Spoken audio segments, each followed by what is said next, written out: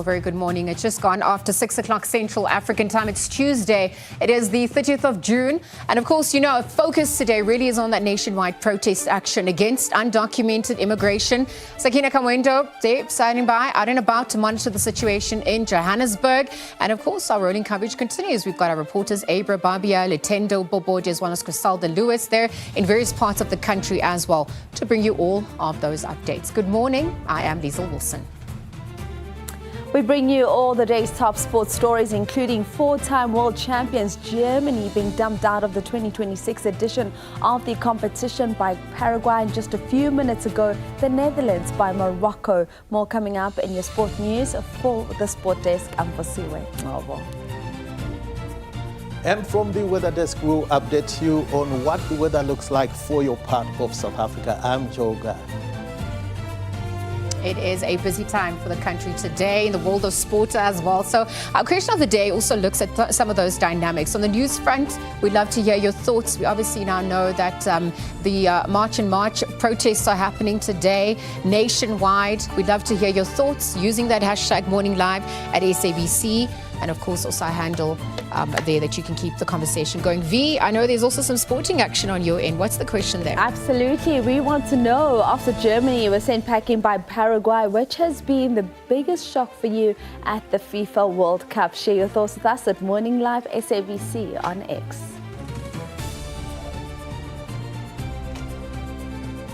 Thank you, V. Just gone after 6 o'clock. Are these your top stories at this hour? Let's get into those headlines. We are going to make sure that today, as these marches are going to be taking place, as government, as the state, as the security cluster of government, we are going to make sure that these marches are peaceful, ordinary citizens are protected. It's going to be business as usual.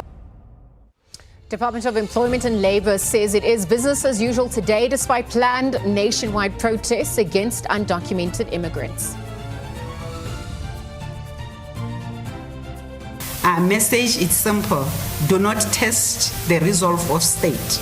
To those who intend to demonstrate peacefully, we assure you that your constitutional right will be protected. National Joint Operational and Intelligence Structures now urge all organisers of nationwide protests against undocumented immigration to adhere to the agreement that they've reached with authorities to ensure peaceful demonstrations. An interministerial team has been deployed and is currently stationed at Beitbridge, working around the clock to facilitate smooth border clearance and provide on-the-ground support to every returning citizen. Zimbabwean government says it is ready to provide social protection, psychosocial support to citizens returning from South Africa. It's ahead of the expected protests against undocumented immigration. It's important that the situation remain calm, restrained, and there's full respect for human rights. Meanwhile, United Nations has urged respect for human rights as it monitors South Africa's protests against undocumented immigration. Frustration increasing across Venezuela. In headlines further afield, it comes over lack of government help in areas struck by deadly twin earthquakes 5 days ago. Rescues rather increasingly rare. The death tolls now reached more than 1,700.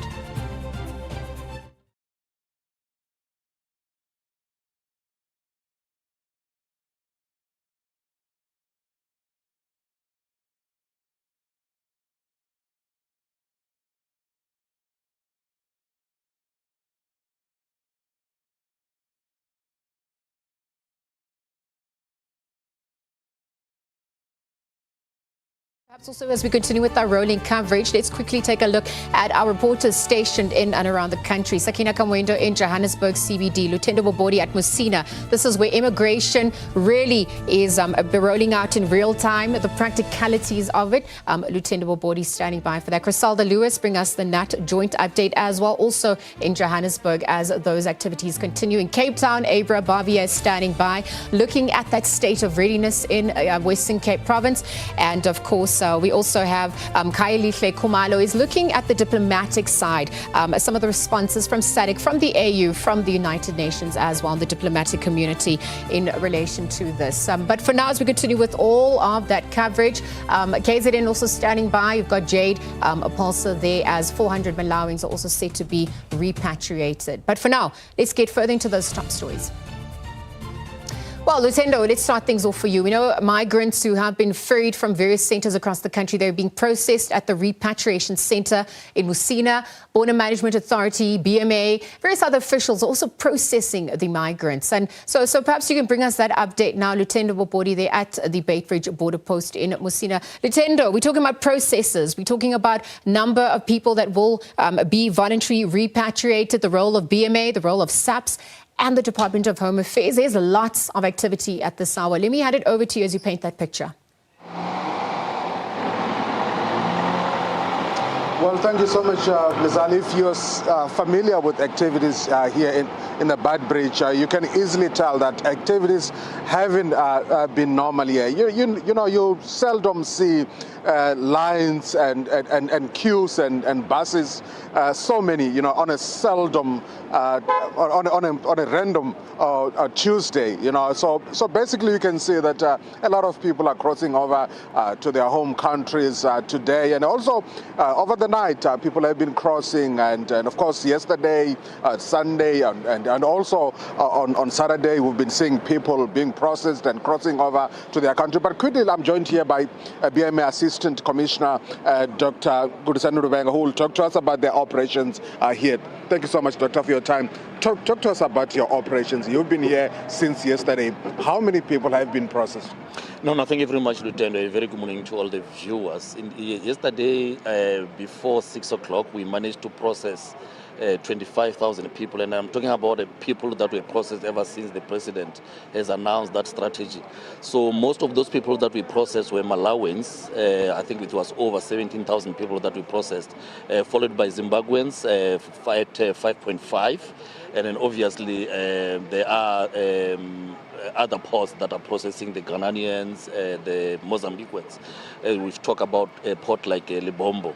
So in Libombo, we heard that they've processed, I think, over 1,000 people. So that is how much we have managed to process since the 7th of June. And quite interestingly, you still have people crossing over to their own countries through the Limpopo River illegally.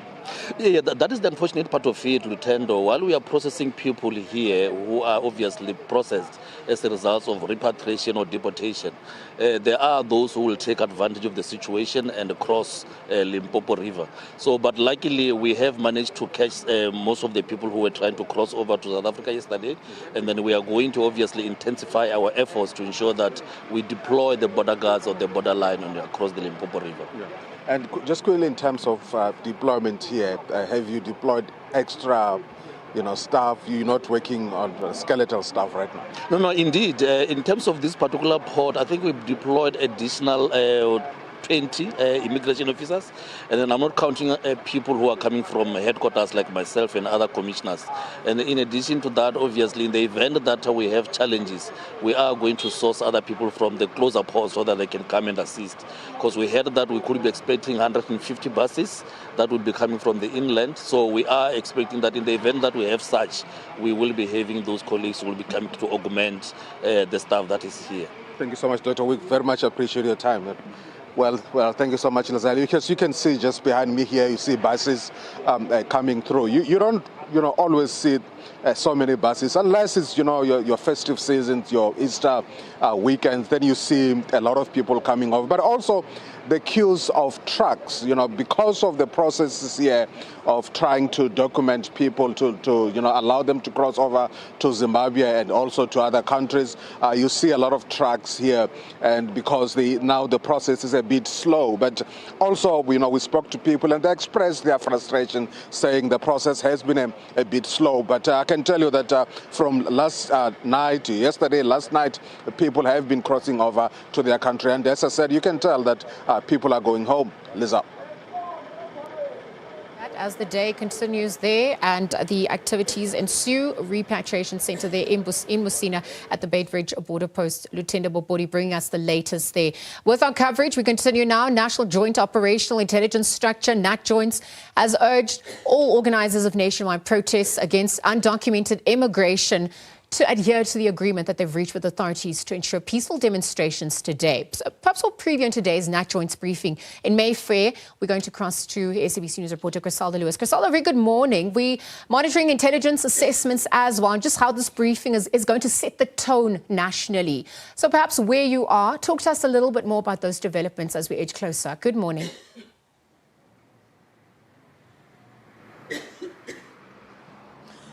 Well, Liz, we've started out here in the Johannesburg CBD, where you know, of course, there are quite a number of shops that are owned here by foreign nationals. You would have seen just a few moments ago that it's business as usual here in the Johannesburg CBD. We've seen taxis as well as buses ferrying people to their various destinations and to work as well. If you just take a look right here on this side, this is where you find the shops that are still shut at this particular moment. There is no indication if they're going to open this morning, but what we can tell you is that the road itself, you'll tell there's a lot of activity this morning. This is round about the time that many people are ferried to work, and you've got buses, you've got taxis. They're still continuing with that at this point.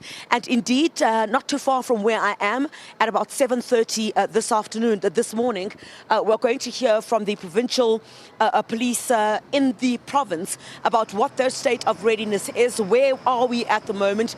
Do they have enough boots on the ground to ensure that law and order is maintained? Because there are quite a number of marches that will be taking place here in Johannesburg.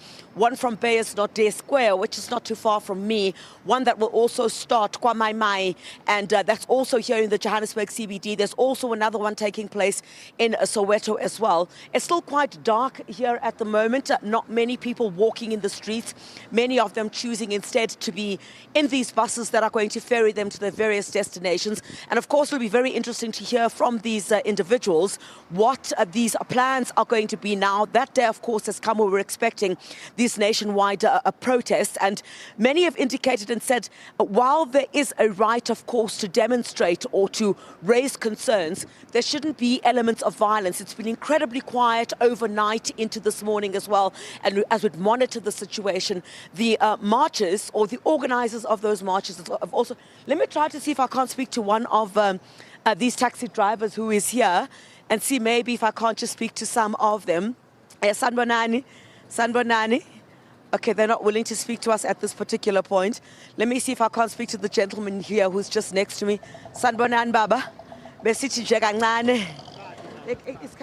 All right, this gentleman telling me that it's a bit, at this particular point, very difficult for them in terms of time to speak to us. Remember, it has been said it's a normal working day, so those taxis ferrying those passengers to where they need to go to. We'll monitor the area. We'll be moving to different areas, Liesl, as would be expected. Just to give you a sense, I think once it gets a little bit lighter here in the Johannesburg CBD, we'll get a sense, and once the protesters start making their way to the areas which will be their starting points, that's certainly where we'll be located with several of my colleagues around here in Johannesburg. But of course, we've got reporters around the country.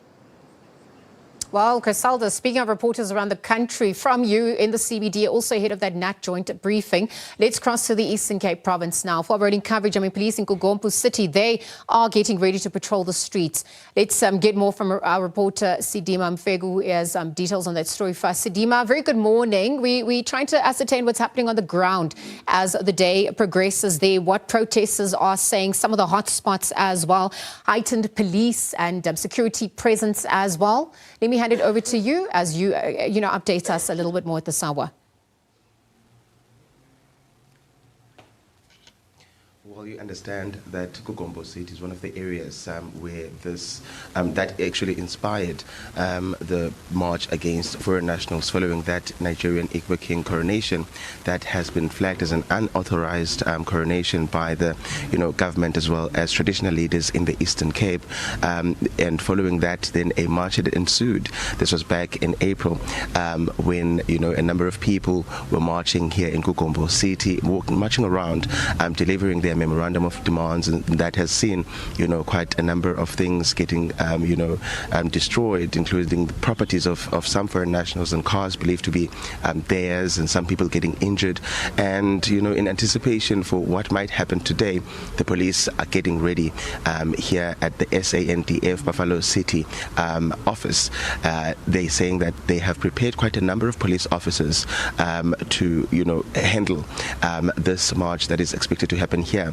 Kugombo City on its own, it is a hotspot area. The CBD, the taxi ranks in this area are going to be, in the police's hawk's eye as they try to ensure that everyone during this particular march is protected. I'm going to now ask my colleague Vyogazi Funani to show you.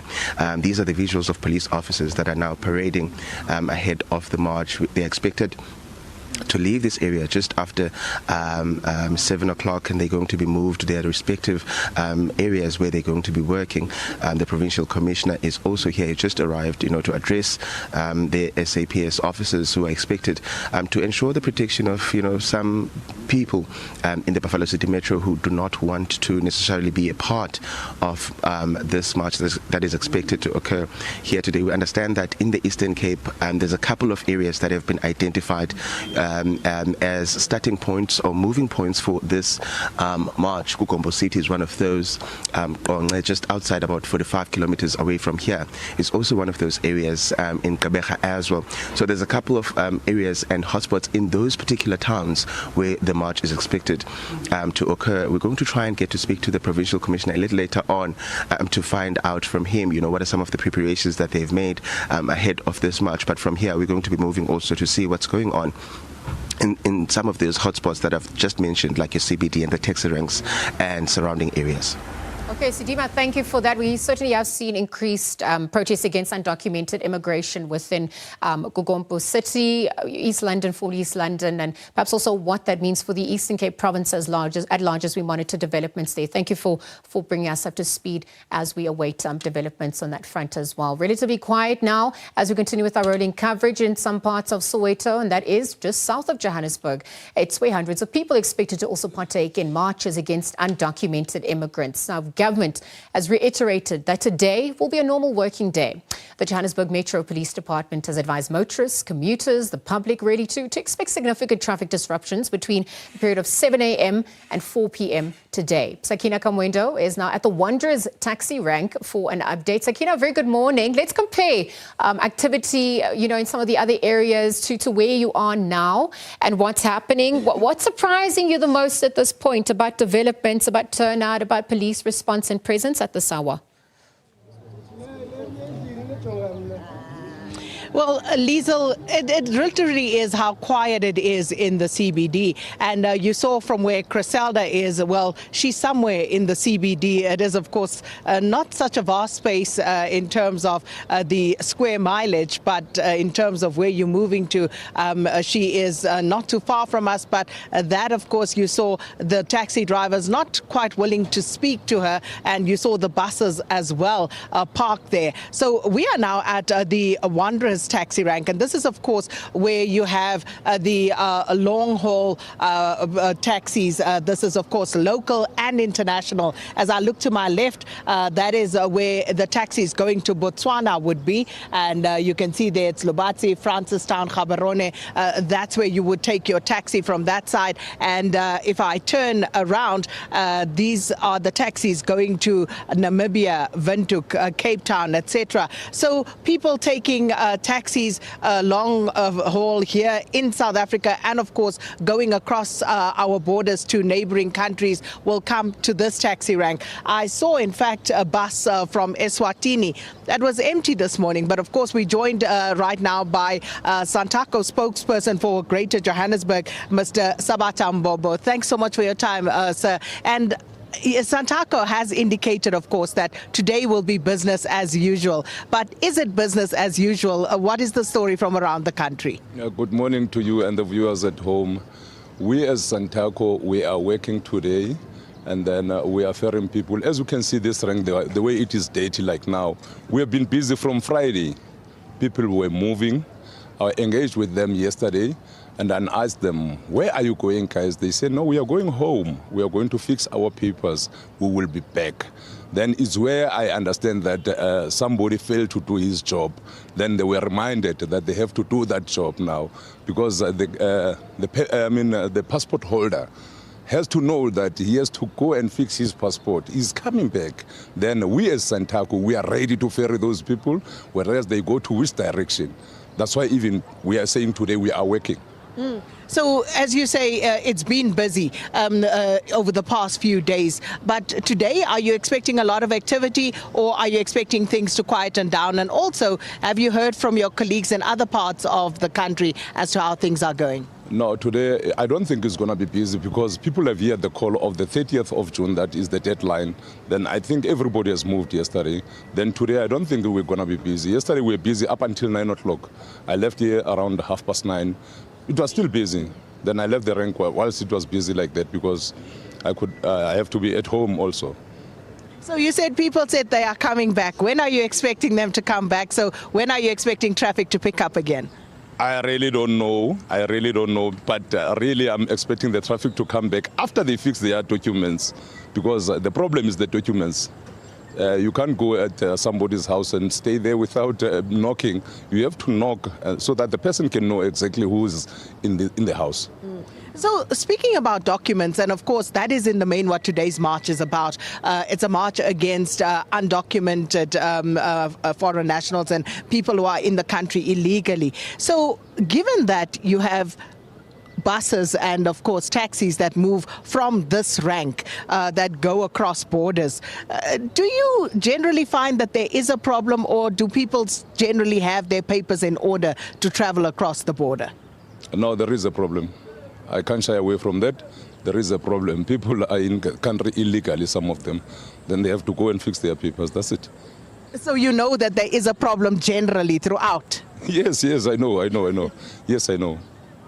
So in terms of when you say you know that there's a problem, so when people get to the borders, what happens then?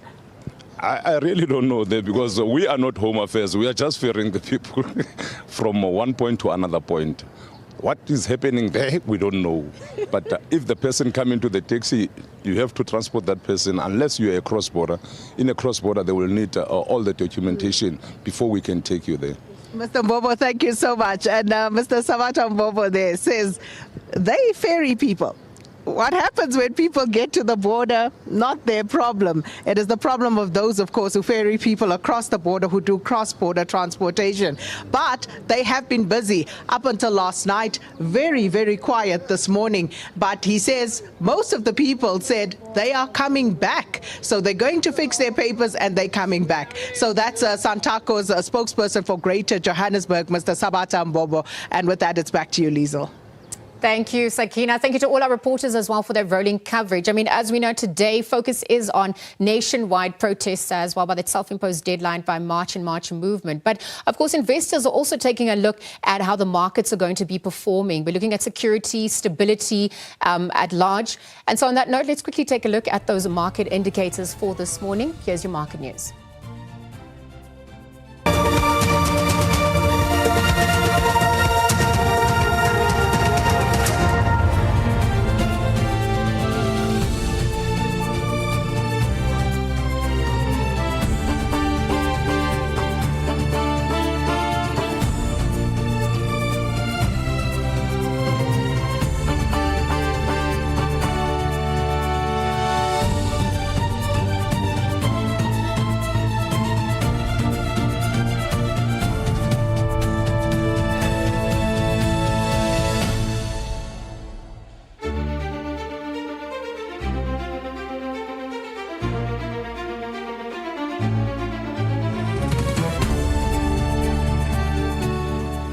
Well, we've seen our roading coverage from our reporters. We've looked at our market indicators for this morning. Perhaps there's also time to take a look at what is happening on the roads, your commuter news, traffic disruptions, delays, and also how best to prepare for today. Rob, good morning once again. It's over to you. Paint that picture succinctly. Yeah, thanks, Liesl. Good morning to you. Good morning. Happy Tuesday, South Africa. Very quiet on the roads. There are no major route blockages. Anything that you would refer to as a major commuting route or a major cross-country route are open at this stage. Obviously, that's likely to change with marches getting underway mid-morning across most of the big cities, towns and suburban areas across the length and breadth of the country. I thought at this stage, while it remains quiet, just to sort of give you a little bit of a heads up as to recommended actions that you can take today. Obviously, safety and security on a day like this is of a major concern. So continue normal operations where it's safe and practical. SA government says today is a normal day. Schools are open. A lot of businesses are open. Plan journeys carefully. Identify alternative routes before your departure.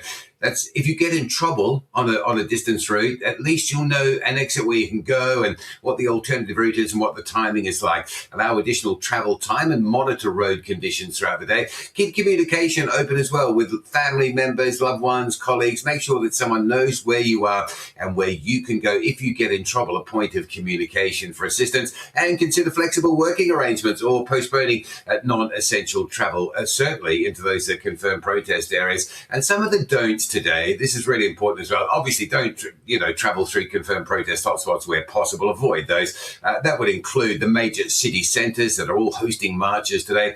Confronting protesters or attempting to remove road blockages, that'll just put yourself in danger. And this is really important, these last two bits, because we've seen a proliferation of this. Sharing unverified messages, videos or voice notes. Make sure before you share something, it's confirmed and it's legit and it's relevant, and spreading rumor that may cause unnecessary panic. Certainly don't need any of that. Think about your fellow citizens and the cause and harm that you may be doing by sharing those sort of unverified messages. All right, weather time. Joel's here. Good morning. Good morning once again, Rob. And we are starting off the day with a bit of light rain and drizzle across KwaZulu-Natal. It is going to be dry for the rest of South Africa for your Tuesday, but we are starting off the day with chilly temperatures for much of the interior, some of them below the 5-degree mark.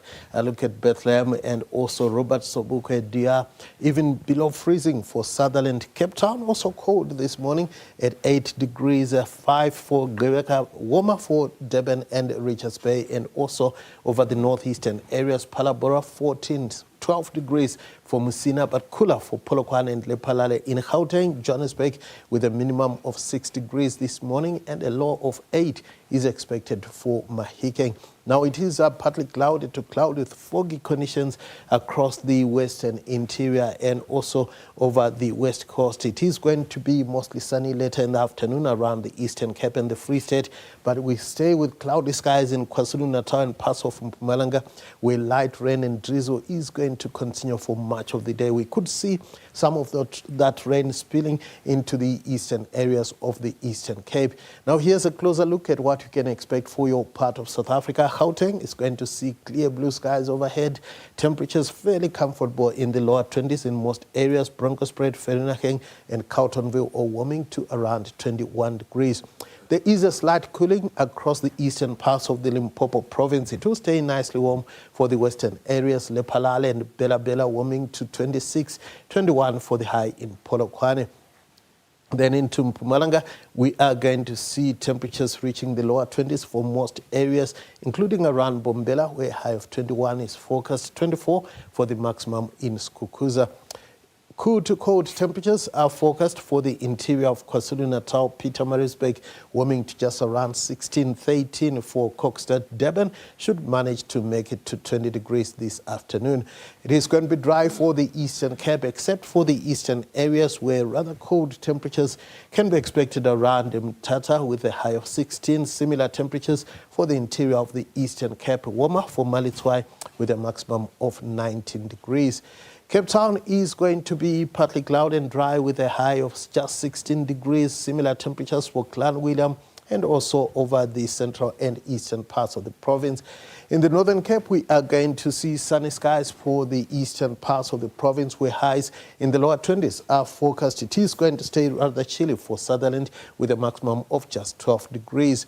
A dry one is forecast once again around the Free State, with temperatures in the upper teens and lower 20s in most areas. It is going to be pleasantly warm around Tosca in the northwest, mild for Mahikeng and Rustenburg, both warming to 21. A pretty wet Wednesday is forecast for the Cape provinces, with snowfalls forecast for parts of the Eastern Cape, and similar weather stays with us on Friday. That's all from the weather desk.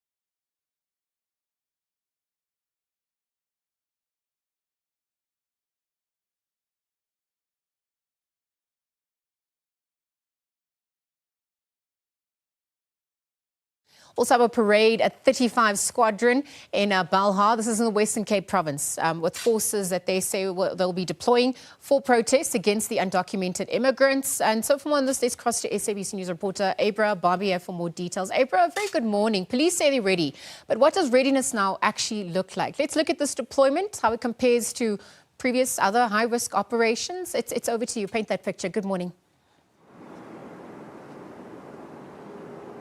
Megan, good morning. Yes, myself and my video journalist Lucanio, we just attended a briefing given by the Western Cape Provincial Commissioner of the SAPS, of course, Lieutenant General, who will be speaking to us right now about exactly what the plans are for the day, what they are expecting today, and of course the kind of behavior he expects from his men and women on the ground. Sir, can you please join us here? Thank you so much for joining us, Lieutenant General Patekile. First of all, your message to the SAPS officers on the ground today. You told them they need to be careful. You warned them of the possible dangers out there. We do know that till now, the Western Cape seems to be fairly quiet. But what is your message to your men and women on the ground right now in terms of how they need to look after themselves and also how they need to respond in the event that there are incidents of violence? Look, we're also happy that this morning, good morning to you and the viewers, that it's been relatively quiet in the Western Cape. But now we're saying to the members they must be out there, protect every person in South Africa, and especially the citizens of this country, to ensure that they are safe and the critical and essential infrastructures is not impeded by anything. But should there be any need to act, they must act within the law and ensure that they do that with respect for human rights and human dignity, but also enforce and stamp the authority of the state where necessary. We are seeing that we deployed on our hotspot areas as we discussed, and we also assessed where we should deploy. The entire province is covered in all other districts, but our main focus for now is in the city of Cape Town and the surrounding areas like Overbeek and Winelands and the Garden Route. So we are ready. We got the necessary enough deployments in the prop joints. Members are also deployed in the respective areas where they should be protecting those areas. How many members are on the ground? You have that figure, and I believe there's a bunch of departments and entities also involved. You're working with Home Affairs, with a bunch of other national or provincial departments as well. Yes, we're close to 6,000 members that are out there today. That's the first beginning of the deployment. As the day progresses, other people will be coming in. We're expecting it to be about 7,000 at the end of the day. But that's what for the day. And then there are also other people coming late for the night to continue, and tomorrow and as far as until Friday. Then we'll be deploying in all areas. And we've got also dedicated teams that are ready to act for any eventualities that are on standby to be deployed in all hotspot areas, and the entire province is covered. Are you able to tell me where the hotspots are, or is that still something that you need to keep to yourselves right now? No, we'll keep that for right now. But we know that there are people that are going to be marching in other areas where they gave notices and some didn't give notices. But we're ready for anyone. But those that are going to be marching, we are appealing to them to do so peacefully within the law. They should not be armed. No one will be allowed to be having face masks because you're not allowed. The legislation is clear about that. Do that within the law. We will protect you, but also work with us. Thank you so much for your time, and everything of the best to you and your team today, sir. Thank you. Thank you. That was, of course, the Provincial SAPS Commissioner here in the Western Cape explaining to us that there are hotspots identified, but they're not going to share that information with us just now. No incidents have been reported here in the Western Cape and Cape Town and surroundings just yet, but of course they will be on the ground throughout the day, right up till the end of the week, to be keeping an eye in the event that there should be flare-ups in certain parts of the city. Back to you. Thank you, Abra, for that update. Developments continue to develop across the country, and we're monitoring that. Police also looking at some of those hotspot areas that are taking center stage. We have our reporters stationed in and around the country to bring us that rolling coverage. Thank you for making us your channel of choice there as we continue with all of that action. We'll be back on the other side of this. More news, more updates on the other side.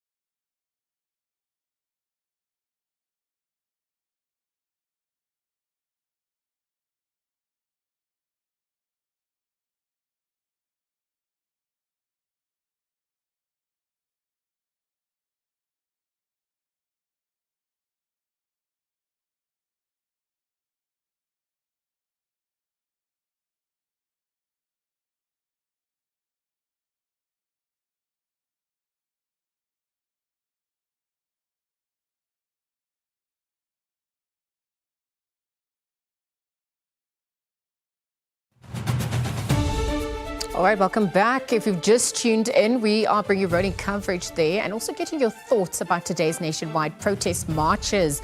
At Morning Live SABC is our handle, of course, also weighing using the hashtag Morning Live. This is what you had to say at the hour. Let's take a look. Mhlaga says, I believe it will be peaceful nationwide protest marches as well as we are all aware about the results of looting and vandalism. Shorty says, morning Diesel and the Morning Live team. March and March movement, South Africans embarking on a peaceful march across the country, but will not rule out possible infiltration by criminals aiming to discredit March and March leaders.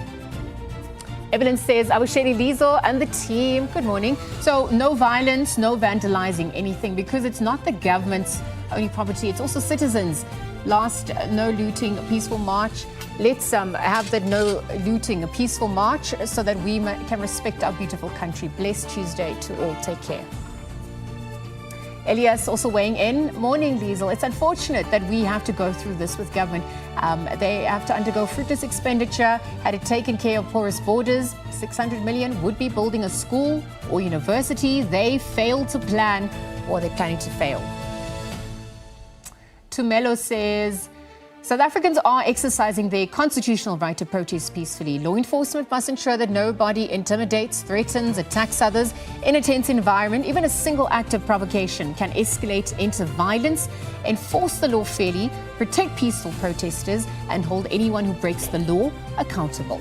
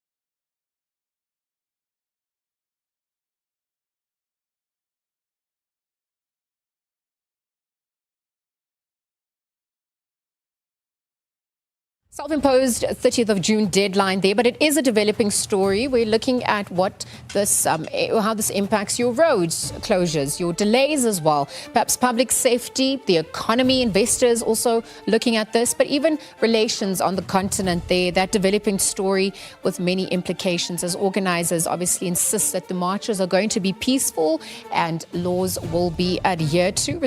Enforcement on standby, though, to respond to any incidences as events unfold today. But for now, continuing with the coverage there, we also have headlines on the newspaper front.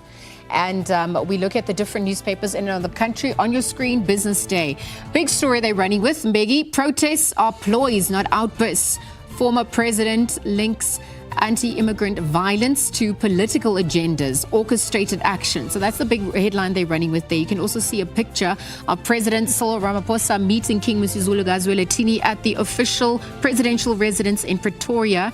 And that happened yesterday, using the meeting really to emphasize that no individual may stop another to demand documentation or proof of nationality. Media 24 loss widens despite huge job cuts as well.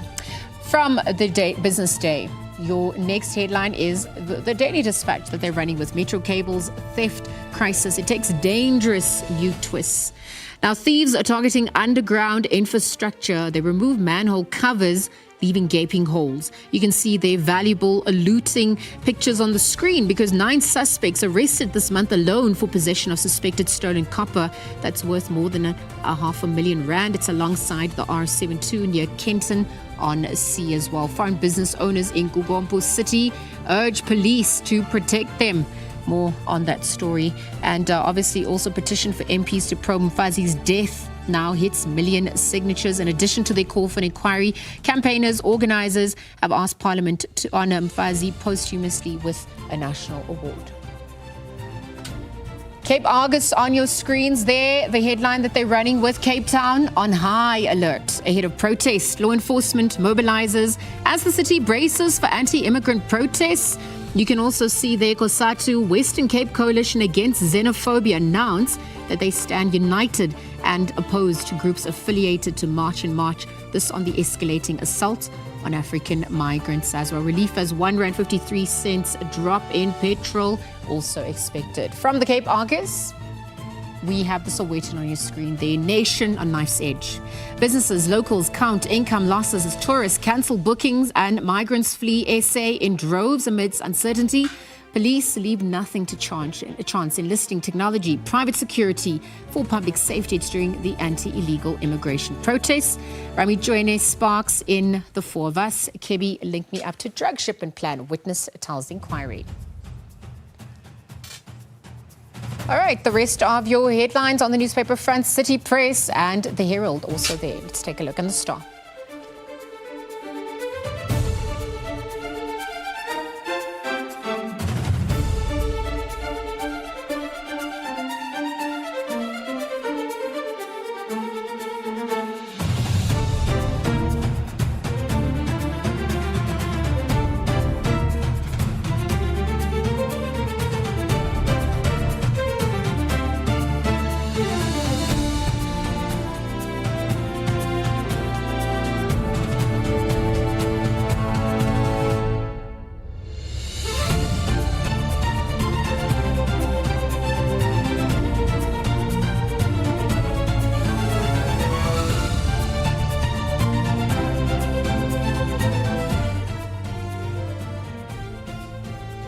Well, finally, the question of the day, following our newspaper headline.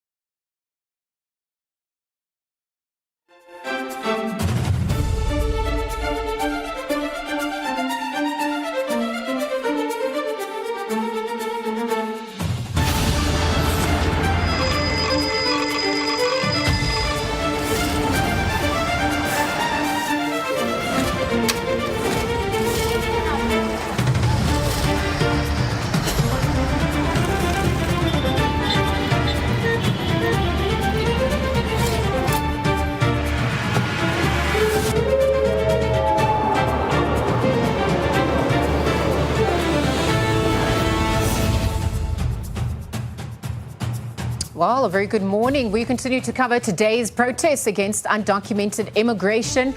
Of course, with our rolling coverage, Sakina Kamwendo is in Johannesburg CBD, and we also have our reporters, Nhlamulo Mabasa, Mariska Botha, Ayanda Mhlongo, and Griselda Lewis. They're all standing by. Of course, many others around the country to bring you that coverage. On that note, I am Diesel Wilson. Good morning.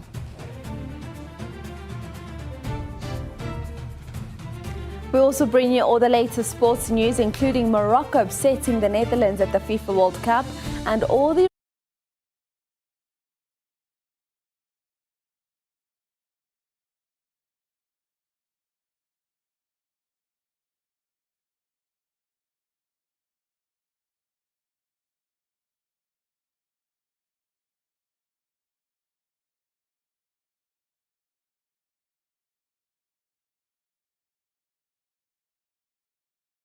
These are your headlines just after 7 o'clock. Operation will be intelligence-led. They will be measured. They will be professional, but they will also be firm and decisive. National Joint Operational Intelligence Structure has urged all organizers of nationwide protest against undocumented immigration to adhere to the agreement that they've reached with authorities to ensure peaceful demonstrations. We as Santaco, we are working today. There is a problem. People are in the country illegally, some of them. Then they have to go and fix their papers. That's it. Santaco says it is ready to ferry anyone to any destination, despite fears that there might be disruptions to transportation due to the undocumented immigration marches across the country. Now we're saying to the members they must be out there, protect every person in South Africa, and especially the citizens of this country, and ensure that they are safe. Western Cape Police have vowed to protect citizens as they have deployed officers for the protests against undocumented immigrants.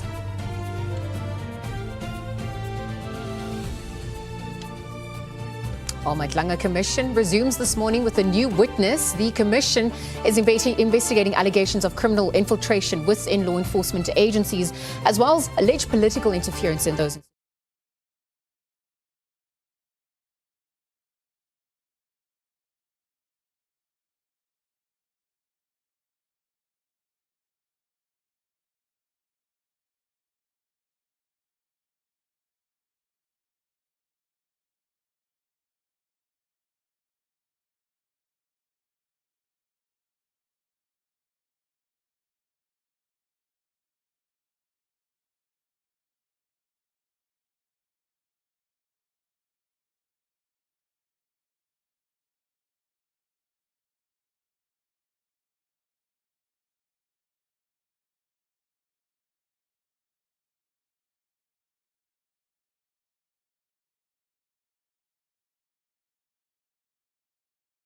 Lines now. Sakina Kamwendo standing by in Johannesburg. Nhlamulo Mabasa there, also at the Libombo border post. We've also got Mariska Botha in Cape Town monitoring developments there. Perhaps also a hot spots. Griselda Lewis, the head of the NatJOINTS operations, and Ayanda Mhlongo there in KZN. Bring you all of that rolling coverage for this hour. Let's continue.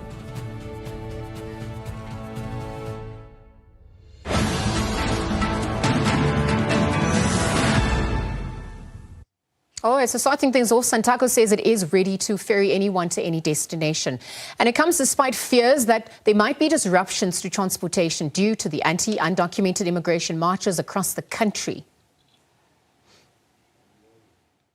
We as Santaco, we are working today, and then we are ferrying people. As you can see this rank, the way it is dirty like now, we have been busy from Friday.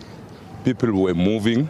I engaged with them yesterday and then asked them, where are you going, guys? They said, no, we are going home. We are going to fix our papers. We will be back. Then it's where I understand that somebody failed to do his job. Then they were reminded that they have to do that job now because the passport holder has to know that he has to go and fix his passport. He's coming back. Then we as Santaco, we are ready to ferry those people, whereas they go to which direction. That's why even we are saying today we are working. No, there is a problem. I can't shy away from that. There is a problem. People are in the country illegally, some of them. Then they have to go and fix their papers. That's it. From Gauteng province, let's move to the Western Cape. Western Cape police have vowed to protect citizens as they have deployed officers for the protests against undocumented immigrants. And this is what Western Cape Provincial Commissioner, Lieutenant General Thembisile Patekile, had to say a little earlier on. Now we're saying to the members they must be out there, protect every person in South Africa, and especially the citizens of this country, and ensure that they are safe and the critical and essential infrastructures is not impeded by anything. But should there be any need to act, they must act within the law and ensure that they do that with respect for human rights and human dignity, but also enforce and stamp the authority of the state where necessary. We are seeing that we deployed on our hotspot areas as we discussed, and we also assessed where we to deploy. The entire province is covered in all other district, but our main focus for now is in the city of Cape Town and surrounding areas like Overbeek and Winelands and the Garden Route.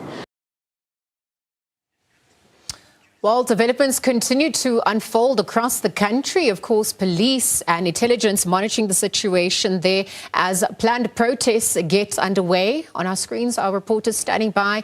Of course, also anchors with rolling coverage. Sakina Kamwendo, Ntlamulo Mabaso is at the Lubombo border post. Let's monitor some of the activity there as voluntary repatriation gets underway. Mariska Botha monitoring what's happening in the Western Cape province, balancing the humanitarian aspect. It's winter, it's cold as well. What's happening there as that process also gets underway. Griselda Lewis also standing by just after 7 o'clock. NatJOINTS set for that briefing just to give us an update on the intelligence assessments and how that sets the tone for the nation at large. And then also Ayanda Mhlongo there awaiting 400 Malawians are also going to be repatriated from KZN there. So from that rolling coverage, Sakina, I'm going to start with you. Let's head over to you. We're in the economic hub of the country, and we have been told that from 7 a.m. to 4 p.m. today, there is going to be quite the traffic disruptions, perhaps disruptions in normal activity. So perhaps as we continue with our rolling coverage from your vantage point, having now moved in and around the city, what's happening at this hour? It's over to you. Well, Liesl, we have moved from the inner city, from the CBD, and we are now in Mayfair, which is literally a stone's throw from where you're at the SABC studios. And, of course, this is a very vibrant community, and you can see behind me many of the shops are still closed. And we actually did ask, what time does business usually open around this area? And we told around 6 a.m., but it is, of course, now already after 7. And businesses still closed. But just to give us a perspective, we're joined by a representative from the Somali Association of South Africa, and that is Mukhtar Abdi Sheikh, who's going to speak to me now. Mr. Sheikh, thanks so much for your time this morning, and welcome to Morning Live. So in terms of today and the protest action, how has this impacted the community here, the Somali community in particular in Mayfair? Good morning, Sister Sakina, and good morning to the viewers. Thank you very much for the opportunity. As you said before, this is one of the vibrant suburbs in Johannesburg, and the business usually opens at 6. It's very evident from the way you see that the street is very clear. So the impact is very clear, and it's not only isolated to Mayfair. This one is a South African issue. And to tell you the truth, that here Mayfair, one of the community, mainly is a Somali suburb, And talking of the Somalis, majority of us are asylum seekers and refugees that are under the protection of the South African government. And to some extent, some of us are permanent resident holders as well as citizens. Myself, I was here for the last 26 years, and also I'm a citizen of South Africa. So we have been impacted. And we are one of the people that have a positive impact, and we contributed to the economy of South Africa. So really, it affected our businesses. Thank you very much. So you say this is mainly a Somali suburb. So how many Somalians do you believe live here in Mayfair? I really don't have the data, to tell you the truth.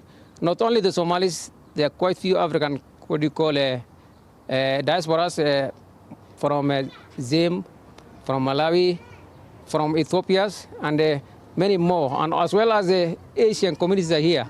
So roughly there are 58 ethnic communities and from across the world. Yeah, not only for Somalis. So today's protests are in the main about undocumented foreign nationals in South Africa.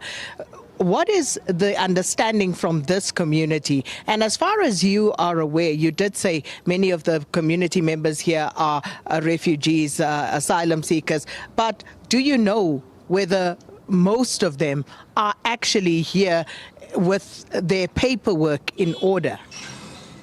The majority of them, as I say already, are asylum seekers and refugees. Although for the last 2-3 years there was a backlog of which there was some kind of hiccups in extension of their asylum papers. But the majority of the Somalis are documented, to tell you the truth. But I don't have the data now. But the majority of us. But it's a valid concern when it comes to illegal immigrations, whereby it's a concern for us. But I hope and I expect it has to be left with the relevant authorities. Okay, yeah. But you say most of the people here are undocumented. No, majority of us are documented. Are documented. Yes. So those who are undocumented, how should that situation be dealt with? We go to elders, religious leaders, and professionals that always talk to the people, and they always tell them to abide by the law. So really there's not much people who are undocumented here in Mayfair, as I know. So there is another concern, especially as it pertains to Mayfair as a community, whereby South Africans feel that there's always kind of hostility and tension between this community and maybe other South African communities. How do you respond to that? I'm telling you here, if use comes when the businesses are open, some of the South Africans are employed in these shops. To us, we don't see any hostility, and there's no hostility at all. Although, I don't know, there are people with sinister motives that always bring some videos with no context at all. I was recently seeing a video that has been circulating on social media, of which was 6 years ago during lockdown, of which was also not connected to the Somali community.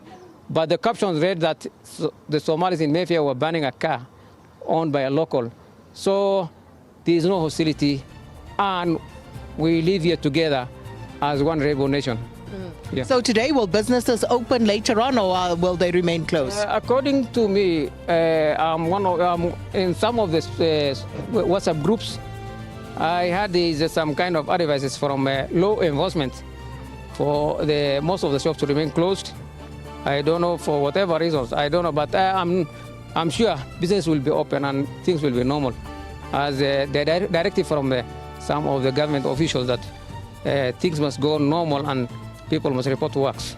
Well, that's, of course, a representative of the Somali Association of South Africa, Mukhtar Abdi Sheikh, saying that most of the foreign nationals living here in Mayfair are documented. There are, of course, those who are not, but feels that government should be responsible for addressing that particular matter. But they have been advised, have the shop owners here, not to open today. But of course, we are here. Griselda is somewhere close by where that NatJOINTS briefing will be happening. We've been seeing a helicopter overhead as well. So we'll continue to monitor the situation. From Mayfair, it's back to you, Liesl.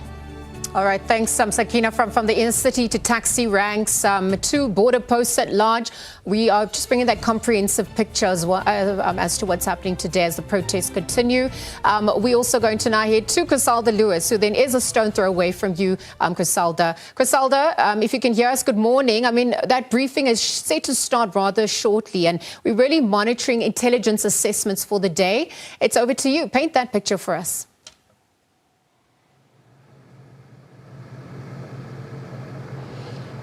Well, that's right, Liesl. We're at Mayfair in one of the areas where there had been a discontent over the past couple of weeks in this particular area. And the deployment of the resources by the South African Police Service, which are going to assist with today's protest march, in particular around Johannesburg at this point, are being deployed here. I'm going to ask my colleague just to pan towards that direction. You're seeing some of the choppers that will be deployed to air have been brought in at this particular point. I think there's about 2, 4, 6, about 7 of these helicopters that have been brought in at this stage. Some of them that will be used, of course, in air to assist with some of the intelligence in terms of what is taking place on the ground. There's quite a number of police vehicles that have been deployed here as well, and personnel. We're expecting at about 7:30 this morning, we will have the provincial joints give us information on the assessment deployment ahead of the planned protest action taking place here this morning. And the Gauteng Provincial Joint Operation and Intelligence Structures, that's the Prof Joints, co-chaired by the South African Police Service, the State Security Agency, as well as the South African National Defence Force, will be assessing these deployments and, of course, looking to where they can be deployed to ensure that the law and order is kept. And certainly the implementation is part of the operational plan with SAP's Metro Police Departments, the Gauteng Traffic Police, the local Traffic Police Department, the Department of Community Safety, the Department of Home Affairs, community policing forums, as well as Business Against Crime, that are part of this initiative to ensure that all does take place according to plan. So in about, I think about, say, 10 minutes or so, they did indicate that the press briefing on the state of readiness will be starting at about 7:30.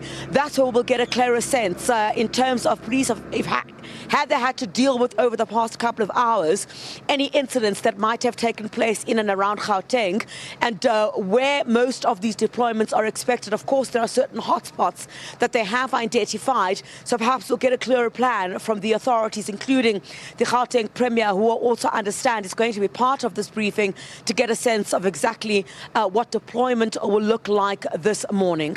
All right, Griselda, thank you for that update.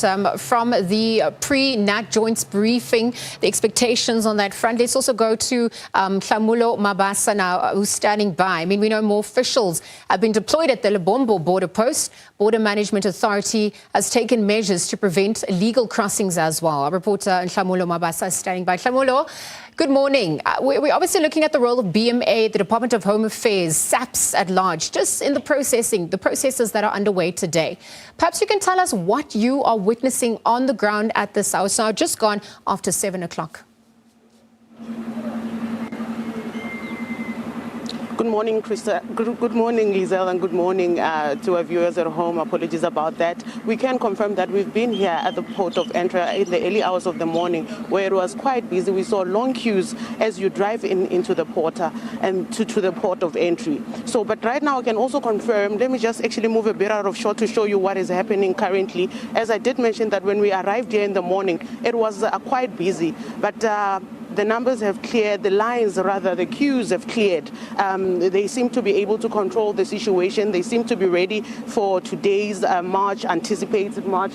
But this side of town, Lizel, I can assure you and rather confirm that everything is business as usual. There's also high police visibility. They've roped in also private security. But for more on this and also to talk to us about what has been happening in the border from yesterday to today, talk about the operations as they started yesterday, we will welcome Ndibuwa Rubimbi, who is the border management at this specific port of entry. Good morning and thank you for your time. Please talk to us from yesterday when we visited the port, when we're doing the readiness ahead of today's March and March. As you would know, that is happening countrywide.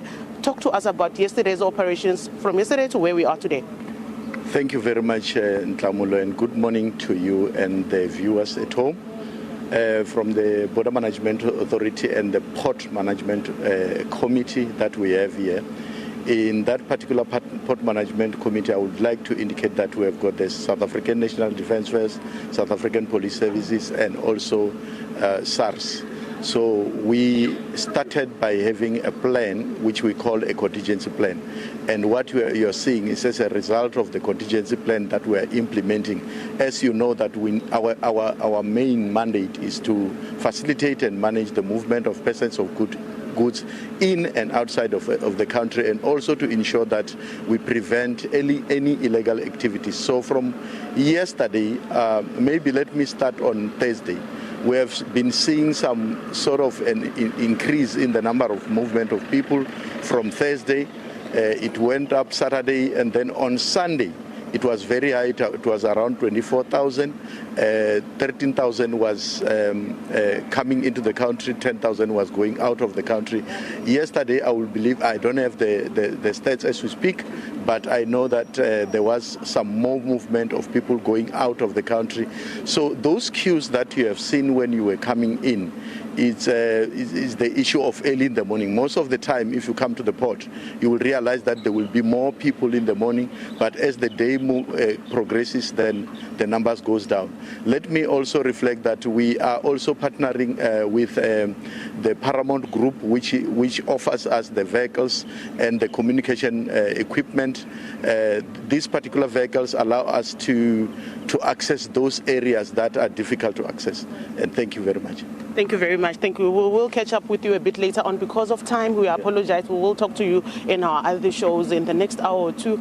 You can hear, Lizel, that everything here is under control. They are able to work. There are no threats or challenges that have been reported so far from the border management. We are still here looking at the situation as the day progresses. Lizel? Okay, Ntlamulo, thank you. We'll monitor that alongside you as well. But for now, moving on to the Western Cape province, we're going to take a look at thousands of Zimbabwean and Malawian undocumented migrants. They're camped outside Home Affairs Repatriation Centre in Cape Town. They're waiting for their repatriations to also be processed. They were moved from the country's consulate over the weekend in cold and also wet conditions. So for more, Mariska Boyd, our reporter, is also standing by. Mariska, very good morning. Cold winter weather conditions is what they are contending with, and perhaps balancing this humanitarian responsibility with the immigration process. Talk to us a little bit more about what's happening on your end at this hour. Good morning.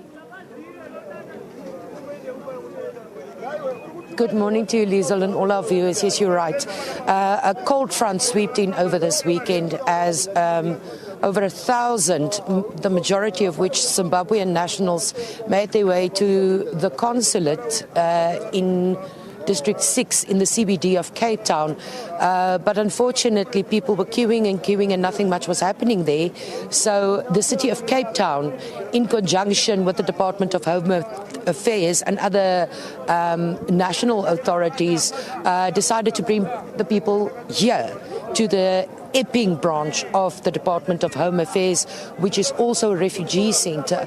Now it has much more space, and there is ample opportunity here to form queues and so on in order to be able to process people. But on Sunday night, a lot of heavy rain came down, and it was very late on Sunday that women and children were allowed permission to go inside the center. It's a massive, it almost looks like a warehouse where there are different stalls where people are usually serviced by the Department of Home Affairs, where they could stay there for the night because it was bitterly cold, unusually cold perhaps for this time of the year in the Western Cape, in terms of the temperatures dropping very, very low, and it was raining, but the men spent the night outside. And when we arrived here yesterday morning, so many of the people that were sitting outside, the majority of them were men, were just sitting, almost resting, their heads on their arms. It was a long, difficult night for them.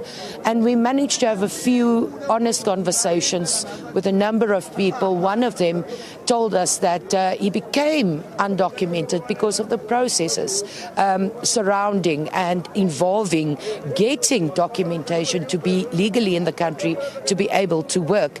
Although he says he has documentation to be in the country, he doesn't have documentation to work, and he took the decision to be repatriated, voluntary repatriation, back to Zimbabwe. He's been in South Africa for 4 years, and he says, given the call that was made 30 June, that was given as the so-called deadline, and also the inability to be able to work because he doesn't have the right documentation, he decided that he will go back. He is the same as more than 1,000 other people that decided to make their way here. Now, Gift of the Givers is on hand, along with a number of other organizations, City of Cape Town Disaster Management.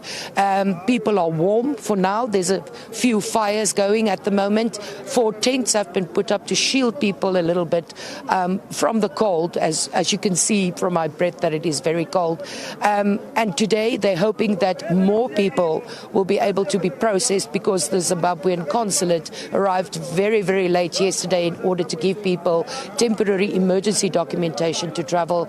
We do understand that 3 buses arrived late last night, and all the people that are here are hoping today to get that documentation they needed, and that more buses will arrive to take them back to their countries of origin, and the majority of them are Zimbabwean nationals. Okay. For now, we'll keep an eye out here, and back to you in the studio for now. Okay, Mariska Botha, thank you for that update there. We continue with the crisscross rolling coverage now. Ayanda Mhlongo is standing by in KZN. Ayanda, I'm going to hand over to you. I know that KZN has been cited as a hotspot, and just given the scars of July 2021, talk to us a little bit more about what's happening in terms of the coordination as the day progresses.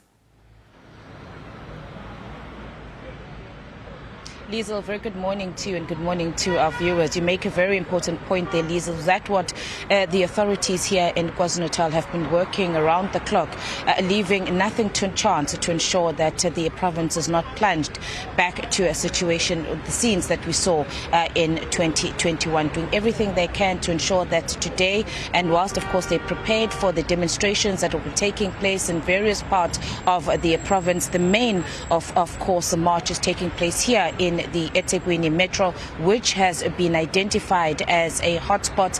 It is at this site where we are. We're at the King Dinuzulu Park, and it's here where the thousands of supporters of March to March, political organizations, political parties, other civic movements, and members of the community who this message that has been called for today, being that undocumented foreign nationals must leave the country by today, and those who support this particular call from these civic movements, they will gather here at King Dinuzulu Park. And of course, as I was saying, Liesl, that given that this is a hotspot, it's also meant that the security forces intensify their visibility here in the eThekwini Metro. I'm already seeing that the police officers have already started to arrive here at King Dinuzulu Park, as of course they're awaiting the thousands of marchers that will gathered here. Also further up the road from where we are, that is where the traditional leaders, Abatitieli, who are the headsmen, the Zulu warriors, the regiments, they too will be gathering further up the road, and they will be led by the founder of Umtsizwa Nobunsizwa Nkosikhona Ndabandaba, known as Phakalumthakathi. And as we know that it is his call that has landed us to this day. These are the security officers or the police officers, also supported by private security officers. We also have around 10,000 community patrollers, members of the community policing forums, that are also going to be out in the streets working very closely with the law enforcement agencies. So from here, 9 o'clock, that is where we're expecting people to gather at this particular point, Lisa. We're then going to be making our way down the main street in the Durban CBD, that is Pixley Kasema Street, heading to the Point area. And I suppose there we also have quite a high number of police that are waiting for this march there. But so far, no incidents have been reported here in the province of KwaZulu-Natal. We'll be here, Lisa, when this march starts, and throughout the day, of course, like my colleagues throughout the country, we'll be giving our viewers rolling coverage of the situation here in KwaZulu-Natal. Lisa? Ayanda, thank you. We're monitoring that alongside you. From Ayanda, Khalihle Khumalo, you can see they're also standing by. We're looking at regional relations, diplomatic engagements as well, given the deployments, particularly for today. Khalihle, it's over to you. Paint that picture once again as more developments ensue.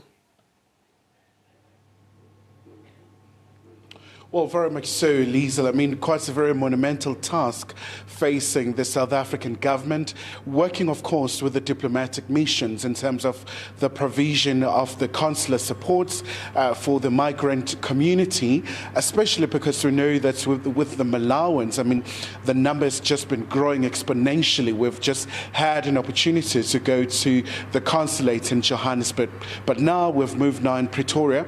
And joining us now is the deputy spokesperson for government, Mr. Baloyi. So, Mr. Baloyi, let's start with that issue of the Malawans. We know in Durban it's been such a massive humanitarian issue, but it's now the movement from Durban to Musina, that particular process. So what's going to transpire now? Thank you very much for having us. What I can put on record is that officially the processing point in KZN, Durban at eThekwini, has officially closed.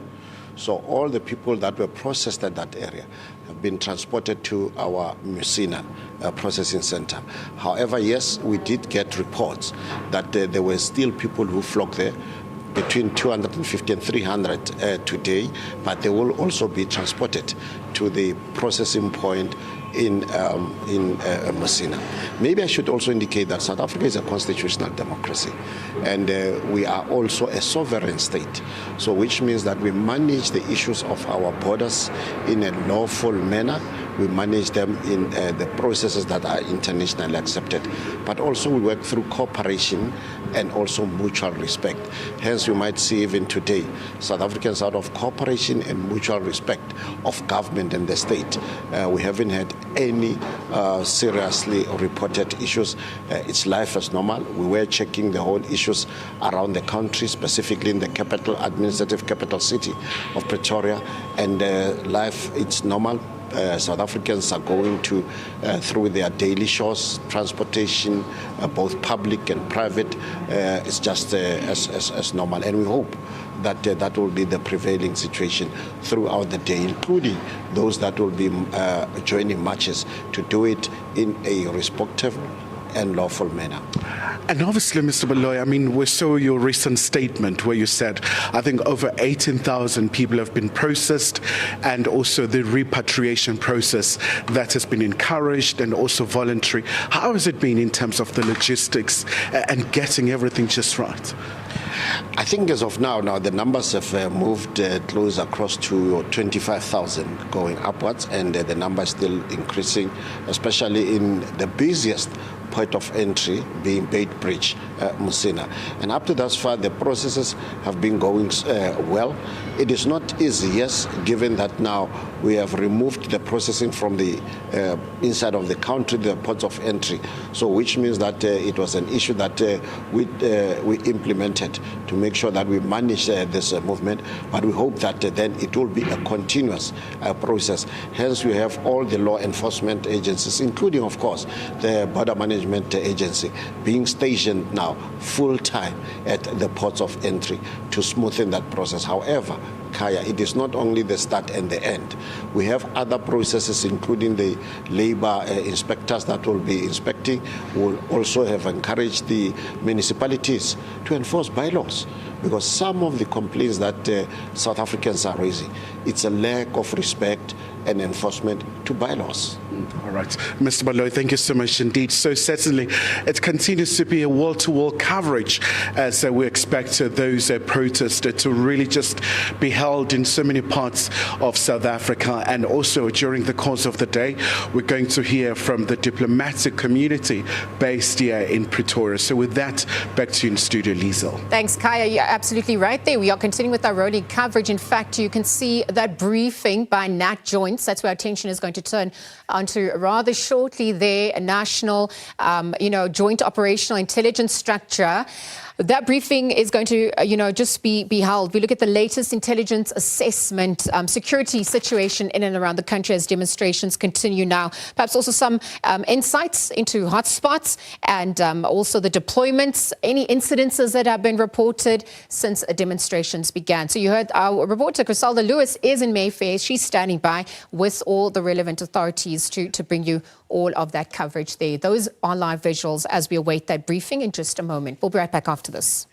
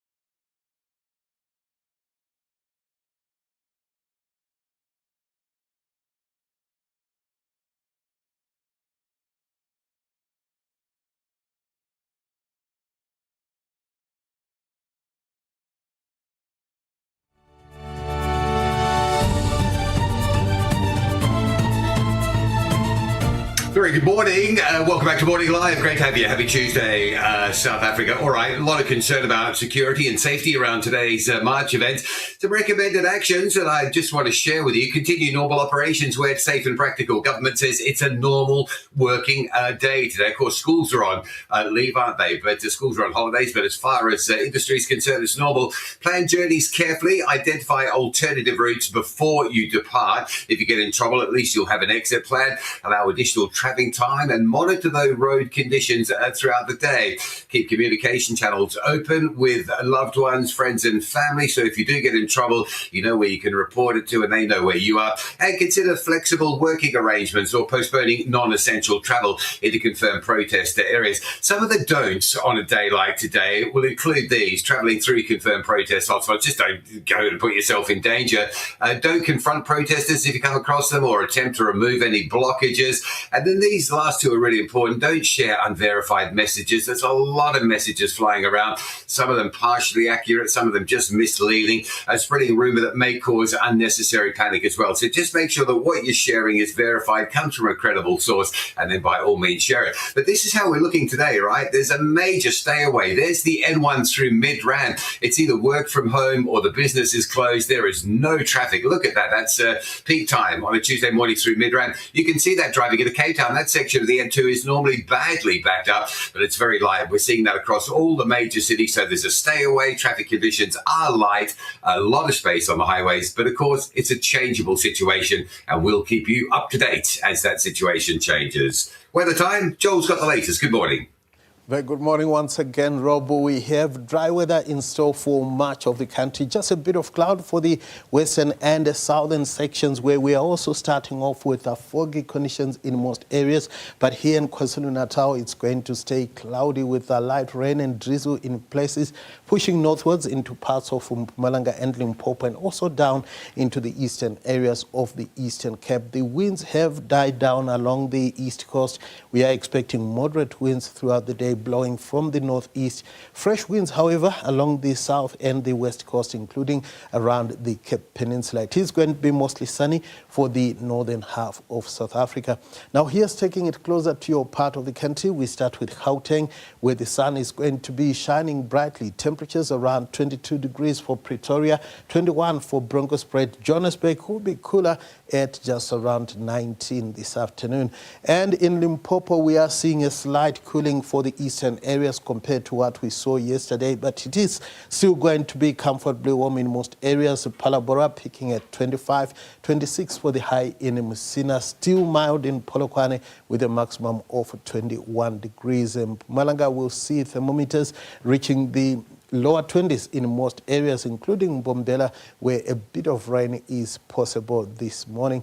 Now, in KwaZulu-Natal, it's going to stay mostly cloudy with that light rain and drizzle expected in most areas. Rather chilly for the interior, especially around Pietermaritzburg, where a high of just 16 is forecast. 13 for Kokstad, warmer for the coastal areas. Highs in the lower 20s for Richards Bay and Durban. Then into the Eastern Cape, we are expecting a cold day in most areas. A bit of rain possible around the eastern sections. It will be dry for Gqeberha, warming to around 18 degrees. Dry as well for the Western Cape with partly cloudy skies in most areas, keeping temperatures on the cold side, mostly in the mid-teens right across the province. It is going to be dry as well for the Northern Cape, still cold for Sutherland with a high of just 12 degrees. Warmer for the northeastern sections, Kuruman and Kimberley peaking at 22. It is going to be dry as well for the Free State, a bit of cloud in places, 21 for the high in Bloemfontein, cooler for Ficksburg and Bethlehem, both warming to only 18. Then in the northwest, we are going to see sunny skies right across the province. Temperatures in the lower to mid-20s forecast in most parts. On Wednesday, we are going to see scattered rain and thunderstorms setting in around the Eastern Cape. Snowfalls as well for the high-lying areas. It is going to stay pretty wet for the Eastern Cape on Thursday, and those showers will also push northwards into the Free State and the northwest. It will stay sunny for Limpopo. That's all from me for now.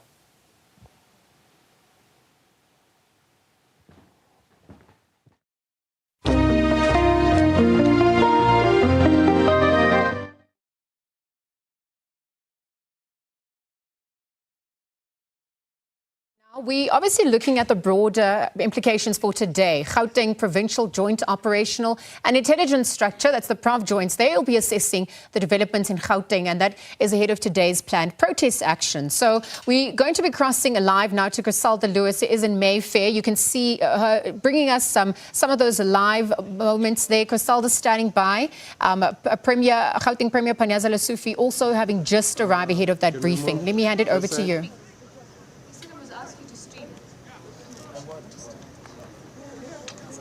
Well, Liesl, indeed, the provincial leadership is about to address the media now, including, of course, the Premier of the province, Panyaza Lesufi, together with the interministerial committees, Mamloko Okupai, and senior brass within the South African police service in the province. Will get an understanding of what that state of readiness is this morning. They've had their private engagements. They will now let us know. Also, the acting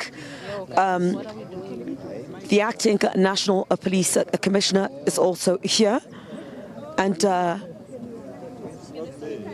they'll brief about the state of readiness in just about a moment. We'll try to get our cameras.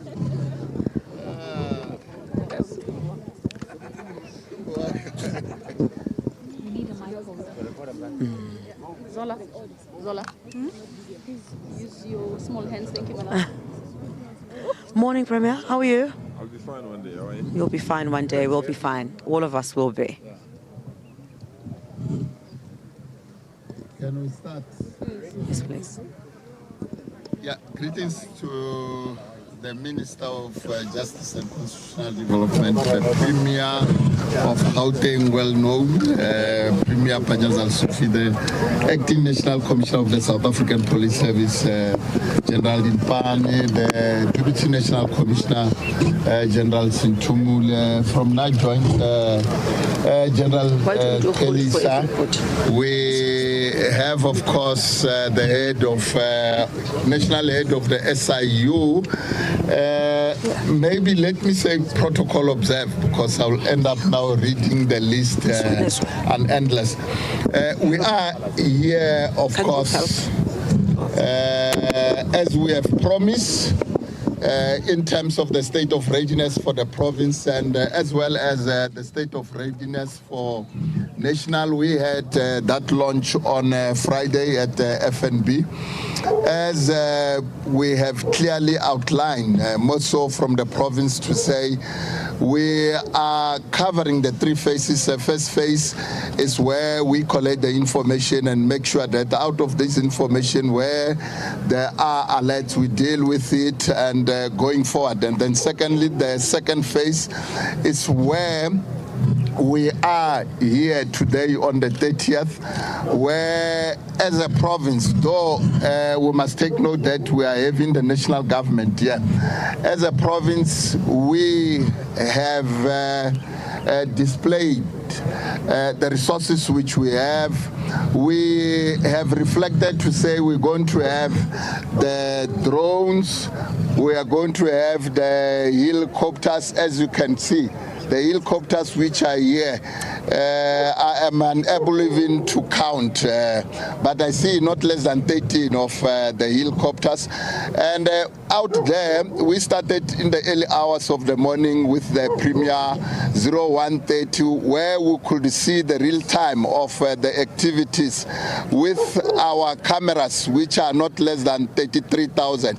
Phase 3 is where, as a province, we are clearly reflecting to say, going forward, even after today's date, as a province, we are in a position to can make sure that the communities they feel safe. For example, we are having over 217,000 of the security industry within the province. We're having 13,000 community policing forum in a form of a community in blue.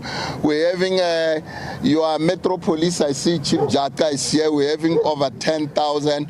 We're having Gauteng traffic wardens, which is not less than 8,000. Having said that, this is a complementary workforces which going forward will be in a position to ensure that the communities are and they feel safe. So I'll hand over to the Minister Premier. I'll hand over to the Minister. Minister. Thank you very much, Provincial Commissioner. Let me greet the Premier, the National Commissioner, head of SIU, as deployed by National into Gauteng, together with General Simtumule, who's with us from National. Partners, General from South African Defence, co-chairperson of the NatJOINTS, also partners who are working with us as government from Business Against Crime, and also those who are in the security industry.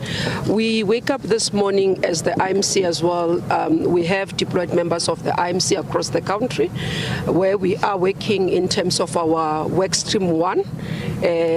If you look at our IMC report that we have been releasing, you have around work stream 1 that is talking about law enforcement.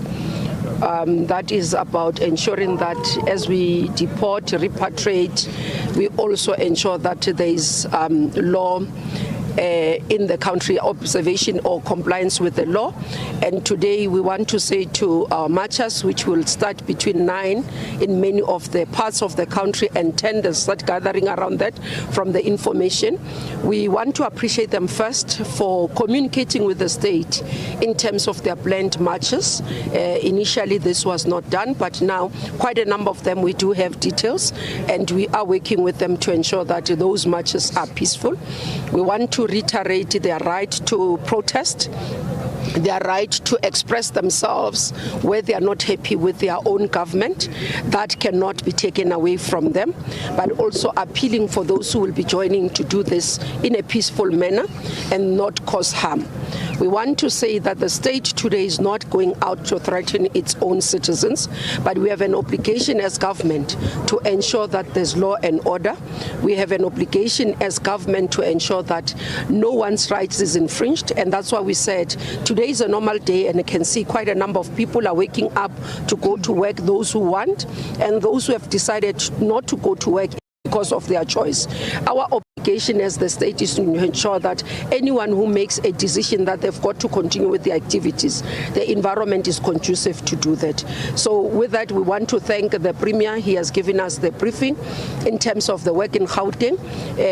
We are comfortable with, so far, no major incident in Gauteng, but also from NatJOINTS, nothing has happened across, and I think the National Commissioner is here, will speak to those effects. And it's because there's been preparedness from the state. I know people were asking us, why are you preparing? You have taught us as citizens that July 21 must never happen again in South Africa. So we've listened to you. We are ensuring that July 21 never happens again. Thank you.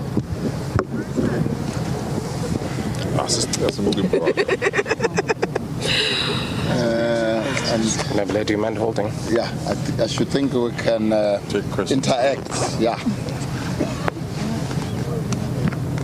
Okay, no question. Thank you, ladies and gentlemen from the media. We can take questions now. You know the drill. You say your name and the media house that you're representing and your questions. We're going to take at least 3 questions first on the first round. Mungesi, Ivan. We'll take those ones. A very good morning. My name is Mongezi Gogo from Eyewitness News. My question is for you, Justice Minister. It pertains to the interview you had this morning with my colleague Bongani Bing, where you spoke about third-party interaction within possibly funding these organizations or potentially wanting to have a hand into destabilizing the country with these anti-illegal immigration protests. I just want you to further expand on that point. You said kings and queens were approached regarding this, where there were offers by other governments outside of the Republic suggesting that there may be monetary influence with regards to these protests. So just some clarity around that point. Not necessarily directly to the protest. I think the question was about, we think that there is influence, and we're saying, as we interact, you know that we've been having quite a number of stakeholder engagements. Out of those stakeholder engagement, one of them was giving us, in terms of traditional leaders, that there's been people from outside the Republic who've come into their communities, offering them quite a number of things, trips, money, including issues such as we can solve the water. And one of the issues that they said to us was, we need to find mechanisms to educate many South Africans, organizations, NGOs that operate within the country, so that they can know what to do, what not to do.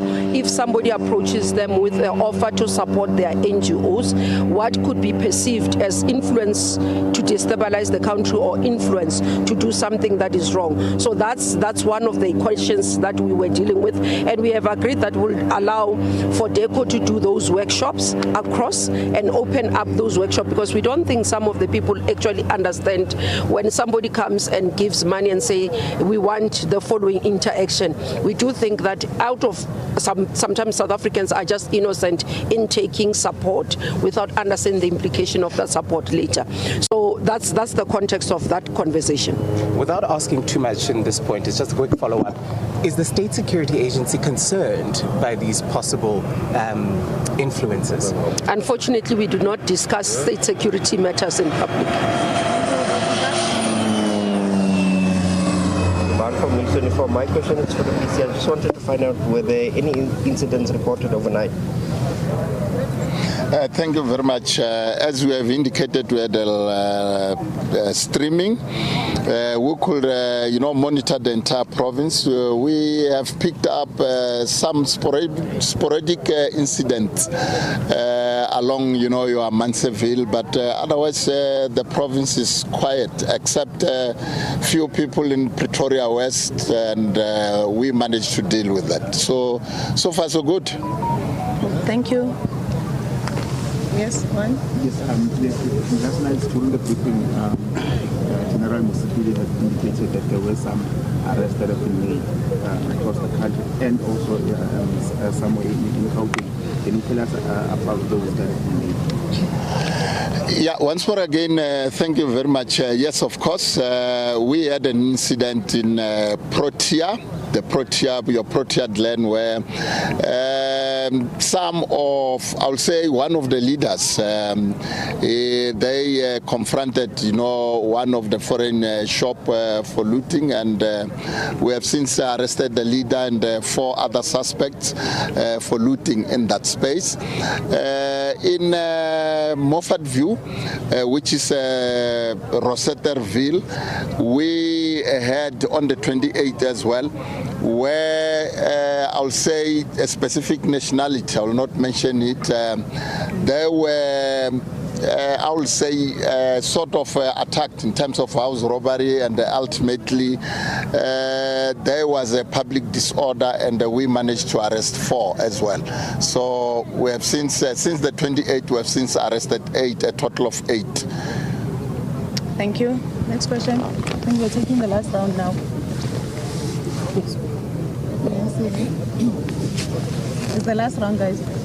Okay. Then Mungesi, the last one. Last one. Nabila Sheikh from ENCA. Minister, I think this one can be directed to you.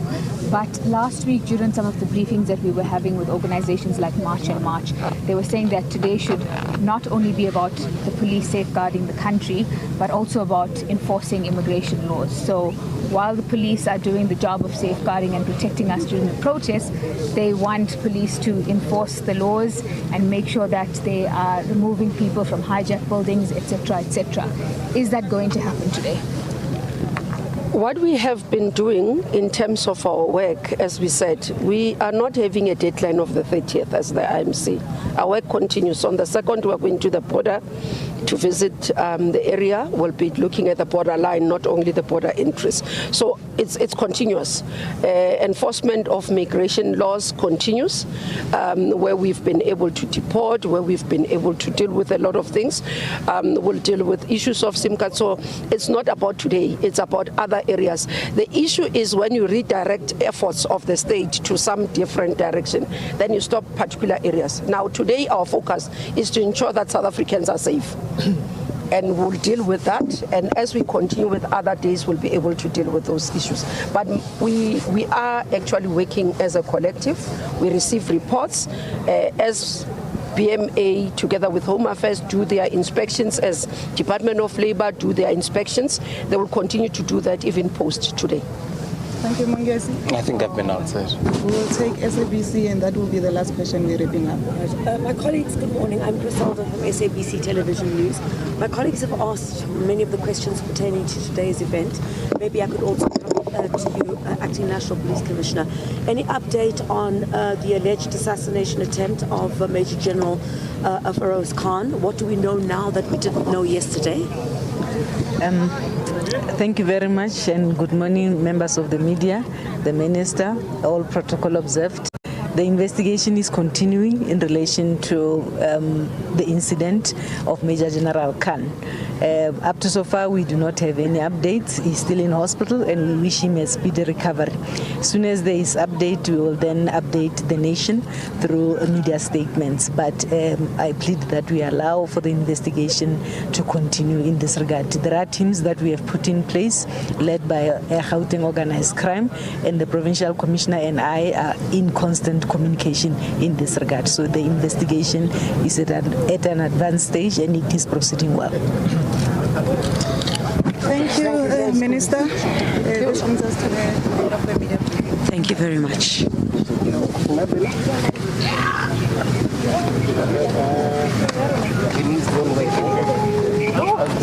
Sorry. Oh, she wanted back. All right, Kunja. I'm good, thanks. Sure. Good to see you. Sure. I didn't quite send Pella alarm behind. Because they belong to private government, therefore it must only be taken into contact unless if you are an expert. If can just give some sort of attention to us. Are we on the record? Yeah, we can put it on record. Okay. Easy. Yeah? Okay.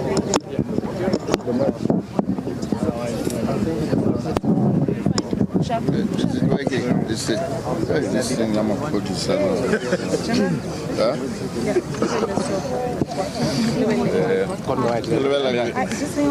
where is not working. Yeah. No, just explain what. Yeah.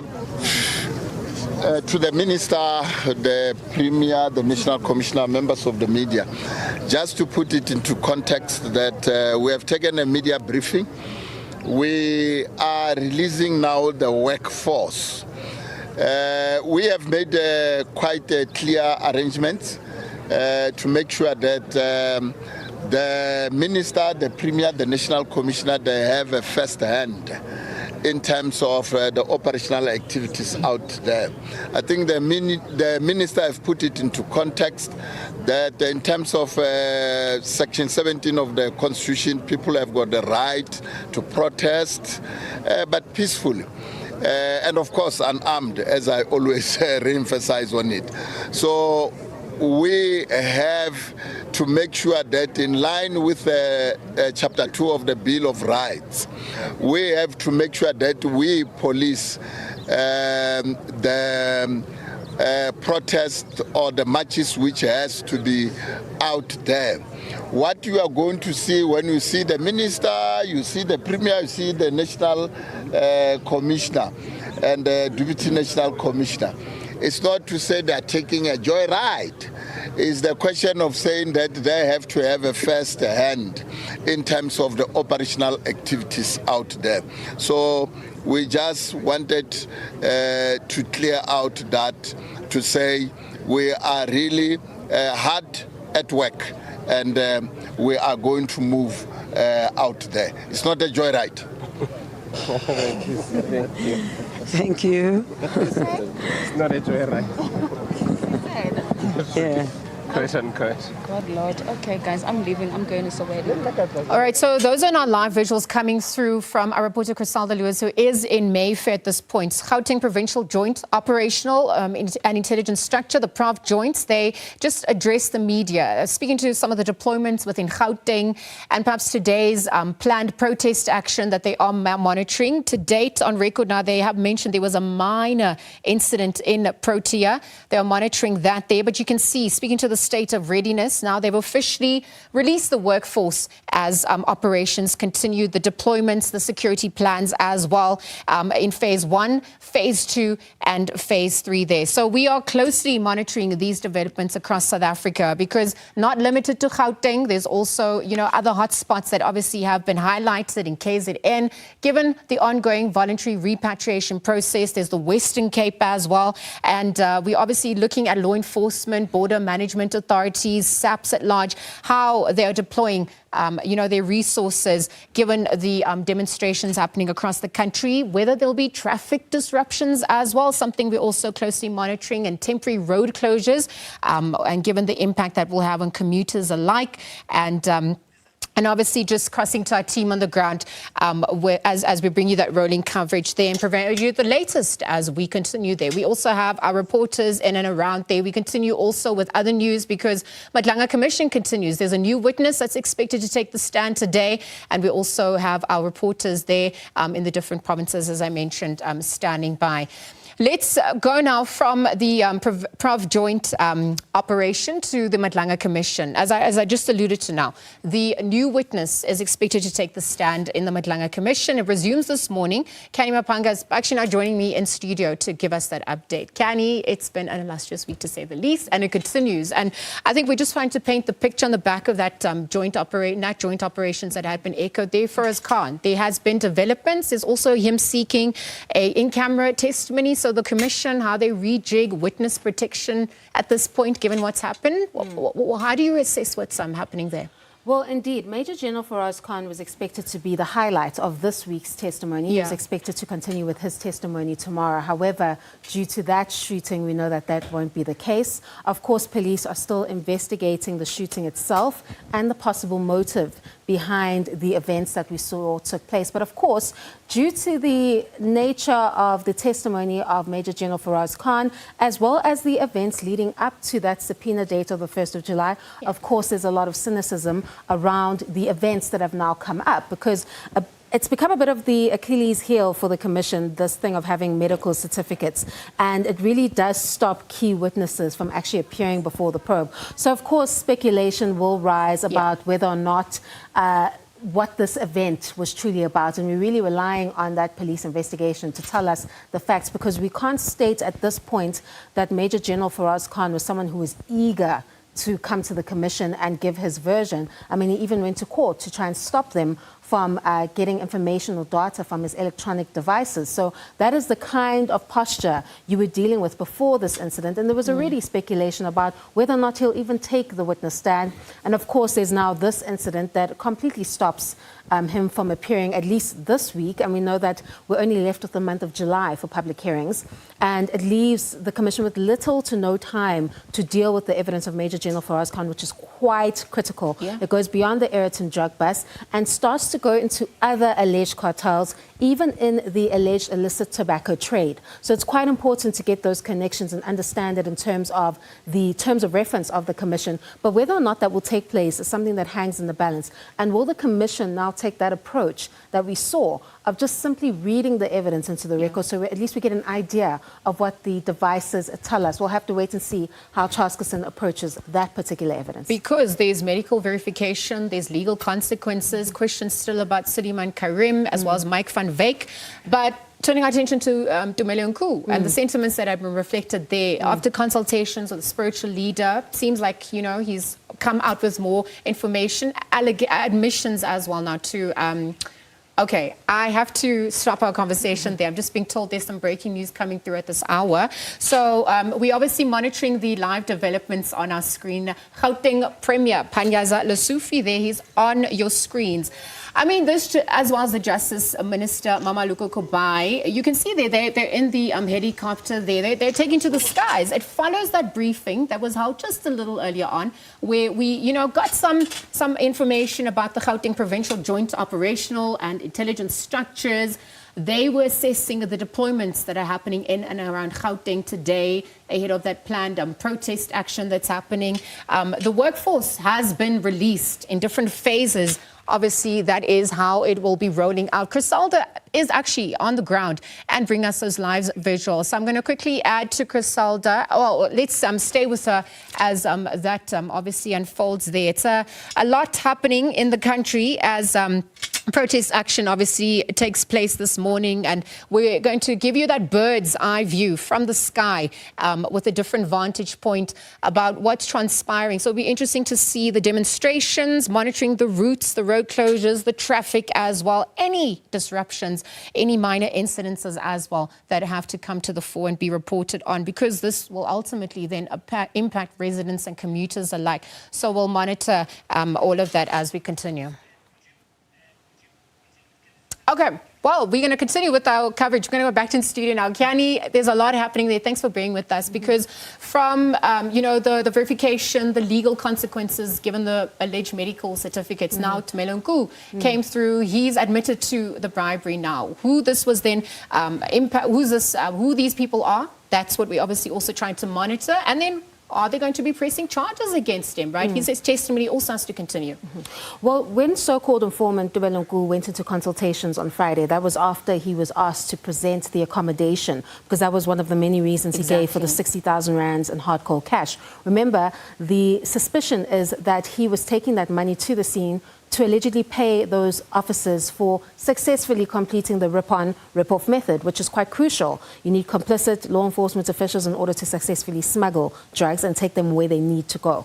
Now, because he had all these different reasons that were being dismantled before the probe, I think he said something about not being seen, paying at toll gates, but it shows that he used his card at the toll gates. He then had to come up with an explanation. And of course, what we expected was that there was going to be a U-turn and he was going to somewhat come clean about the true events surrounding the Ayrton drug bust. But he didn't do that. He added more layers to it that I think makes it a bit more confusing.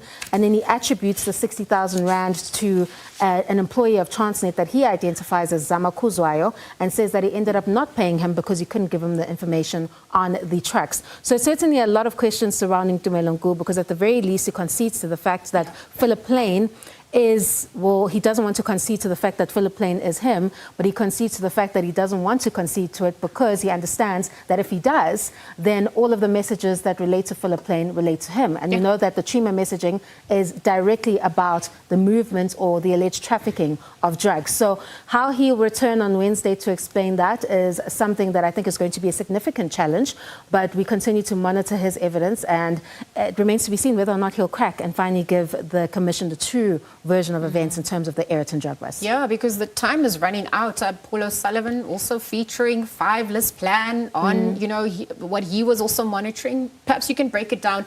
Obviously, we're trying to understand the route, the direction, the impact that this is now going to have on the rest of the Commission's work. Indeed. Private investigator Paul O'Sullivan did also join the Commission late in the afternoon yesterday, and I'm still trying to figure out what he was trying to convey to the Commission, because it took different portions as he continued to testify. But in the main, it looks like he was there to, I don't want to use the words discredit, but raise concerns about Lieutenant General Nhlanhla Mkhwanazi's posture, because it seems that his main point was to point out to the Commission that allegations of a infiltration or penetration into the criminal justice system is not new.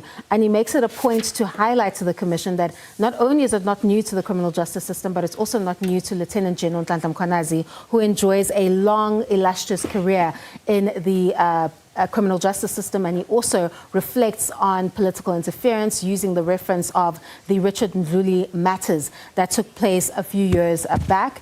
And he states, or rather alludes to getting to a conclusion where he says he's going to explain what is a smokescreen behind the 6th of July media briefing that he described as quite dramatic. But when we got to the end of that evidence, he left it as a question hanging in the air. And the Mangaung Commission is now left in the position as to what should we do with this evidence that you're putting forth? Because if you agree that the work of the Mangaung Commission is advancing, you see it yourself, that based on the 6th of July briefing and what we've heard so far, several advancements have been made about the kind of infiltration that has taken place in the criminal justice system, and you can see it through the evidence. But in his innuendo and questions that he poses to the Commission, there isn't really any evidence that he's put forth that can take them forward. So it leaves them nowhere after all those hours of listening to Paul O'Sullivan. That's supposed a cliffhanger. So many more questions coming through as the work continues. Let's leave our conversation there, and we'll obviously get the latest from you as the day progresses. Mangaung Commission continues with their work come 9:30 this morning, and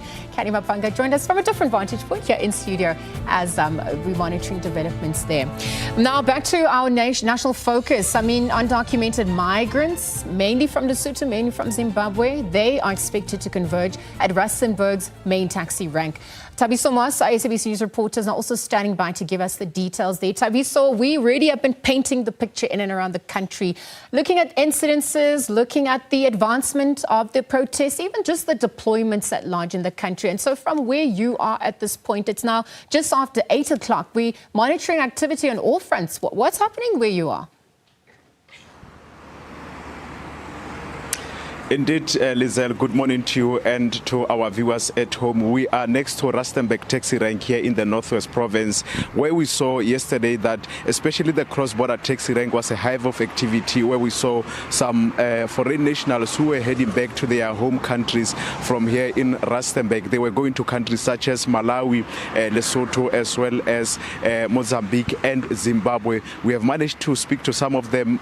Some of them are saying are documented, but due to safety reasons, they are forced to go back to their home countries because they feel not safe in the country ahead of today's planned nationwide protest against undocumented immigration here in the country. But what I can tell you at this stage, I'll just ask my colleague Tumelo Stabis just to pen to my right, so to show you a spot where usually some of these foreign nationals gather or run their businesses from. So that open space there, where you see Bujanala buses there, that's where they always gather. But you can see today it's empty. They are not there. They always set fire there and also cook food that they sell to the people who are here at the taxi rank in Rustenburg. But today is a different scenario where we see some of them, where we see that they are not there. But here in Rustenburg, you can also see that it's business as usual for many people, as we see they continue with their daily activities. Earlier on at the cross-border taxi rank, we saw some few taxis that were there. Like I said, that yesterday it was a hive of activity where we saw some foreign nationals leaving the country, saying that they are going back to their countries. But also what I can also allude to is that in Rustenburg has been identified as one of the hotspots here in the province. But like I said, it's very quiet. We have also spoke to the police earlier on just to get a sense of what is happening across Rustenburg, as it's a vast area. We can't be in all areas of this vast Rustenburg. So we are told that there are no applications for marches across Rustenburg for today, but obviously that doesn't mean that people might not protest, as we are anticipating nationwide protests against undocumented immigration here in the country. But that's the situation right now here in Rustenburg, that I can tell you that it is still quiet at this point in time, but we'll continue to monitor the developments just to get a sense of what is going to happen throughout the day. We are also expecting the police to brief the media this afternoon in Phuket, just to give us update with regards to what happened or transpired throughout this day as far as those anticipated protests are concerned in the province. It's back to you in studio, Lizelle. Tabiso Moss, thank you. We are monitoring the developments alongside you because we're obviously looking at the social, the economic, the political ramifications as well. You've cited that there are some hotspots that police are closely monitoring. So as the developments ensue, we're going to continue there, because from Rustenburg, let's go back to KZN. In fact, Pietermaritzburg. Foreign nationals have now sought refuge in a building in Pietermaritzburg CBD. And it comes whilst authorities scramble to speed up the repatriation process to Malawi. So for more news reports reporter Mlondi Khadebe is now bringing us the latest there. Mlondi, we're looking at, individuals who obviously sought protection in some areas in Pietermaritzburg in the CBD, given what is happening. And so when we're assessing what the conditions are like, what the major concerns are as well, and perhaps also how that process is unfolding with regards to the voluntary repatriation. Perhaps you can tell us a little bit more now in this hour. Thank you very much, Lizel. We are here in Mayor's Walk in Pietermaritzburg. This is the shelter that has been basically, it's a building that was abandoned by the Department of Public Works in the Msunduzi municipality. But we do see that the foreign nationals from Malawi have gathered here for the past 10 days after they fled their homes around the Pietermaritzburg area, saying that they fear for their life as there were protests that were calling for the foreign nationals to leave, especially this part of town. But this is the last group of the Malawian nationals that are here in Pietermaritzburg, because since for the past 10 days, about 75 buses have passed them out of the city. Now we do see that in this time, we do see about 20 buses that are around in this area, because in the road that we're in, it's about 10 buses that are already waiting to transport the Malawian nationals back to their country, because now the municipality is saying that they also want to close this center because they've been trying for the past 10 days. Instead of closing the center, the number has been growing, because initially they took about 10 buses with females on the first day, but after they finished busing those 10 buses leaving the country, we did see a number of them coming back to South Africa. I think you could see that some of them, they are making fire to try and feel warm in this part. All of them, they are sitting on the road with their luggages to try and get a space in the bus, because they are just hoping and waiting to get the transport back home, fearing that they might be harmed. And also, not only the old ladies and men that are here, the young ones are also here with their parents, who are also trying to leave the country today. I'm not sure whether the officials are here to update us, because we did ask them to be here so that we can get the update in terms of the numbers, how many people they've managed to send back home and how many numbers are still left, because we do see that now the road is full of them also, because they are no longer inside the building. They are also outside waiting for the buses to take them home. Back to you in studio, Lazel. Okay, Mlondi, we will monitor what's happening there. Mayor's Walk in Pietermaritzburg, some undocumented immigrants seeking, some protection there at this point as they await their voluntary repatriation. It's a rather cold and crisp morning there, so we can obviously see the needs, the concerns also on that front, just given the humaneness of the situation as well. Let's monitor that as we continue. Just to, on our screens earlier on, you also saw some live visuals of the highly coordinated security operations that are taking place on the ground with different vantage points involving different personnel to oversee, some of the key locations, monitor developments firsthand. You can see they're following the routes, the crowd movements, any traffic congestions. And on your screens there, some graphics highlighting possible hotspots and any disruptions that could ensue as well, as we obviously monitor real-time feedback on that and how it could quickly be redirected there. So throughout the day, NatJOINTS, they continue to receive that information, and will continue to paint that picture and cover that succinctly. For now, another ad break. We'll be right back after this.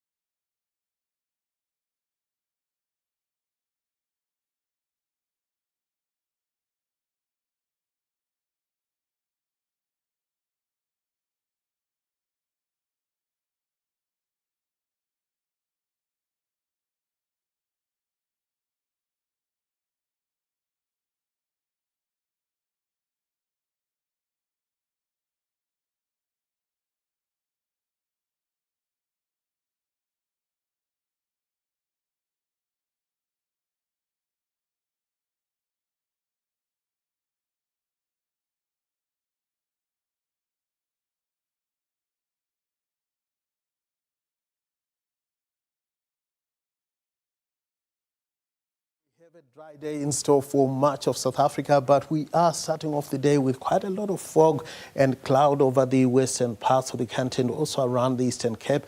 KwaZulu-Natal, Mpumalanga and parts of Limpopo, it is mostly cloudy over these areas with light rain and drizzle going on in places and also extending into the eastern areas of the Eastern Cape. It's going to stay sunny for the northern parts of the country. Fresh winds are forecast along the west and the south coast, and we have lighter winds that have set in now along much of the east coast. And we are going to see sunny skies across much of Gauteng with temperatures in the lower 20s. Pretoria peaking at around 22-19 for the high in Johannesburg. Then in Limpopo, things have cooled down slightly for the eastern areas. It's going to stay mild for Polokwane and nicely warm for the western areas, where Lephalale peaks at 26-27 for the high in Thabazimbi.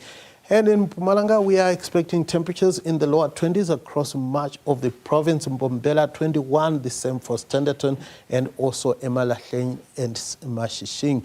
And into KwaZulu-Natal, things are going to be cooler here with cloudy and rainy weather forecast in most areas. Durban peaking at 20 degrees, 21 for the high in Richards Bay. It's going to be dry for the Eastern Cape, except for the eastern areas where it's going to be rather chilly around Mthatha, peaking at just around 16 degrees. Similar temperatures for Komani, Nguwa, Kwanojoli, and also for Robert Sobukwe.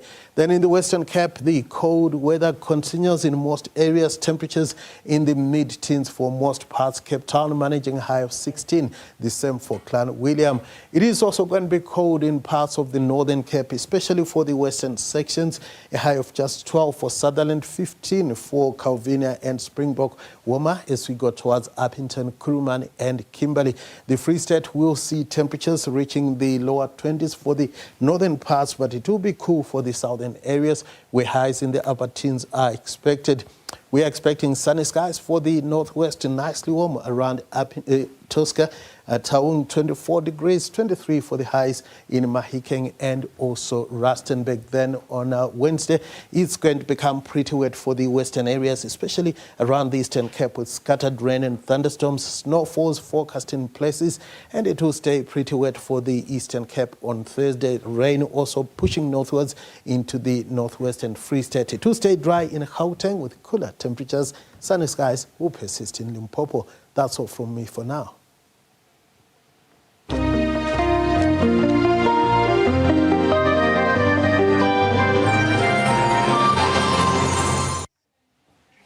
All right, thanks, Joel, for that update once again. As we continue with our national focus on the protests, the planned protests in and around the country, let's go back now to my colleague Sakina Kamwendo. We can see heavy police deployments are underway across the country ahead of these planned marches today. And I believe Sakina Kamwendo is now at the Beyersnodje Square, that's in the Johannesburg CBD, at the procession assembly point there. So, Sakina, very good morning. Given the proximity to the action, what you're witnessing, the numbers, the messaging, as well the sentiments on the ground, what's happening as we await, that procession to kickstart? Welcome back to the Joburg CBD, Liesel. And of course, as you've seen, we've been traversing across the city this morning. And what we can tell you is that it is certainly not business as usual. Much quieter in the Joburg Central Business District. And the last time we crossed to you, it was from Mayfair. And even there, businesses remain closed. And it would seem as though most of them will not open for business today, or perhaps take a chance later on. But as things stand, the city of Johannesburg has approved 3 marches. So you have 3 legally approved marches that will take place concurrently across the Joburg CBD, and of course one in Midrand. So where we are at right now at the Beyersnodje Square is where the March and March gathering will start. And this is of course where the organizers are hoping that they will have 10 or 5,000 people converging, because that is what we are told by the city of Johannesburg, what the strength of this particular procession will be. So they're expecting 5,000 people, expected to start gathering at around 8:30 a.m. And as I look around, I can tell you a few people here and there, not too many yet at this stage. And some of them, of course, just across the road trying to seek out the sun, because it is actually quite a chilly morning. So that's what's happening here at the moment. There is a second march that's also officially approved by the city, and that one is convened by the Labour and Civic Organization, or LACO, and they will gather in Kotze Street, which is up in Hillbrow, where we were this morning, Kotze and Hospital Streets, and that march is expected to draw a crowd of about 1,200 people. And then there's a third march, and this one convened by young people, but this one's taking place in Midrand, north of the CBD here. And that march, Liesel, is organized by the Maibuye Youth Activism Movement, and they're expecting some 800 people to converge on that space. So all of these marches are expected to start at 10 a.m., as I say, concurrently moving from different spaces. The March and March procession will move from here at the Beyers Naudé Square, and they will then hand over their memorandum at Constitution Hill. And so we are expecting more and more people to gather here. As you can see, it's still very quiet. There are some people coming through already, but of course they have until 10 a.m. this morning to make sure that the people who will be joining make their way here. It's a quiet morning in the Joburg CBD. You can even hear not much in terms of natural sound of the taxis hooting that we've become so accustomed to. Very little of that. And many businesses, it would seem, still remain closed this morning. So we'll continue keeping an eye on what's happening. But those three marches are the ones that are legally approved by the city. And of course, we'll wait to see what happens beyond that. With that, it's back to you, Liesel. Thanks, Akina. Interesting developments at this hour. Thank you for bringing us up to speed there. We'll monitor things alongside you as the day progresses there. The activity, the lack thereof at this point, but it's not just after 8:40 there. We'll see as the day progresses, what the turnout looks like as well, and of course the routes that the demonstrators are going to be following.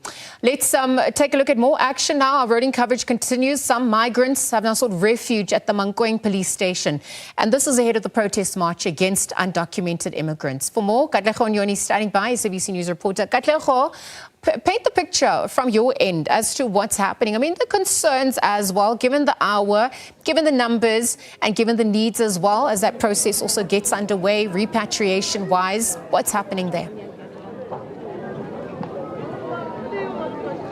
Certainly now the scores of the displaced Zimbabwean undocumented migrants have been camping outside the Mangaung hospital.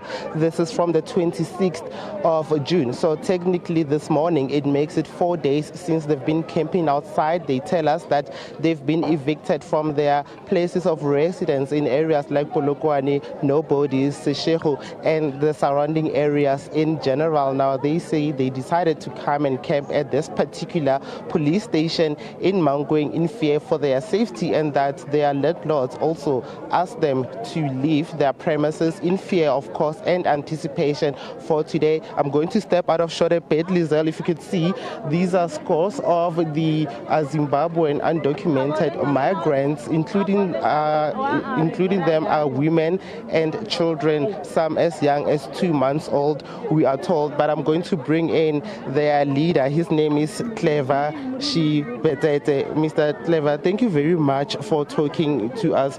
Talk to us about your plight. You've been camping outside the police station for the past 4 days. Why are you here, and what is then the way forward that you are desiring?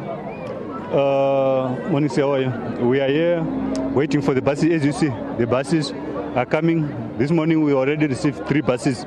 Some are on the way, and our embassy is cooperating. They are here around Limpopo. They are sending buses so that to accommodate each and everyone, as you can see. So, like, we are happy to go home. Has your embassy been assisting in this regard since you started arriving in this police station? Yeah, since we arrived at this police station, the embassy did help us. Like first group of 3 buses already at home right now as we are speaking. Yesterday, 3 buses from Mokopane, Banganbek, and Mokopane Business Center. They already go back. Another buses here, they are still on the way. So now I can confirm 3 plus 3, 6 buses from Limpopo. They're already at home right now. So here we have another 3 waiting for loading these people. Why did you choose this station, police station, to come and maybe camp outside at this station? We choose this station, we just trust it's where we can get safety due to the threat of 30 June. That's why we choose to be here. Thank you very much, Lizelle. That is Clever Sibetaite, who is the leader of the group of people that are here. I'm just going to bring in Lizelle just before I hand it back to you, the police spokesperson in Limpopo, Brigadier Fludani Mashaba, to give us a provincial picture. Just give us a provincial picture as today marks 30th of June. What is currently going on with regards to the planned marches and your deployment as the police? Thank you so much, Katlego. Let me indicate that the police and all law enforcement agencies, including the security industry, they are on board to ensure that we police the demonstration, the anti-foreigner sentiment that you have had.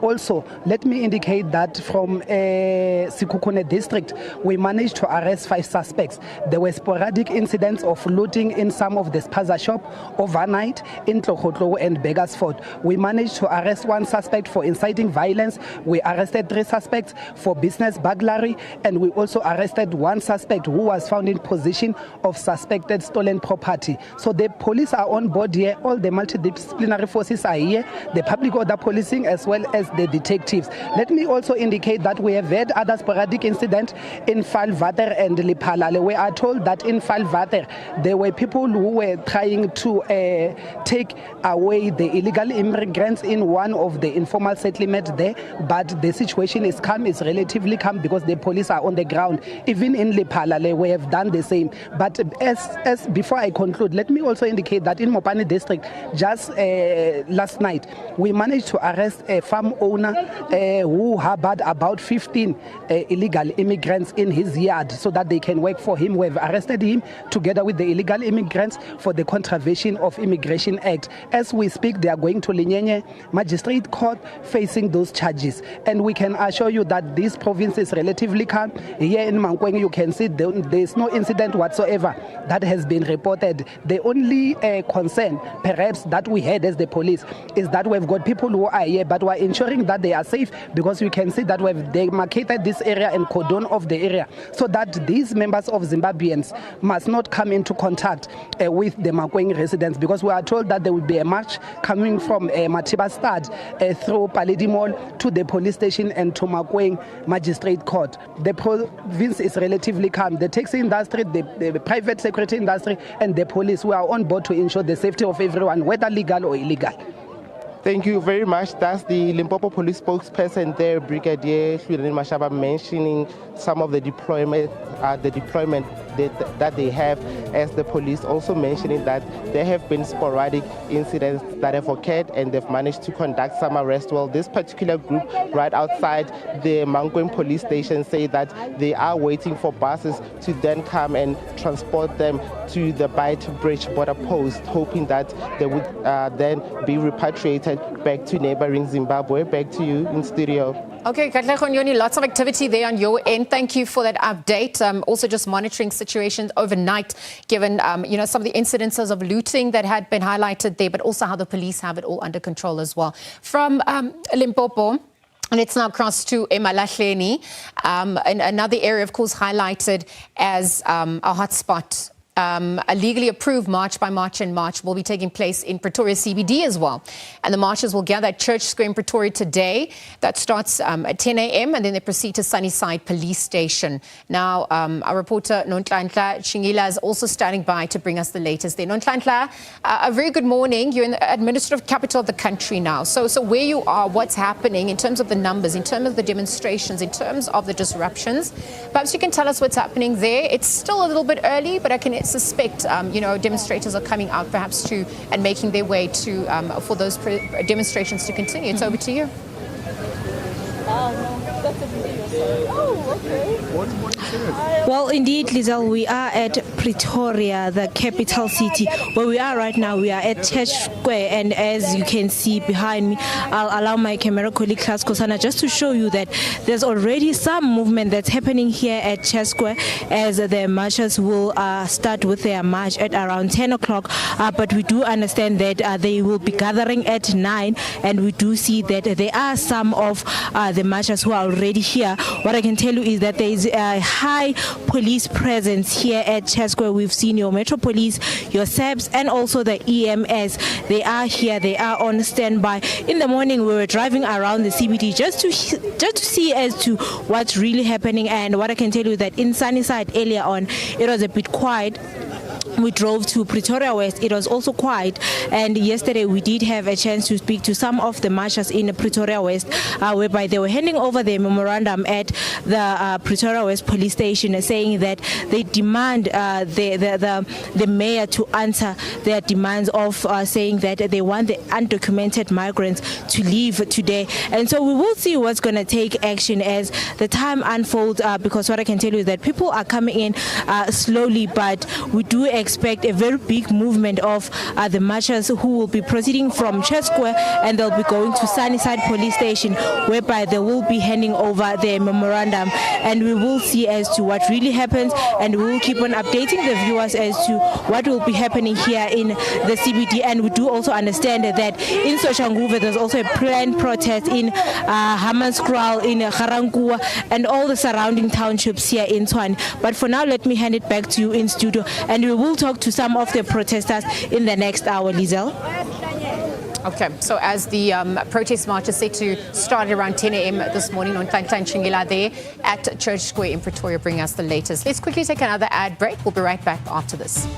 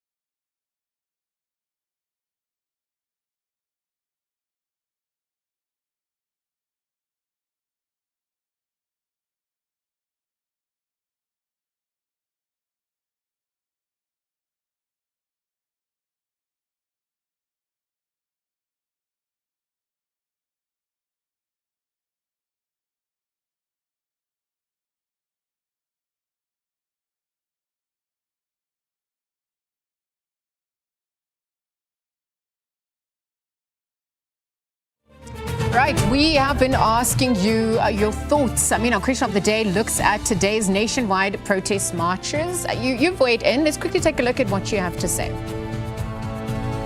All right, Mohale says patriotism is measured not by the volume of our anger, but by the wisdom of our solutions. South Africa deserves both courage and compassion. Mohale, thanks for weighing. Mr. T, I see you've also shared a thought there. Morning, Lizzie. Our government should be ashamed. Citizens have to stand up, protect themselves, because the government has sold the country. Hope it will, however, be peaceful. Absolutely. That's what we're all monitoring at this point there. Londa also weighing in. I'm just praying for sanctions that will hurt real good, because we have tried to make people see the light, but they won't. I'm tired of educating people on the impact of the way that they're going about this. We all agree immigration is a huge problem, but Desmond, a few minutes ago, also sharing some thoughts. Good morning. So I'm not against the march, but against the criminal activities that we all know will take place. Hopefully not, but there's lack of education. It's the main root cause of this barbaric act. Both South Africa, other countries are watching, and sanctions will also affect us big time. Well, thank you to all of you for tuning in and for making us your channel of choice. And as we continue to monitor developments, we still continue with our running coverage in and around the country. From myself, Liesl Wilson, and the crew, the team, it was a bright and early start to our day as always, but it's been an absolute pleasure. Thanks for tuning in. More news and updates on the other side. Take care and goodbye from us for now. Have a wonderful day.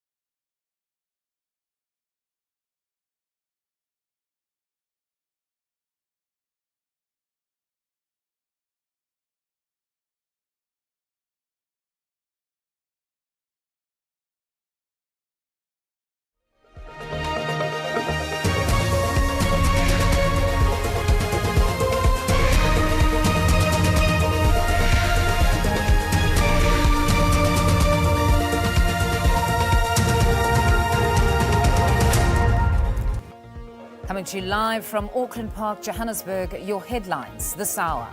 Hundreds of demonstrators are expected to march in several parts of the country today, calling for stronger action to address undocumented immigration. Meanwhile, authorities are reminding organisers of the march to adhere to the agreed conditions aimed at ensuring peaceful demonstrations. As demonstrations unfold across the country, the United Nations is urging respect for human rights while monitoring the situation in South Africa. It's business as usual at the Mangaung Commission of Inquiry, where proceedings are set to continue this morning with a new witness expected to testify.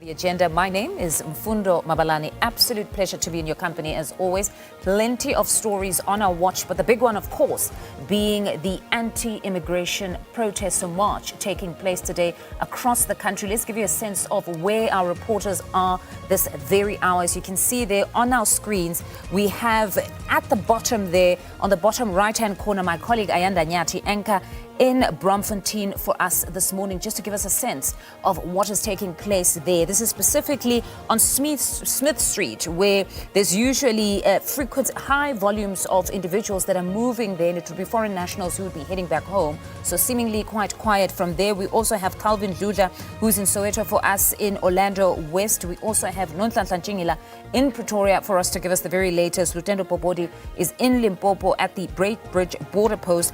Balenhle Mthethwa in Katlehong, Ekurhuleni, and a bit later on, we're hoping it's not on those visuals, but we'll be getting Rapelang Khadebe, who will be at the Maseru Bridge monitoring Lesotho citizens possibly returning back home. So plenty of stories on our watch, but most certainly this one becomes the focus, and we'll just be taking you across the country to see what is the latest. Let's bring you your lead.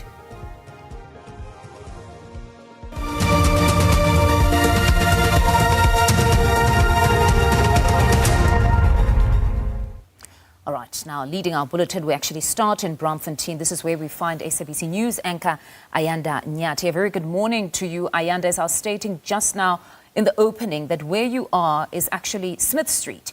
And exactly at that petrol station would be where a number of foreign nationals would generally be catching buses back home. So it would essentially be quite a busy space. But seemingly from just those visuals, it looks like there's absolutely nobody. Nothing is happening at that filling station.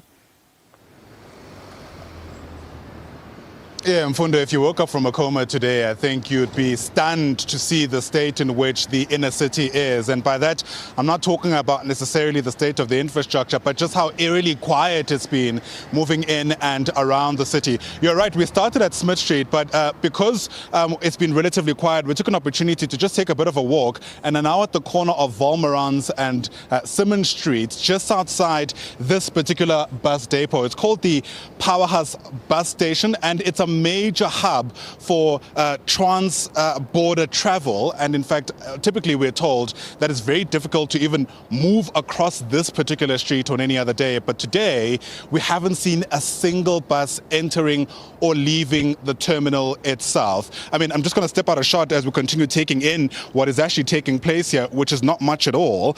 Yesterday, the police, of course, being at pains to say that they've got a handle over the situation. And in fact, the sense we all got from that final briefing led by Teboho Mosekedi is that police are leaving very little, if anything at all, to chance. I mean, these are just some of the quotes from that particular briefing. Teboho Mosekedi is saying, "Let there be no doubt, government is ready. We will secure every lawful and peaceful demonstration and safeguard critical infrastructure whilst maintaining public order. Where criminality presents itself, we will respond swiftly." And then, of course, that warning from police: do not test the state. I suppose many people have heeded that. And in fact, the situation we've been able to pick up so far is that out of an abundance of caution, it seems that even the shops that typically operate in and around this area have closed shop. You might be able to also hear the sirens that are currently going off at the moment.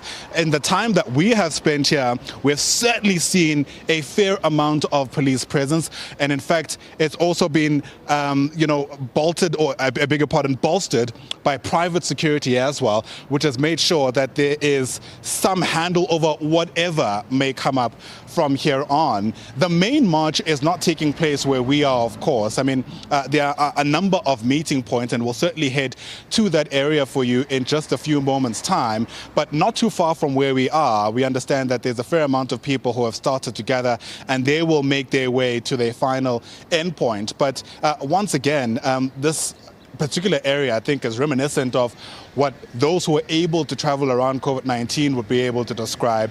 Very little commercial activity taking place, a fair amount of police presence, and in fact it seems most people have decided to take on this wait and see approach and keep up with how this day is likely to unfold from the safety presumably of their homes. But as you've mentioned, the SABC News channel is watching the story from a number of vantage points.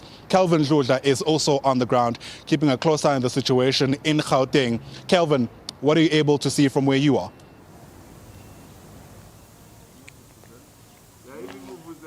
Good morning to you, Ayanda, and to our SABC viewers at home. It seems as if the movement is limited in this area where we are, because as you can see behind me, a number of people are moving. But as you can see, that even cars are scarce today. This is one of the busiest streets here. This is Mupering Street. This street goes to Bara Hospital and the Krisani Parakwanat taxi rank. Normally, the streets, Mupering Streets, Ayanda, is very busy, but today it's quiet. But people are moving, are continuing with their daily lives. I will step out of shot so that our video journalist, Kabin Jogweni, can be able to show you maybe some of the movements from community members. Others are standing there by the corner. I don't know whether Kabi can be able to show you people standing there by the corner. They are minding their own businesses. They are not part of any march that is taking place here, even though some could not want to engage with SABC News about what is transpiring today, but most of them are minding their own businesses. But what we have noticed is that some of them did not manage to go to work, Ayanda. We have gotten a message from Ria via bus services that today they will be working on a reduced scale, which means not all of their buses will be working today. And you can see some of the shops, if Kabi can be able to show you, some of the shops believed to be owned by foreign nationals. They are closed. These shops are closed. Both of them. Kabi can show you this one, GQ, and that other one there. Both of them are closed. We have seen some community members earlier complaining that now they will have to go to the nearest mall so that they can be able to buy bread. And they are struggling now because most of the malls are far from them and they don't have money to take taxis. The mall that is closer to where we are is Endofire Mall. If I'm not mistaken, it will be 10 minutes drive. If you go there by foot, you can spend almost 40 minutes. Those are some of the dynamics that residents here are facing, since these shops that are mostly owned by foreign nationals are closed. GQ might be able to show you a helicopter that is hovering, or unfortunately it is hovering from another side. We can't be able to show you, but we have seen a number of police cars around this area, but obviously police would not comment or engage with SABC News about their operations here. Let me hand over to Nontlantla in Pretoria. Nontlantla, over to you. You can tell our viewers what is happening on your side.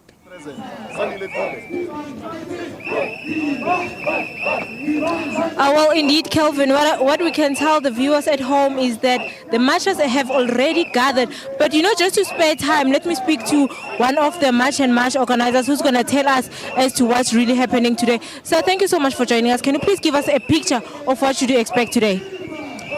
Well, thank you very much. My name is Sandile Dube. I'm sent by the National Executive Committee of March and March Movement. The picture that we're going to have today, one is here in the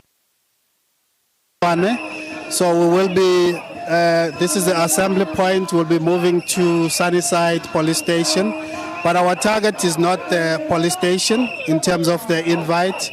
It's the Provincial Commissioner of Police. So we expect the Provincial Commissioner to send a representative. We also expect the Office of the Premier, because the Premier is housing the Department of Community Safety. So these are community safety issues. So the Department of Community Safety, which is under the Premier's office, is the one that should come. And then thirdly, we're expecting the Mayor of Tshwane, Nasipi Moyo, to also come and accept our memorandum. The point of acceptance will be at Sunnyside Police Station, but as I've said, we are not going there for a station commander. We are going there for a provincial commissioner or a deployee of the provincial commissioner. Thank you so much. We're going to leave it at right there, Mfundo. Right now, you can see behind me, they have already started. They did say that they will gather at 9 o'clock, and that's already what they have done. And so they'll be proceeding to Sunnyside right now. But let me hand over to Mbalentle Mteto, who's going to paint a picture of what's really happening on her side. Mbalentle? Thank you so much, Nontantla. Well, I'm going to ask my camera colleague to pan and show you the kind of police presence that we are seeing here. What you are witnessing here are helicopters that are flying over Katlehong. And these helicopters, it is 4 helicopters that have been flying over and hovering over Katlehong. And this is in the interest of ensuring that nothing goes wrong. Here's a fifth one that has just come along. So there are 5 helicopters flying over Katlehong, Thokoza, and all of that area. Now, driving into this area, which was right next to Spruit View, the Spruit View off-ramp, we saw a large police presence there. While people have not really started gathering, we are at the second meeting spot. The first one is at a filling station just off just off the highway, the N3 highway. The other one is where we are, and there's a third one, and it seems as though people haven't started arriving. They're supposed to start arriving at 9:30, but it's unclear as to whether they will be here on time and they'll be able to be here on time. But what you can see right now is that the police are really doing what they promised to do in that briefing. You know that there've been several briefings by the police, and we even had another one just yesterday where the Deputy National Police Commissioner addressed the media talking about how they are prepared and they are ready, and they will ensure that, everyone who is marching abides by the law. And they were urged that everyone who's marching should abide by the law. And they even urged everyone and even cautioned would-be criminals from trying to take over or trying to loot at any moment, saying that they will use the full might of the law to ensure that no one, or rather none of these marches that are planned around the country turn violent. And as you have seen, the promise of ensuring that not only the ground is covered by high police visibility, even the skies have helicopters where they are monitoring the activities in and around this area. Now, we know that Thokoza and Katlehong have captured headlines after the disappearance of Mazwi Kubeka, who then made his way back home after he was allegedly kidnapped for having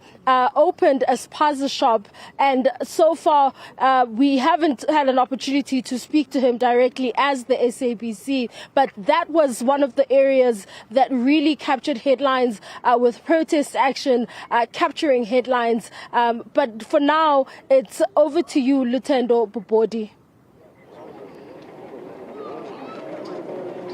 Well, thank you so much, Mari. Thank you so much, Mfundo. Also, we are here at the Beitbridge border post. As I said earlier, you can see activities are not normal here. You don't always see such people here, a lot of people here, and of course a lot of buses here crossing over to Zimbabwe on a random Tuesday. As you can see, there's a lot of people just behind me here, buses, people, especially young people who are sitting there waiting for their turn to get their documents processed and then crossed over to Zimbabwe and then to Malawi. Most of the people who are here are Malawian citizens. But before I delve into details, I'm just going to speak to some of them here who will be talking to us about their journey from wherever they are coming from.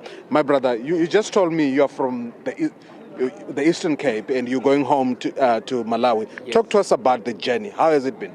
My name is Peter Piri. I'm coming from Brantai, but now we've been over here and suffering because we was in a depot the way we was, and there we was there for 6 days. Up to now, and then in the moment we don't know when we're gonna cross over in the border because why the buses are just parked and it is nothing is coming in the moment. Amen. All right, thank you so much. Let me just bring another one here, my brother. You're quite a young man. I was talking to you earlier, and tell me, what were the circumstances that caused you to come to South Africa? My name is Haji Elias from Malawi.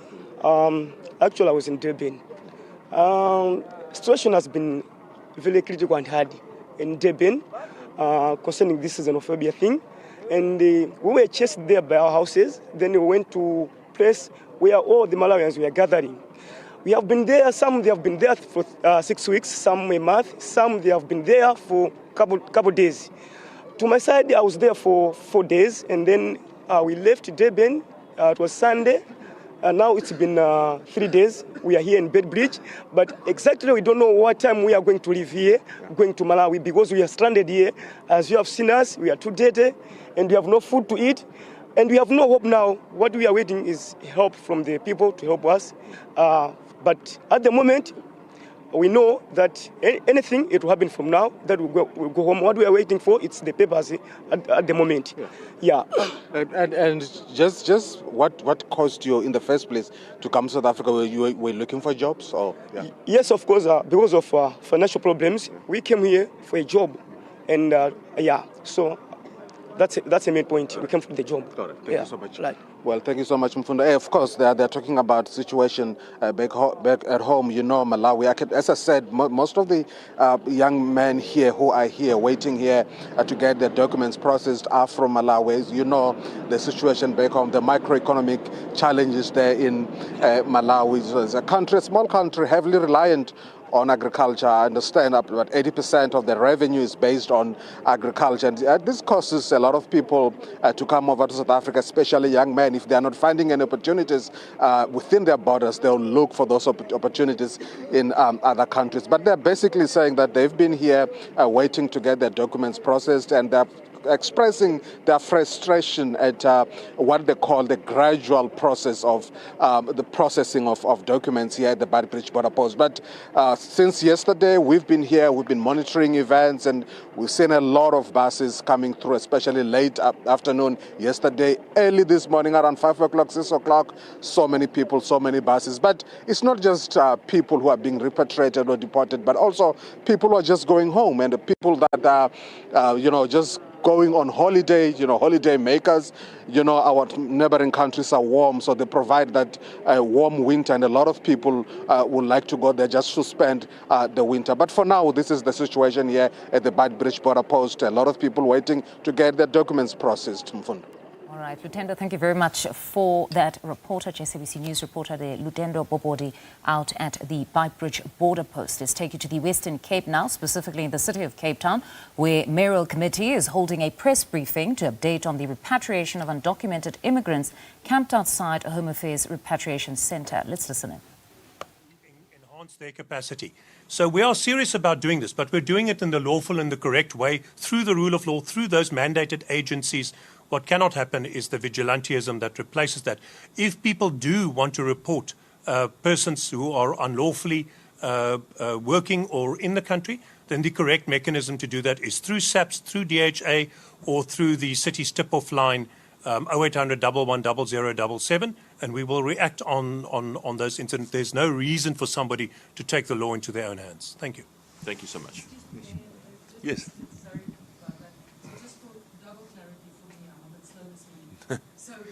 It's nog vroeg. Yes. No, it's not city buses. No, definitely. We're not sending my city buses to Zim. Yeah. Yes, no, it's other bus company providers. We are paying for them. It's not city-owned buses. It's other bus company providers that we are funding, essentially. My city buses are not long distance. They do not have ablution facilities on them. And also, just to be clear, we are not involved in the processing of those people at all. That is a Home Affairs service. We are just helping with the buses. I just want to say one. Well, I mean, but they must do the processing. Yes, yeah, we have staff there. I know we're helping maintain order and so on. But they have to do the processing and the issuing of repatriation documents and so on. Just one thing following, I think JP made a good point. Also, we can now see it's a peaceful morning. There's no need for foreign residents, immigrants to leave their homes and go to those repatriation centers. I really think that's an important thing. I think people have gone there because they have, in the last few days, felt real fear. But so far as we can see this morning, there's absolutely no need to go there. They can go about their business as normal. Good. Thank you. That was an important bit to add. Yeah.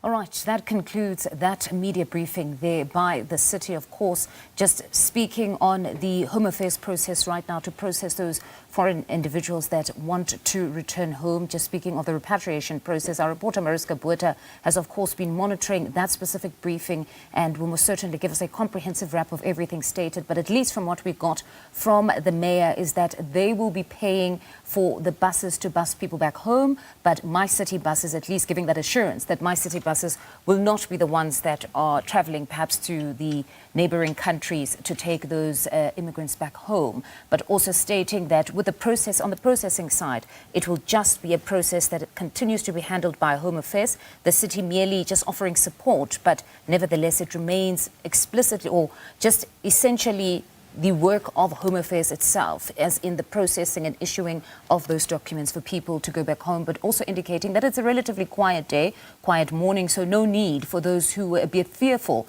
foreign nationals who were a bit fearful to be heading to camp outside Home Affairs offices, that it seems, at least from where he is now, the mayor, at least giving assurance that it's relatively quiet. But as stated, SABC News reporter Mariska Buerta will give us a comprehensive wrap of everything that has been stated by officials there in the city of Cape Town. All right, to this story now, Government Communications Deputy Spokesperson William Baloyi says the processing centre for repatriation of undocumented immigrants in KwaZulu-Natal is now officially closed and they'll be moved to Musina at the Beitbridge border post. What I can put on record is that officially the processing point in KZN, Durban at eThekwini, has officially closed. So all the people that were processed at that area have been transported to our Musina processing center. However, yes, we did get reports that there were still people who flocked there, between 250 and 300 today, but they will also be transported to the processing point in Messina. Maybe I should also indicate that South Africa is a constitutional democracy, and we are also a sovereign state, so which means that we manage the issues of our borders in a lawful manner.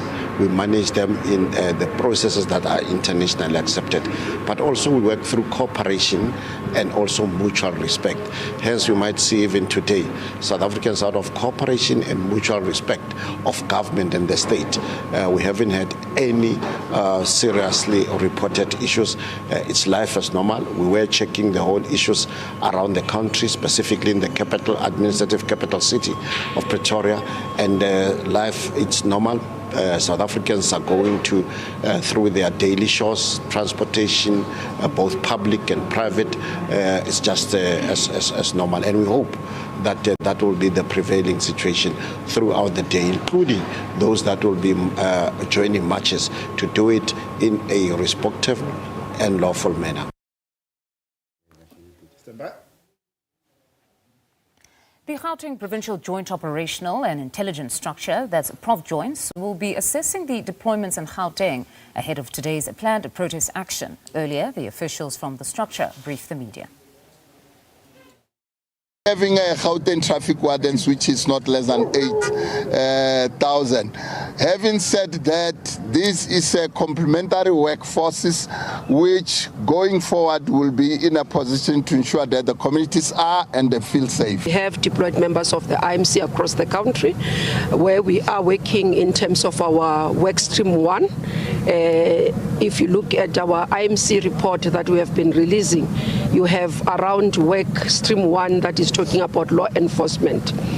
That is about ensuring that as we deport, repatriate, we also ensure that there is law in the country, observation or compliance with the law. And today we want to say to our marchers, which will start between 9 in many of the parts of the country and 10 they start gathering around that from the information. We want to appreciate them first for communicating with the state in terms of their planned marches. Initially this was not done, but now quite a number of them we do have details, and we are working with them to ensure that those marches are peaceful. All right, now joining us for a broader conversation on anti-immigration movement, or the anti-immigration movement, is Dr. Malusi Mncube. Doctor, good morning and thank you very much for joining us on the agenda. Good morning to you. Good morning to the viewers and listeners. Sawubonani, dumelang kaofela. No, it's a pleasure to have you with us. So perhaps let's start with what we've seen. I mean, it's 9 o'clock, it's relatively quiet, and one would say, given that it's so early, there's just been a few incidents, sporadic, if you will. I mean, we know of an incident where 5 people were arrested in KZN for attempting to break into a tuck shop. These people were between the ages of 14 and 27, quite telling and quite concerning as well, but 5 individuals arrested thus far. But broadly speaking, your views on just how the marches or demonstrations are being conducted on both sides, be it the protesters themselves and even just government officials in the side of police? To begin with, we see the fruition of the fulfillment of our constitutional democracy. As much as we have an elected government, which is governing over us, but government is about also bottom up. People have a right to go and peacefully protest. So the watershed moment is that both parties are playing their duties. But on the other hand, we have to maintain the peace. Where I will applaud the government is that prevention is better than cure. Having experienced what has happened from 1998 right up to now, government has decided that it's better to have our law officers on the ground to make sure that if we can't eradicate, but to keep any disturbances, disruptions to a minimum. So I applaud the government for that.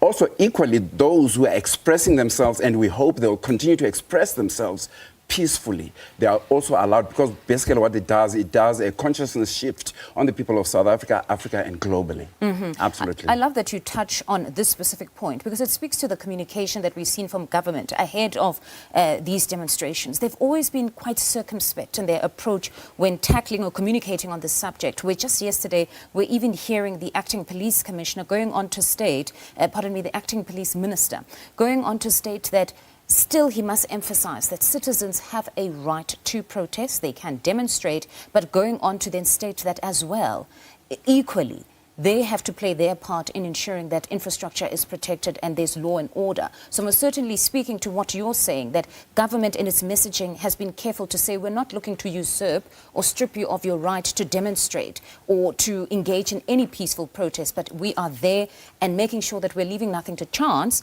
by being present as well to ensure that infrastructure is not damaged. So that has been the messaging that we've heard from government. Your take on just that decision to be circumspect and not leaving room for any people to, or some people in society to think that government is seeking to almost muzzle people or stop them from expressing themselves? I think South Africa's government record speaks for itself in terms of its constitutional delivery. Notwithstanding that we're not perfect, no government is perfect.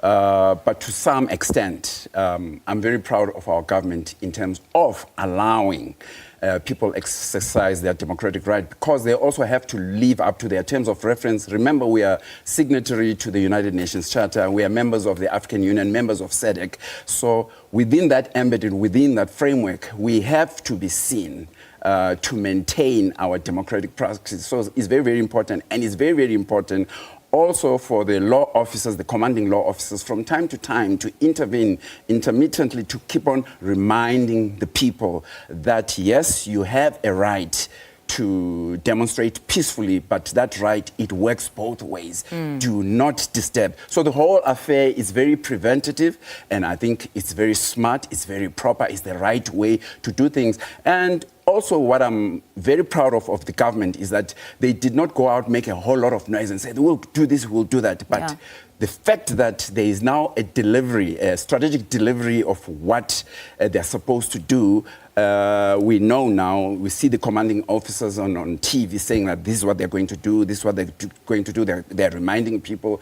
It seriously shows that we cannot underestimate our government and them fulfilling their bona fides duties. And I think they're doing very well so far. The president has also been hard at work as the first citizen, because, I mean, just yesterday, he actually engaged the likes of Ngizwe Mkhunu and Phakelo Mthakathi, who were seeing those images of the meeting that he had last night.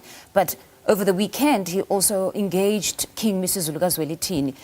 Your take on just that decision, where we're having the first citizen not delegating this role, but deciding that he's going to enlist the support of key individuals just to bring them on board to say this is government's approach to the immigration process or the immigration program that they want to continue with, conceding that there is an issue, but nevertheless there is a legitimate program that government is going to embark upon to address the immigration issue. Your take on just the president deciding that this is no matter to delegate to ministers at all. He's going to be the one that's actively at the front, enlisting the support of Amakhosi and also those identified as perhaps leaders of some of these marches. First and foremost, I'd like to say proudly big up to our president and to the presidency, the office itself.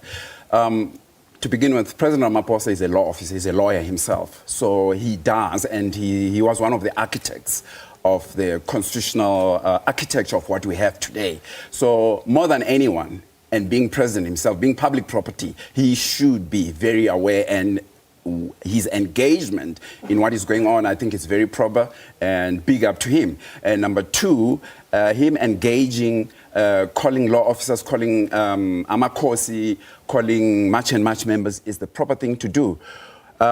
Because they say, keep your friends close, but your enemies even closer. But this is not to intend that anyone is an enemy. So everybody who is within the ambit of South Africa, who's living in South Africa, right, must be brought closer to the presidency, to the law officers. That way you kind of like, you handicap anything that might go wrong. Because some critics would say, no, if we have the president of the country engaging certain individuals, it's almost elevating their influence or their stature, that he must perhaps disregard, whereas some would say, no, it's important, as you say, that if they have a level of influence, you need to bring these individuals closer to ensure that there is safety and there's law and order, that you cannot be seen or allow critics to tell you that disregard their efforts, disregard their influence in society. You'll be elevating them if you address them. But the president decided, no, they will be addressed. I acknowledge that relatively in their own circles, they are people of influence. Look, the Personally, I don't think there's anything wrong with elevating anybody, any South African, any human being, because that's what we all look for, elevation, happiness, etc. But be that as it may, the president is elevating them, so to speak, if other people are saying that, but within a framework of safety and security to serve and protect. So I don't find anything wrong with that. So they will also equally know that they have to behave because the president has thrown them an overture of respect. So in that instance, also they have to reciprocate very respectfully. So I don't think there's anything wrong with that. It's actually proper. Now, Doctor, you are a Pan-Africanist through and through.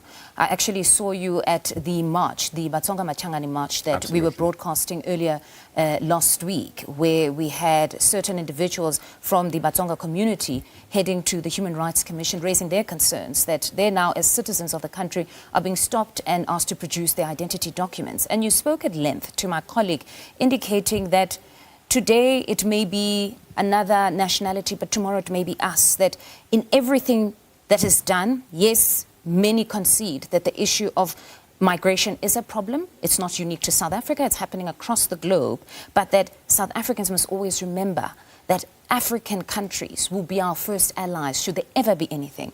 That was the word, or at least the statement that I grasped from everything you were saying, that we must remember that our allies will come from this continent should anything happen. They will not be from Europe first, it is here. Okay. First and foremost, I'd like to applaud Batsonga Machangani movement for what they did. Very commendable. And as much as that was the brand, but what they spoke about very vehemently, it was African unity, South Africa's people unity, reminding people that anybody who's in South Africa, for whatever reason, legally or illegally, every human being has an inalienable constitutional human rights. Now we have to decode what that means. Inalienable doesn't mean the government gives you those rights. That's why if somebody is illegal in South Africa or any other country, you go through a process of law first to determine why are you here? Because somebody could have been blackmailed to be here or kidnapped, or they are sick, they are mentally incapacitated. You don't know, you just assume you are illegal, you know what I mean? So government, through the process of law, has to determine, first and foremost, then will they say you are not supposed to be legal here, we are deporting you, or whatever conclusion they reach beyond reasonable doubt. That's why the government keeps on saying, do not take the law into your own hands, because you can be excitable and you end up doing wrong things. So Batsonga Machangani, they were very right to reinforce the constitutional practice of South Africans, to remind South Africans that the rights of people, of every human being, are inalienable. And South Africa is not an island. We've signed many of these charters all over the world. And to begin with South Africa, one of the things I am very disappointed with, yes, some people can say, no, we've never beaten people, we've never harassed people, but I will argue, you cannot find, for instance, Malawian people, they've all left their places where they were staying in KZN and they're sleeping somewhere in the park, or thousands of people. Already certain Ghanaians have flown out. What does that mean to me as a political scientist? You've created an insecure environment where other Africans feel, no, we are not secure. Rather, let's go and sleep close to the police where we are safe and all that. So to me, that is violence. It's a different form of violence. That is violence. And as Africans, we cannot afford to do that, given the geopolitical rivalry that is going all over the world right now. And it's impacting South Africa, that is deindustrialized, that is not able to create jobs. Things are still going to get worse. So we need people like Batsonga Machangani, we need people like our president to keep on reminding people to behave very, very properly. Because the joblessness of South Africa, it's a structural issue. It's not just an issue that people have taken jobs, spaza shops, which are important, but those are peripheral, right? They are not the core of what is happening. The core is happening globally. It's affecting the biggest economy in the world. The American economy is affecting the Chinese economy, and it's affecting the South African economy. We must have very good relationships with our African neighbors. Doctor, thank you very much for your time this morning. That's Dr. Malusi Mncube speaking to us. We continue, though, with our rolling coverage, just monitoring the protests protests across the country. We take you now to the Western Cape, where City of Cape Town Mayoral Committee just concluded a press briefing to update on the repatriation of undocumented immigrants camped outside Home Affairs Repatriation Centre. SABC News reporter Mariska Botha joins us for more. A very good morning to you, Mariska. We literally caught that briefing at the tail end of it, just only hearing from the city mayor indicating that the process to document and repatriate remains that of Home Affairs, but going also to state that the city will be assisting with paying for the buses that will be busing people back home, but most certainly not My City buses that will be heading to different countries. You're absolutely correct. Yes, it is not My City buses that will be used, but they were approached, however, by the Department of Home Affairs as the city to assist with transport for the people that do want to voluntarily repatriate, and they will foot the bill for 10 buses. And the mayor explained that they are in the process of finalising that as an expedient process to assist those people that do want to repatriate, and it's a total of 10 buses that will be going to the Epping Centre. We, of course, are in Goodwood. We just stepped out of that press briefing that you saw just now. And as he said, the buses will make their way to Epping, and those people who have been processed and have received their temporary travel documentation or emergency travel documentation from the Zimbabwean consulate will be allowed to get on the buses and then travel to Beitbridge. The mayor also said that a huge centre has been set up at Beitbridge from where people will be repatriated to their countries of origin. But the City of Cape Town, as it said, was approached, and they said they very gladly came on board to assist, as they say this is an issue or a crisis of national proportions, and where they can assist they will. And in this instance, it is to pay for 10 buses to repatriate people. All right, Mariska, thank you very much for that update. SABC News reporter there, Mariska Botha, in the Western Cape for us. All right, let's take you now to the Bridget Mabandla Justice College. The Mangaung Commission of Inquiry continues its proceeding this morning with a new witness taking the stand. Let's listen in. To call Igama General Khan. This is where now Honorable David Skosana is the one who mentions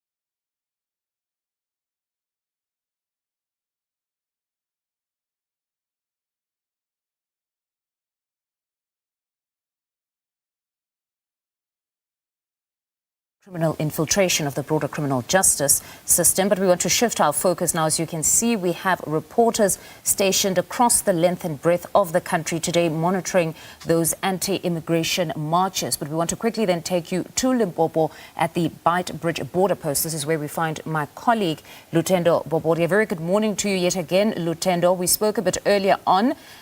Quite a busy day. A number of Malawans, mostly having come from the likes of KZN, where they were at that repatriation center, having finally made their way to that Beitbridge border post. Just talk us through the activity this very hour. Well, thank you so much. We've been here since this morning around 5 o'clock, and we've been monitoring proceedings here. But I just want to give you a sense of what is unfolding at this point in time. As you can see behind me here, the fence you see, the barricade fence you see here, is usually lines of and queues of people coming through to get processed, and also buses on the other side of the fence. But as you can see now, it's pretty empty. But you know, it's unpredictable. You know, in 1 minute it is empty, the next minute people and buses are trickling in, and then you have a lot of people then coming through. But I just want us to get information on how things have been since this morning, and I'm going to bring in the commissioner, the acting commissioner of BMA, Major General David Chilembe, will speak to us about what has been unfolding since this morning. Thank you so much, Major General. Thank you so much for your patience. Good morning. Yeah, thank you so much, and we appreciate your time. Let's talk about what has been happening since this morning. We came here around 5 o'clock, and the people were coming through, buses coming through. Can you keep us updated on that? Yeah, no, thank you very much, Lutendo. The situation is very much fluid. As you can see, that currently we don't have much movement. However, from the information that we are getting is that there are buses en route to the port. So we expect that maybe in the evening we will be having many buses. Yeah. But in terms of our stats, what we did yesterday, we processed plus or minus 2,900, most of them being Malawians and some Zimbabweans. Remember, we're doing both the repatriation and deportations. So we had about 280 that were coming from Lindela. Those were part of deportation.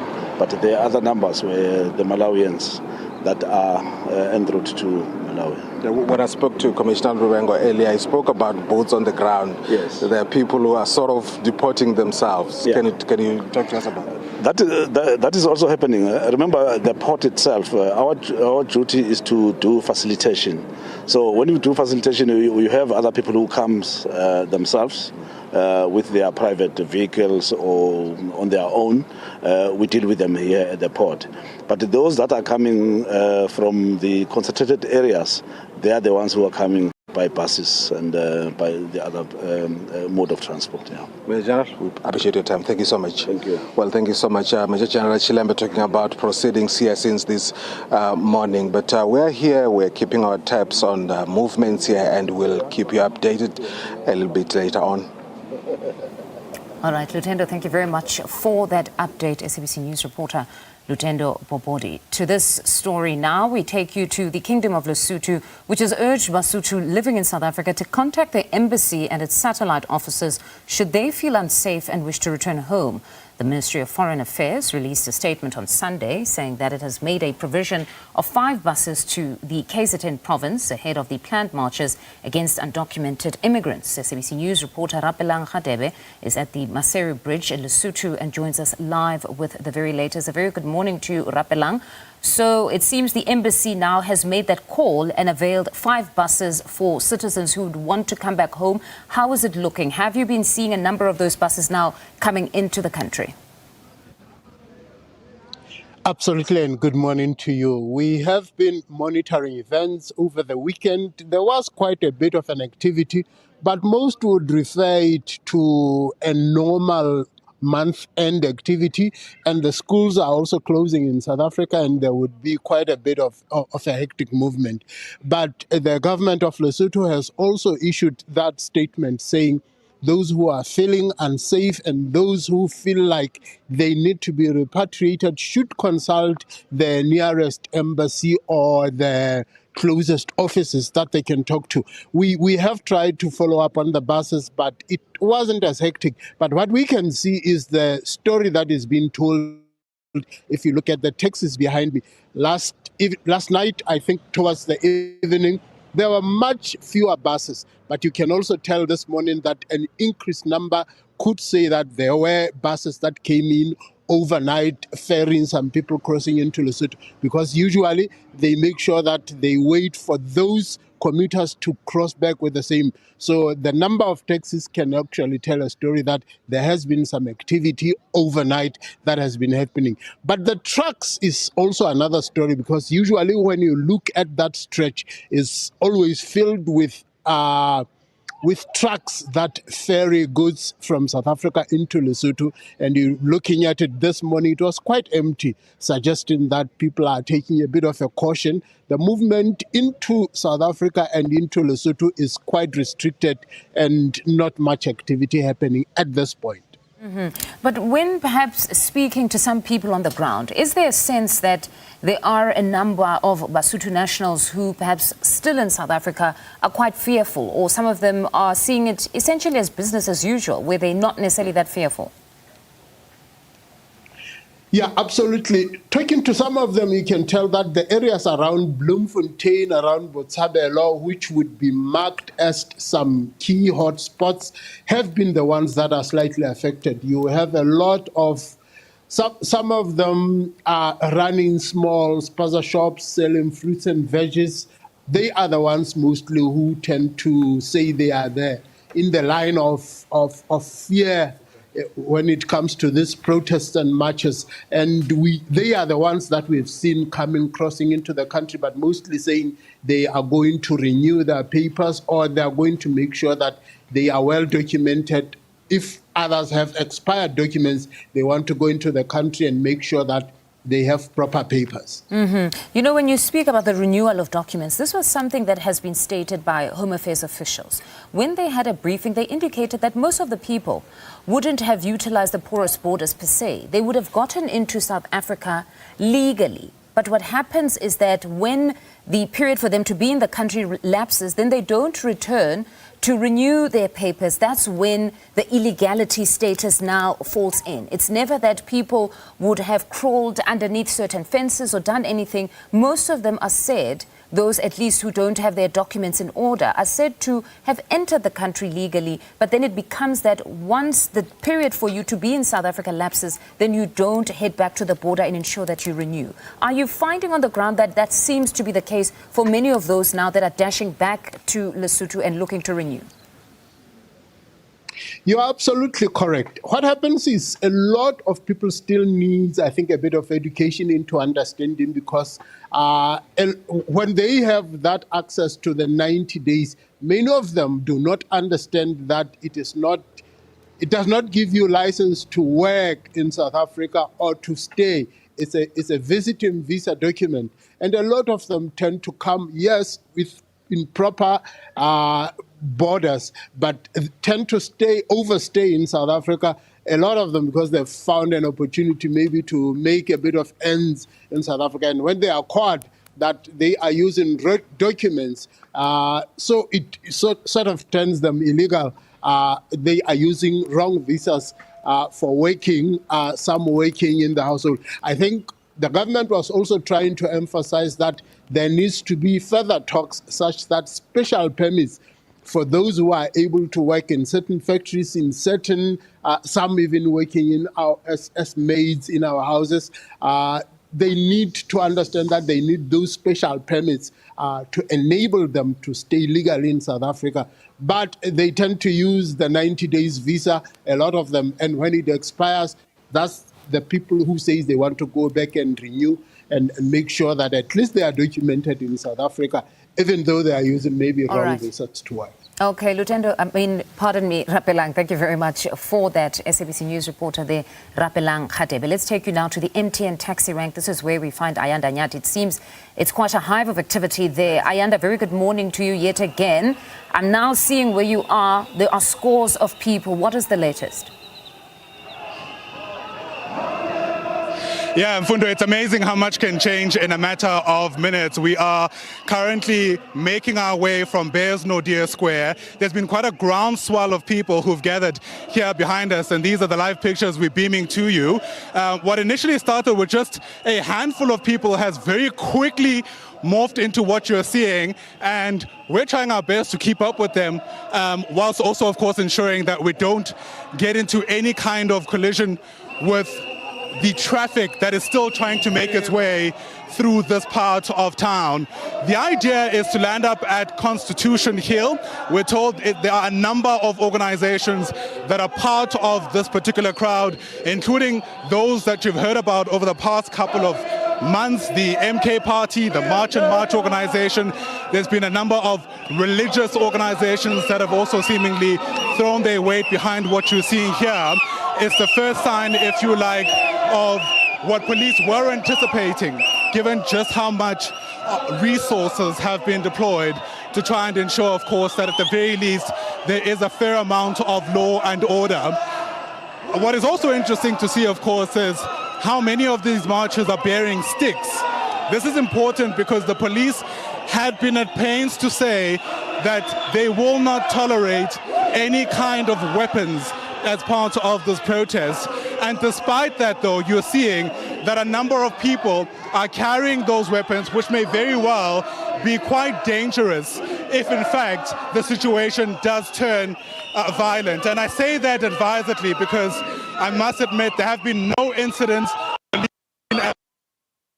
from those who are here and have tried their best, of course, to ensure at the very least that they are visible to those who say that they are finally taking a stand and want to take control of the country. What that looks like remains to be seen. The president, of course, came out a few weeks ago with his own five-point plan to try and deal with immigration issues. But those who we've spoken to, many of them, of course, off the record have said that those plans for them aren't enough. And this march is their own indication that the power, if you like, lies with the people. You'll excuse us, Mfundo, it is extraordinary, some of the things we're having to deal with here, as we try to give you as steady a shot as we can while making our way through the city and trying to keep up with what is really a fast-moving crowd. I mean, I don't think I've been part of a march of people who are making their way to the streets as quickly as the individuals here are. But it's generally good spirits, I think. A lot of people are relatively optimistic. We do know, of course, that those who've been at the helm of the March and March organization have also said that they feel optimistic that at the very least that the president has finally taken note of these issues to do with immigration and in fact is in some ways taking some kind of step to deal with them. Like I mentioned, we started at Bears Nordia Square. It's now a couple of blocks from where we are, and we'll try our best to keep up with these marchers who are proceeding to Constitution Hill.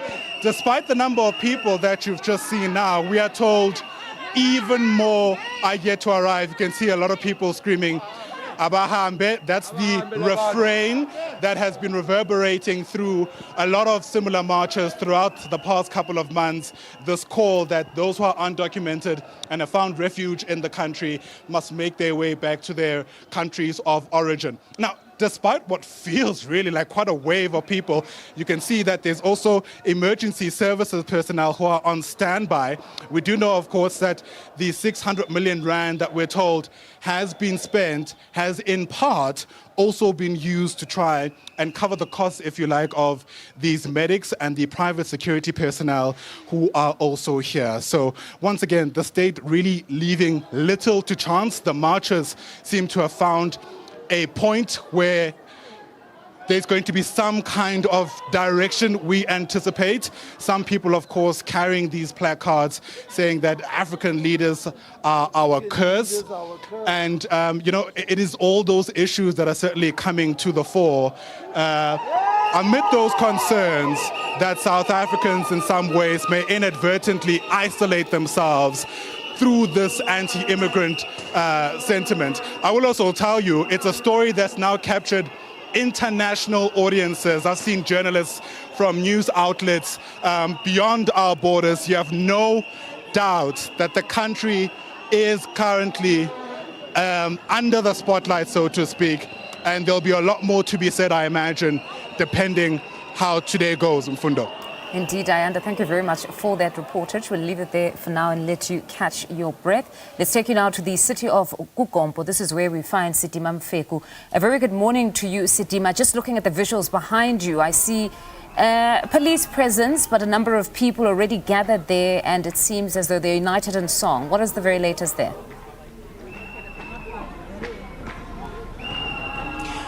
Well, as you've just said it now, people here in Kukompo City are now converging. They are, grouping up. This has started just a couple of minutes ago. Just to step out of shot so that my colleague Vyogazi Funani shows you what is happening here. I know that the march is expected to happen here in Kukompo City as well as Kongce, and Kongce was the one that was actually registered in the Buffalo City Metro Municipality to be expected to have this march going on today. But we understand that, following conversations or deliberations between the people who are organizing the march, they decided that they need to bring it here in Kukompo City. Earlier on today, we had actually been invited by the SABC in the province, where the provincial commissioner was, giving us a brief detail about, how ready they are as law enforcement in the city or also in the province, and also just giving us some updates in terms of which areas are hotspot areas. We understand that here, Kukompo City, Nelson Mandela Bay, Komani, as well as Matatiele, including others, or among others, those are some of the areas that are hotspot areas. And we understand that there's also going to be, there is a collaboration between law enforcement authorities in the province, and as they're going to be working together to ensure that everyone is protected during this march. But now to speak to us about, maybe just briefly about that particular briefing and those details from there, we speak to the Provincial Commissioner, Dr. Vuyisile Nqathe. Dr. Thank you very much for your time. Just briefly take us through how ready you are as the police force to protect South Africans or people of the Eastern Cape. No, as the police we are ready, and what makes us to be very ready is the fact that we are working together with other stakeholders, with other law enforcement agencies, with the business community, with the communities, with the NGOs. I think there's a majority of the people of this country do not want to see any violent protest here. We are ready. We have deployed members all over the province. We have eyes and ears.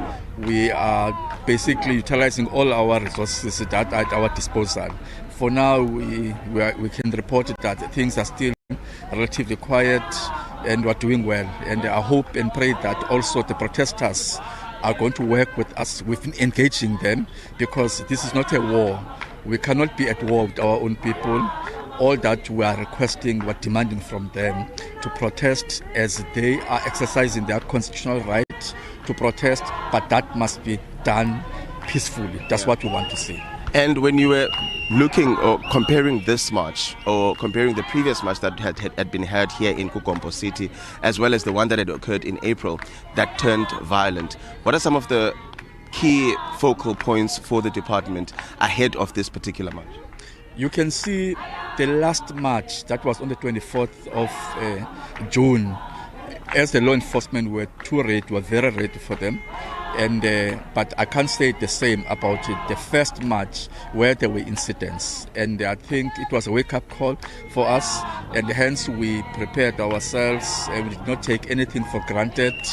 And what I can say now, how ready we are not going to tolerate, we are not going to wait for a second or even a first car to be tossed or a first person to be intimidated or a first road to be blocked. We're not going to accept or tolerate all those things. But what makes us to have more hope and confidence is the fact that we are together, we are talking with the protesters, we are talking with the organizers.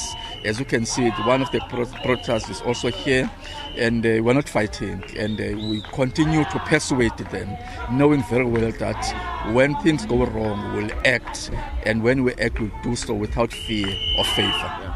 Just speak to us about, from an undocumented immigrant point of view, in terms of what has been happening so far. We understand that there are certain numbers that have been repatriated out of South Africa. Speak to us about that. What are the latest in that regard? Yeah, many are leaving, but also many are arrested by the police. You know, in the past 24 hours, we arrested over 200 to 300 of them who are undocumented.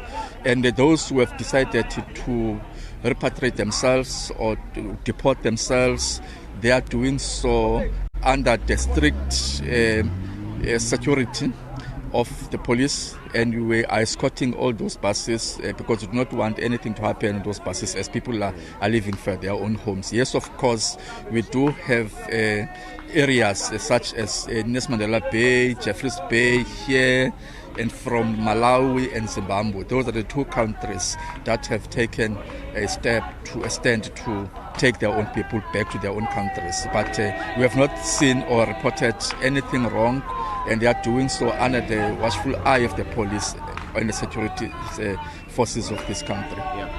Immigration law enforcement officers, are they going to be a part of the SAPS force that's going to be, marching or moving around monitoring the marches? As we understand that some foreign nationals are concerned that they might be in danger and they don't want to be, put in a position where they get to be inspected or asked questions about fellow ordinary citizens. So what is the detail in that aspect? Remember, everything that we do now, we're doing in the presence of the Department of Home Affairs and the immigration officers. I'm even now coming from the Prof Joints meeting.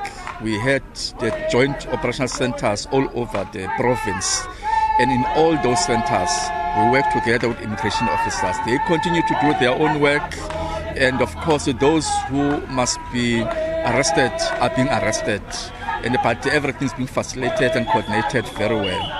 And of course that is why today we are saying it is not a public holiday today. No one is compelled to join the protests, no one. And then it is only people who have decided to exercise their own right to protest.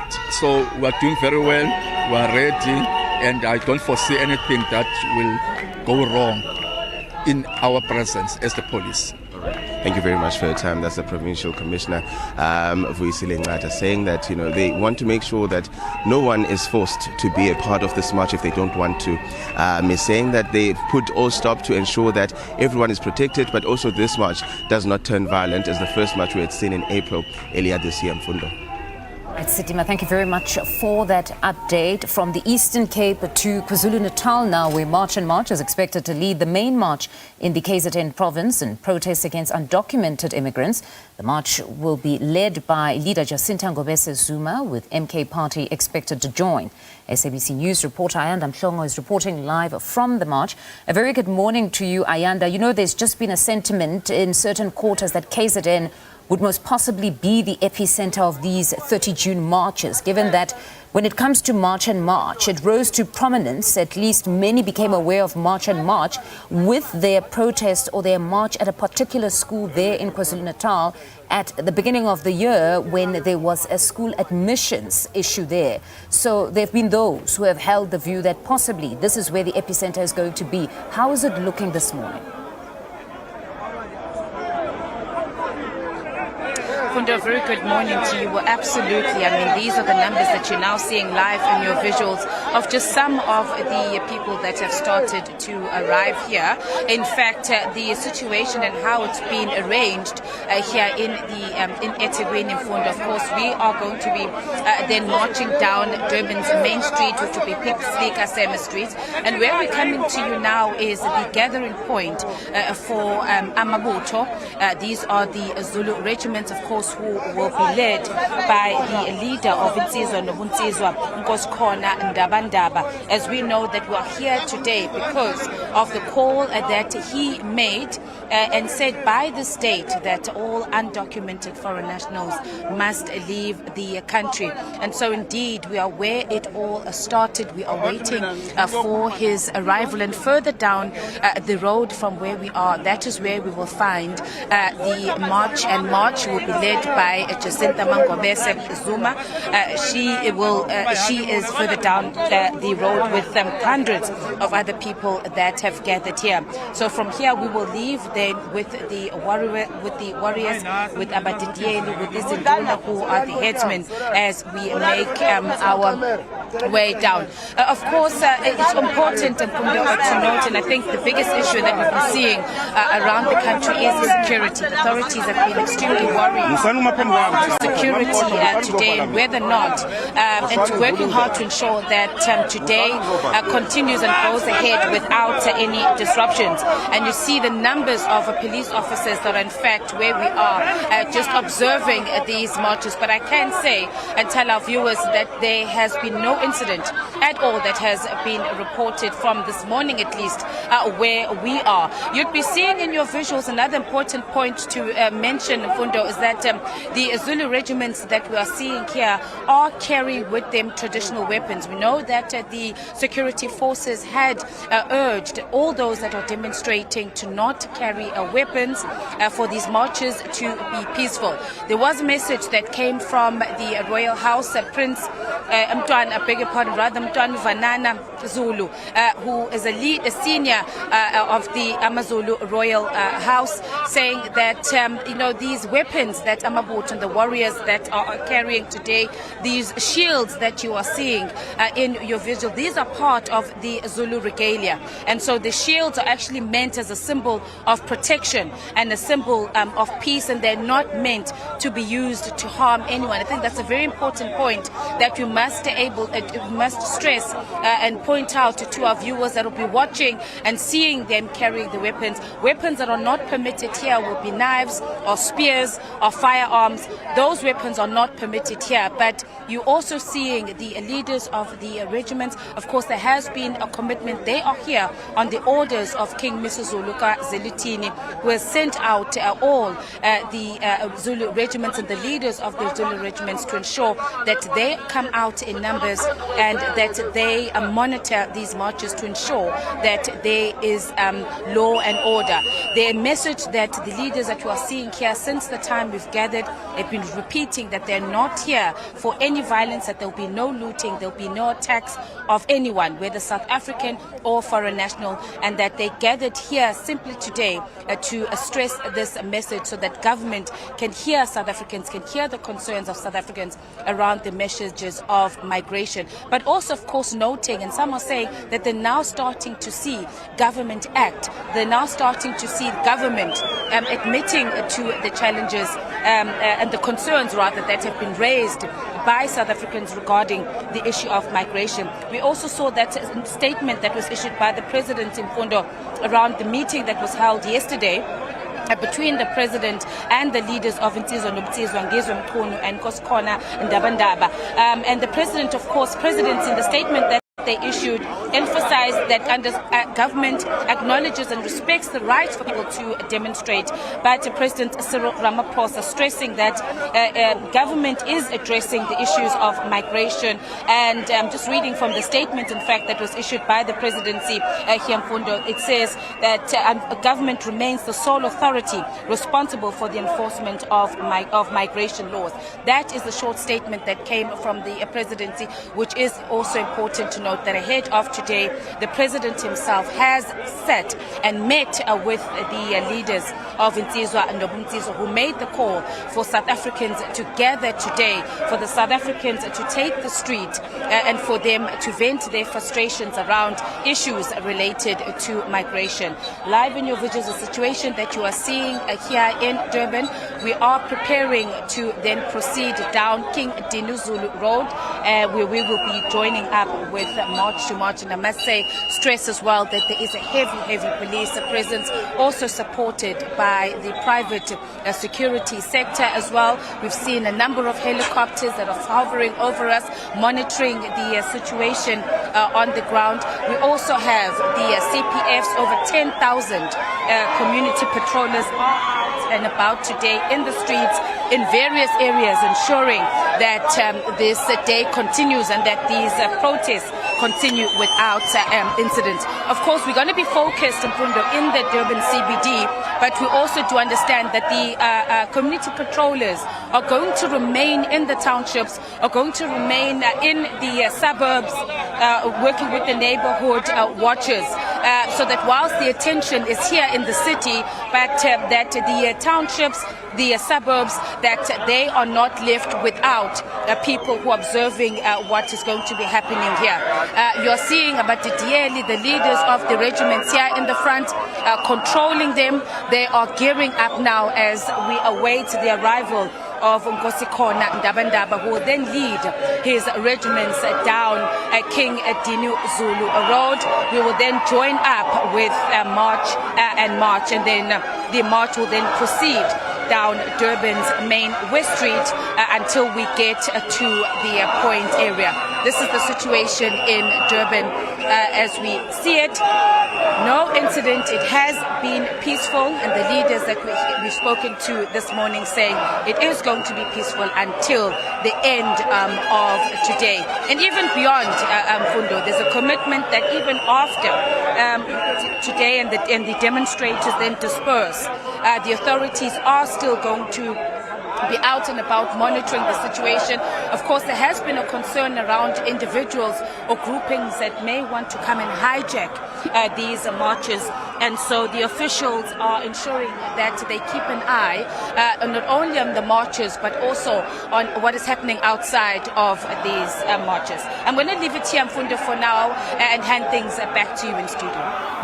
Ayanda, thank you very much for that reporter, SABC News reporter there, Ayanda Mhlongo, coming to us from the province of KwaZulu-Natal. Was certainly quite heartening to hear that all those participating are committed to ensuring that these protests or these demonstrations are peaceful to the very end, at the end of this day.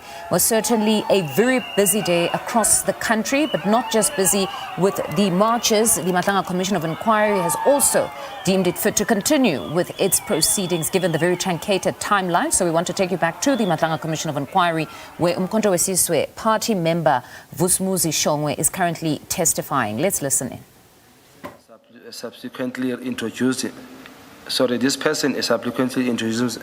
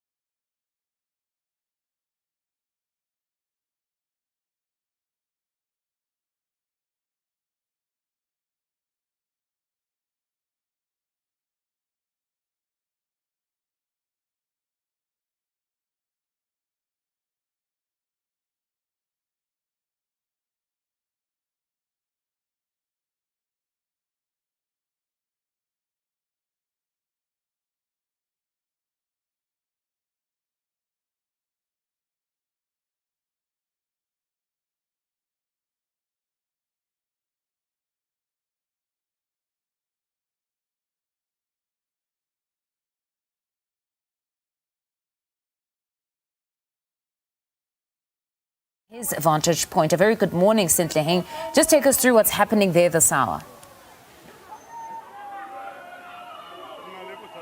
Indeed, the march here in Zeerust began in earnest at around 10:20. We've seen community members gathered here in full support of the national dialogue and opinion that, those illegal immigrants who have maintained their stance here in South Africa have been requested to leave. We've seen here in the Zeerust city center, local shops have remained closed, particularly those that are operated by foreigners. We've seen some, other businesses continue to operate, but those that are owned by foreigners have been closed down. But to have a better understanding as to why the community feels that this is a cause that they are uniting behind, we're going to speak to the organizer of the march. Ntate, welcome to SABC. Tell us as South Africans your full name and why as the community of Zeerust you decided to join South Africa in this march.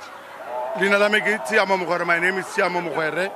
Ke tswa ke le ko gore argen ramotsere wa rona ntha kgolo wa gore be re le fa ke gore puso ya rona ntse tsa kanya rona botsatsa ene ga etsa ntha rona botsatsa ma foreigner tletse mo motseng wa rona a rana di container tsenka bendiraniwa ke rona di small shops ba rekisa tamati ja ka nna nka be ke rekisa tamati ba dirile di salon ya ka nka be re dirila le tsa rona.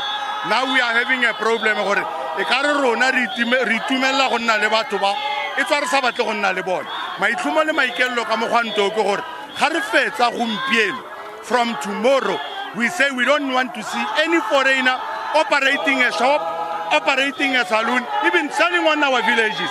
We stand with that. We have agreed. We have met meetings, most of the meetings, Ribuale Maspala, Ribuale Sepodisa. But Matsapari Komala Monekahor, Mapodisa Hona Koba Jansen with thing, Harizir in the show, Maripon Nagara situation, the current situation, everyone and current machine. You can see gore batho ba tlitse go ka bontsi go le kana ka ba banga ba joina march but by here to for the support gonne mapodisa ne go tile ba tle go thuntsha. That's how bona go ntse people were fight lies gore re tlo tsara an illegal march and we are not on the peaceful march go tloga gompieno re enough is enough ka matswantle a mo le mongwe ya go nya kwa ga bone a ira business kwa ga bone ga no re bana le dipapiri tse di religion tse di siameng. There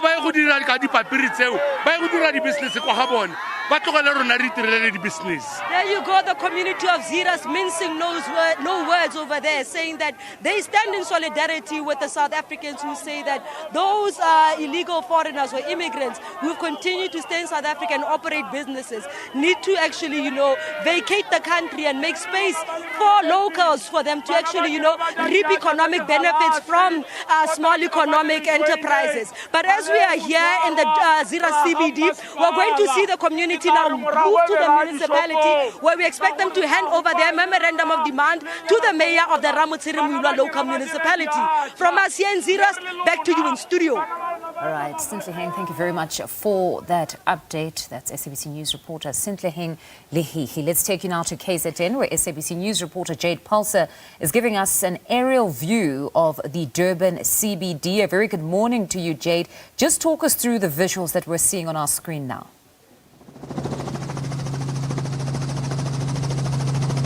Well, a very good morning to you, Nomfundo. And yes, we are flying over the Tongaat area where there has been calls from security companies to assist police. There were clashes earlier on this morning where some of the community members were clashing with some of the law enforcement that were on the ground. So where we are flying over now is just breaking up of that crowd of about 200 people. We will be flying over them shortly and giving you a high view of exactly what I speak of. So police and security companies are on the ground ensuring that the demonstrations that are taking place here in KwaZulu-Natal and in Durban are peaceful demonstrations. Earlier on, we were also in the Durban CBD where it was a relatively quiet start, Nomfundo. Not much action on the ground. We saw large groups of people coming out wearing the regalia, South African flags, and also making their way to King Dinizulu Park, where the official march will start all the way down from King Dinizulu Road to West Street, up West Street, and then into the city centre and then branching off where they will be handing a memorandum. But on the other side of the Durban CBD, we are also seeing that there are still efforts on the ground to repatriate some of the undocumented foreign nationals. Earlier on, we were there this morning as well, and there was roughly about 400 foreign nationals still awaiting for buses in Nomfundo.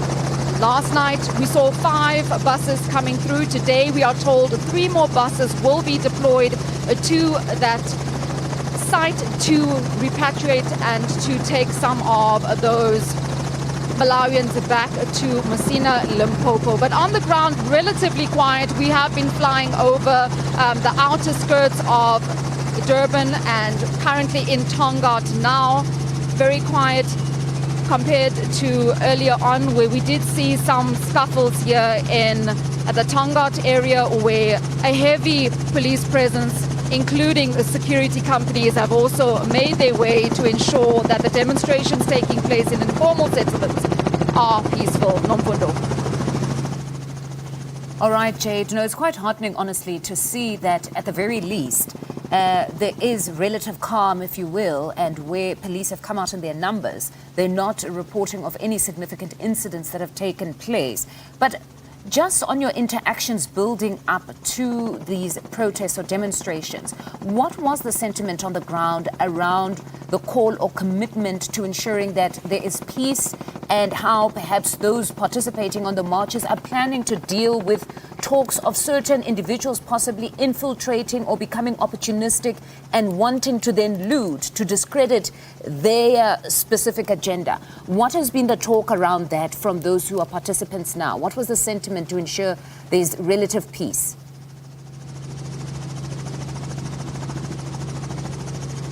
Well, look, Lumfundo, we have seen the March and March leader, Jacinta Ngobesi Zuma, coming out quite strongly and saying that she is urging all the members to ensure that when they take to the streets of KwaZulu-Natal, that they do so peacefully, that they do not disrupt anything on the ground, that they do not also become violent, that looting doesn't occur. So throughout the course of the weeks, regards to the planning of the demonstrations, we have seen them punting this via media statements, also speaking to the SABC, saying that they're calling all their members to act in accordance with the law.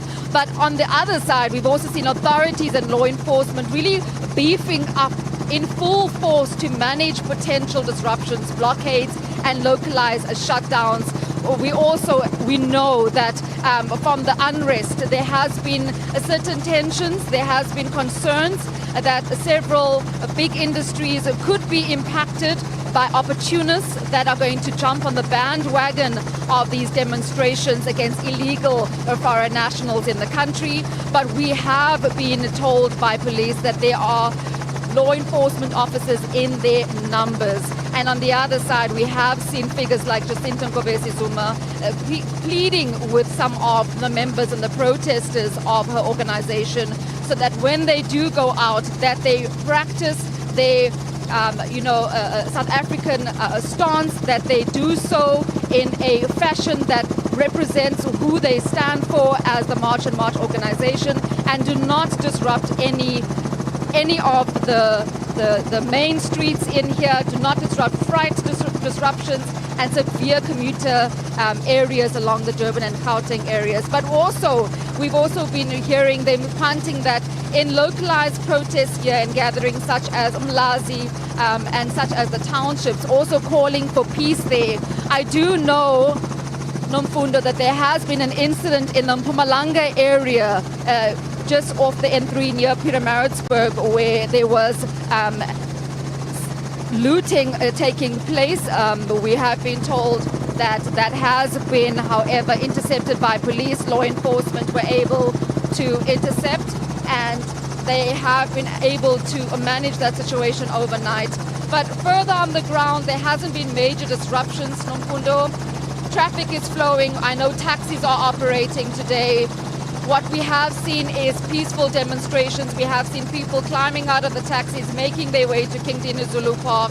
and many local logistic companies and retailers have also been, opening their doors. There hasn't really been a shutdown, so to speak, because it is not a shutdown today. It is merely a march for those that want to join the demonstrations and, I suppose, practice their constitutional right, Nomfundo. All right, Jade, we'll leave it there for now. Spectacular visuals that you've been giving to us. SABC News reporter there, Jade Pulser, just giving us an aerial view of Tongaat. But across the board, powerful visuals. As you can see there, we've got many that are protesting, but we also have visuals coming from the Beitbridge border post. As you can see just on the bottom part of the screen there, those are foreign nationals. It could Malawian nationals, I believe, having spoken to Lieutenant Bobodi a bit earlier on, Malawian nationals boarding back home. So most certainly painting a picture of what South Africa looks like today. There are those who are expressing their right or enforcing their right to demonstrate and protest in KZN.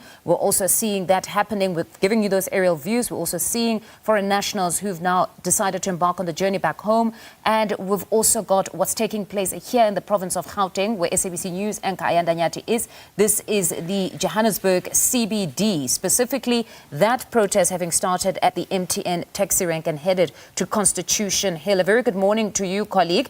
I gave you an opportunity a bit earlier on to catch your breath because it seemed that those protesters were moving quite fast. How's it looking now?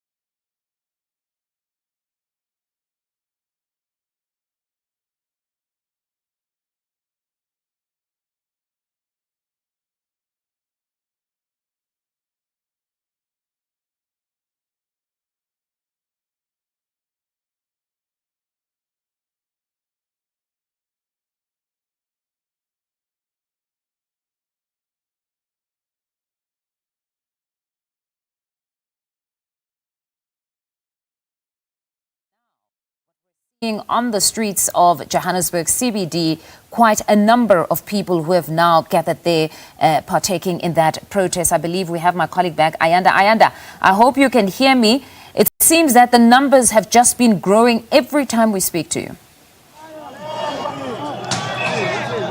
Okay. All right, Mfundo, as you can see, a number of people have gathered here at the Joburg CBD. It's an extraordinary sight.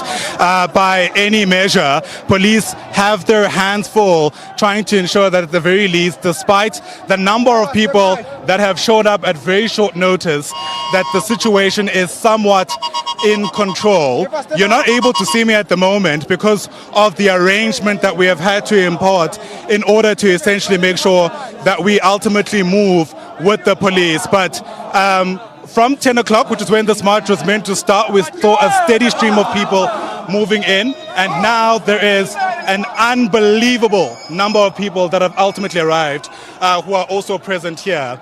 And as you've mentioned, the objective is to ultimately get to Constitution Hill. A number of shops in and around have now been closed as a result of, and I can tell you, those who I suppose were somewhat skeptical that anything would happen today, I think would have to reevaluate that perspective. We've literally been on our feet since the very start of the day, and now are making our way to Constitution Hill, where we're told that these marchers will ultimately hand over some kind of memorandum to a government representative. Despite how many people are here, I must be honest, it's been fairly incident-free. We have police both in front and behind us who are trying to ensure that A, traffic is diverted at a moment's notice, and B, those who are here to try and cover this protest are able to do so as practically possible. That notwithstanding, I certainly haven't been in a situation like this in a long time. tell you, despite how still, in a moment's notice, the situation could change, and they move quite quickly to their next point. Just to also give you a better perspective about how we've been making our way through the grid that is the Joburg CBD, the protesters typically move a couple of meters and then stop at some stage, like what you're seeing now, in order to regroup. And I think that's how the organizers of this march have managed, at the very least, to ensure that there aren't necessarily spillovers of the protests that have nothing to do with why the marchers are ultimately here. It's difficult to tell how many police officers are around. I said it's not hard to find them, and I think that at the very least is a good sign, given, of course, how many people, as I mentioned, have arrived. And as I say that, you can see we're starting to move again. Police are fully kitted up from their bulletproof vests. You can see some of the weaponry that they have with them. As I mentioned again, none of that has had to be used so far because the script, if you like, is unfolding as we had been told it would. People will gather, people will make their voices heard, and they'll march through the streets, a constitutional right which many have come out today to exercise. It is extraordinary how the situation, like I said, has unfolded once again. And at the very least, I think these are the signs of quite the day ahead, given, of course, just as I mentioned, how many people want to have their voices heard. As we were also making our way through, there are a number who actually wanted to speak to us. I'm unable to engage them at the moment, given our distance, our safe distance, let me add, to the crowd itself. But the sentiment has not changed. These are individuals who feel that the plan has been announced by the state isn't enough and are here, to quote one of them, to take their own country back. And it's still unclear, of course, what that looks like, practically speaking, but that is nonetheless the sentiment that is being shared by the individuals who are here and have essentially given their day to this particular cause. When the police gave their briefing yesterday, we had been told that there are a number of anti-immigration cases.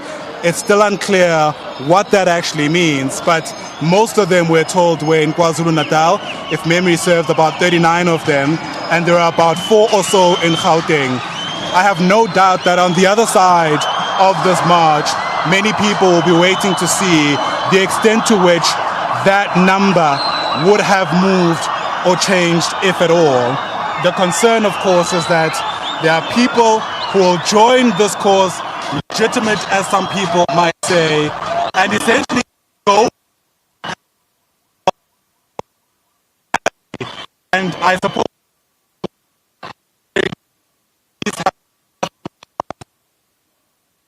all around us have essentially been closed. We've been saying all morning that the government has been at pains to say that this is a normal day, but my goodness, if you spend even just a minute in the inner city, you will see that these streets, these walls, and these towering buildings tell. Imagine that eventually when we get to where we're. All right, live visuals there, at least reporting from my colleague Ayanda Nyati, who is monitoring the protests march that started off at MTN taxi rank and headed to Constitution Hill. We do apologize for that audio, but of course they are in motion, as stated, having reached an agreement with police officers to at least travel with them to be able to bring us those spectacular visuals. Well, we continue with this broadcast now. We take you to KZN, where Ayanda Mhlongo is currently monitoring those protests there. Very good morning to you yet again, Ayanda. Very latest on your part. Mfundo, a very good morning to you once again. Well, you're seeing now live in your visuals, Mfundo, that the numbers of people who have come to be part of this march are growing by the minute. And now I can safely say that King Dinuzulu Street, which is one of the main streets here in the eThekwini Metro, has now come to a complete standstill. Both the north and southbound lanes of the street. Of course, this main road then will join with Pixley Kaseme, which is the main road that we will march, will then head down, which is formerly known as West Street. And you are seeing, this is the back of us, in fact, where you are seeing Amabutu, who are still arriving in their numbers from various areas across the city. Of course, guided very closely with the leaders of the regiments. We've been mentioning this and stating this, Funda, which is quite important because, of course, today the authorities are keeping a close eye on what is happening here in eThekwini and, of course, across the country to ensure that whilst these protesters have every right, it's their constitutional right to be on the streets to vent their frustration, but that it is done within the confines of the law and that it is done peacefully. So closely watching and observing these protesters here are Abadidieli, who are here on the call and the orders of King Misuzulu Zwelithini to ensure that this day proceeds without incident. And I can also tell you that the number of police officers that have been deployed here to the eThekwini Metro, of course, there are deployments also coming from outside of the province of KwaZulu-Natal, supported by the Durban's Metro Police, supported by the private security industry as well. Number of private security companies that are also working very closely with the police.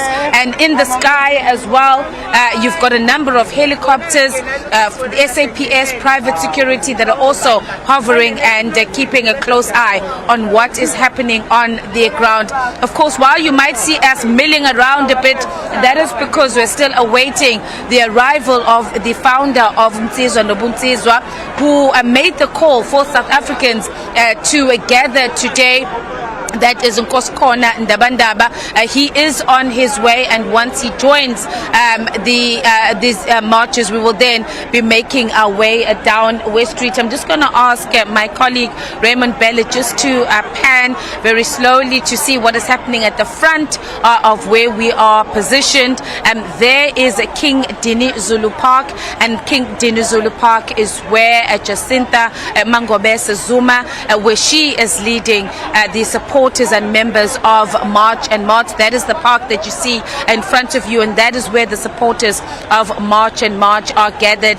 The two groups are then going to come together, and then officially the march then starts as we head down Durban's West Street. But I can say, Mfundo, for now, there has been absolutely no incidents here. As I said, police keeping a very close eye on the movements here. Not just here where we are, but of course across the city of Durban. There is that concern by the authorities that there may be individuals or groupings that may want to come and hijack these marches, and so we've got police across the city spread out, ensuring that they have their eyes on the ground. We're going to leave it here for now, Mfundo, and hand things back to you in Johannesburg. All right, Ayanda, thank you very much for that reporter, SABC News reporter Ayanda Mhlongo there. We bring it back to Gauteng now, to the city of Ekurhuleni, which has seen several anti-migrant marches in the run-up to the unofficial June 30th deadline by anti-migrant groups. SABC News reporter Mbalehle Mthethwa is in Katlehong for us and joins us live with the very latest. A very good morning to you, Mbalehle. Just talk us through what's happening where you are. Well, Mfundo, I need to let you know that I am no longer in Katlehong, but I am back in Germiston, where I started early this morning. And what you are witnessing here is an attempt to try and speak to the people who are behind me right now. I'm going to ask the camera colleague to move around. So these are the people who have come to join the march over here. These are the people, and I'm going to try and speak to some of them and ask them what is going on. So one up with yini sizathu igama lakho nesibongo ubani isizathu esenza ukuthi size nifike nyelele lana yini futhi thobela balatedi ka moka wa SABC 1 re thabela go dumedisha e go le re nyaka gore re lentswela rena le kwagale re bonagale le batho ba ile re ba tlile ka moga borena ka mo ga bane dipampiri a ba sepele a re le bona re a ba sepele re lokisheng ba tla boa ga botse ba swere dipampiri. There you have it. That's one of them saying that they want people to come into the country with the necessary documents, and they're saying that they're not really against people or illegal or migrants or migration. However, they want people to do so in a manner that is sanbonani Sisi what uyini kwenzekile la ukuthi abantu bangaphandle bahambe bahambe bese bayabuya noma kwenze njani yini niyabaxwaya yini bangabuyi sifuna ukusala thina sisodwa ngapha sizenzele izinto zethu ngendlela yethu basilethela ama drugs and sicala sifuna nokuthi umphathi wase police station asenele iphepha ukuthi sibakhiphe ezindlini sibakhiphe emafemeni ngoba kusebenza bona thina abantwana bethu balambile abantwana bethu abayazi nedanuni abantu bangaphandle abantwana babo badla amadanuni. There you have it. They are calling for some of the positions. They are saying that they are unemployed and they want people, they want the opportunity to go and carry out raids inside what they believe are companies that are hiring foreign undocumented migrants, and they're saying that they want the opportunity to work and to have opportunities of employment as well as jobs so that they are able to feed their own children. Right now, they are calling on the police station to assist them in this regard. We're going to keep going inside. We're going to try and speak to authorities just to find out what is happening. So what you see going on here is a memorandum of demands that is being heard over here right now. We also have the spokesperson for the city of Ekurhuleni.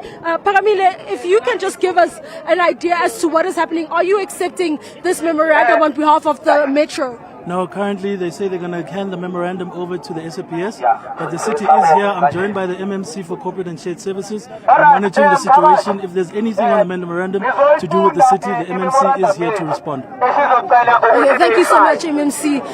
So you'll be the one accepting any challenges that are brought forward by the individuals here? As the spokesperson have said, if there is anything pertaining to the municipality, we'll be able to respond accordingly. Now, here are some of the things that they're saying.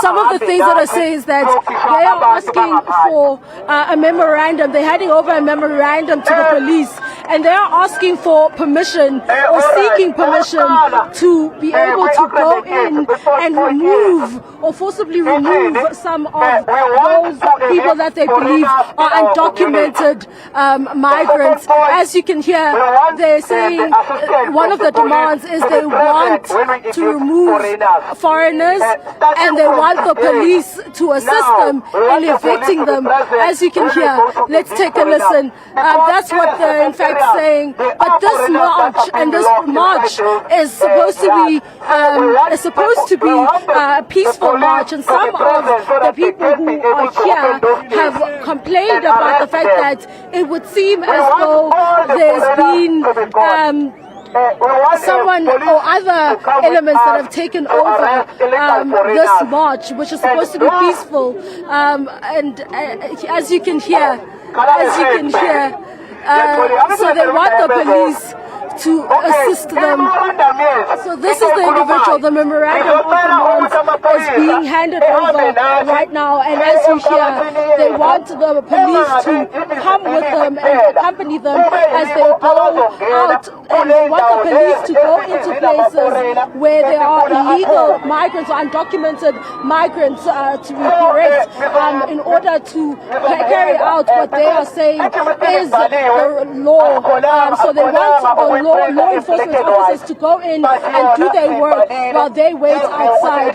It's going to be quite interesting to see what really is the ultimate outcome of this march, as this goes against the peaceful nature of the march. But the police are here, EPD is also here, and municipal officials are also here to ensure that this doesn't happen. It's back to you in studio, Mfundo. All right, Mbalenhle Mthethwa, thank you for that. That's SABC News reporter Mbalenhle Mthethwa that continues to monitor the undocumented foreign national protests that many, such as March and March, have embarked upon. We'll be giving you more visuals from across the length and breadth of the country. In a short bit, we'll be taking you to the Johannesburg CBD. But important to note what was stated by those that were speaking to Mbalenhle right now.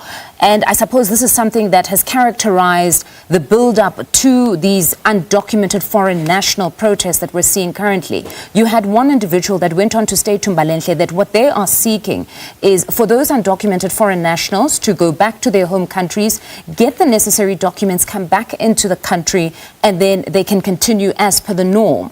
While we had another individual that she went on to interview who went on to state that for them, or at least for her, her position is that they need to return home. They want now those economic opportunities, be it opportunities of employment, to come to their own children, saying that they're suffering. So this has been somewhat the messaging.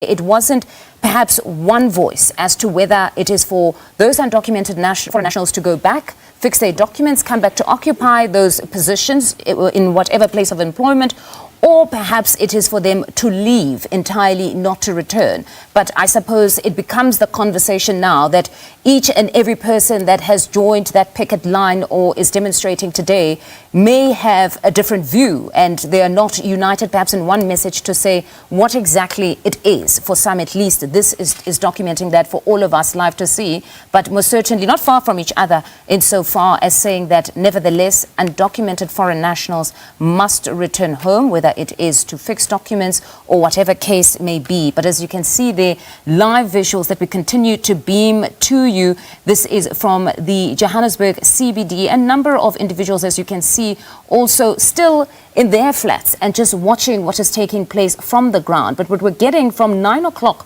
to what we're seeing now, scores have joined those protests. Earlier on, it was relatively quiet. Also heavy police presence this time around. The police force did not want to leave anything to chance. We know that the budget currently at 600 million to ensure there is law and order in the country. We want to take you back to my colleague Jade Pulsar, who's been bringing us some spectacular aerial views of Tongaat. Jade, a very good morning to you yet again. I don't know if you're still in the Tongaat area or where you are now, but just talk us through what we're seeing in our screens. Yes, I can hear you. Well, yes, we've been flying over the greater parts of the Durban CBD, which is quiet for now. We've even flown over some of the industrial hubs and major retail shops, which seems to be business as usual. Unfortunately, we cannot fly over the CBD where the march is currently taking place from Kingdom Zulu Park, as the airspace has been granted to the military who are occupying that space for now. But once we receive clearance, we will try and get you, the viewer, closer to the action on the ground here in the Durban CBD, where we are hearing that throngs of March and March support, as well as Umkhonto Wesizwe, where members will be marching in unison to hand over that memorandum to the eThekwini municipality. But here, hovering over the heartbeat of the Durban CBD, relatively quiet. The streets are quiet. We've flown over a major suburbs here, industrial hubs such as Springfield Park, as well as the harbour area, which you would remember was hit during the unrest, 2021 unrest. But for now, relatively quiet over the Durban CBD. There hasn't been any disruptions reported from law enforcement officers as well. There was a scuffle earlier on at the Tongaat area where RUSA members as well as police officers were deployed in their numbers to try and quell tensions, with 200 members clashing there. But furthermore, very quiet here in and around the Durban CBD. I've also been in contact with my colleagues that are on the ground who are also saying that the demonstrations in Nomfundo have gone off very peacefully. Thank you very much for that update. Again, still quite heartening to hear that most of the demonstrations have been relatively peaceful. Let's bring you back to Gauteng. Now we take you to the Johannesburg CBD, where my colleague Griselda Lewis is standing by to bring us the very latest. A very good morning to you, Griselda. Perhaps talk us through what you're seeing from your vantage point.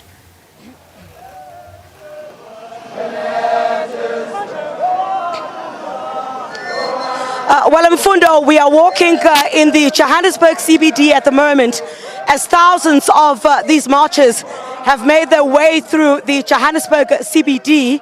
We're heading towards the Hillbrow area at the moment, and you can see just here behind me some of them participating, saying that today was that deadline for illegal immigrants to leave South Africa. I can certainly tell you this particular march has gone without incident.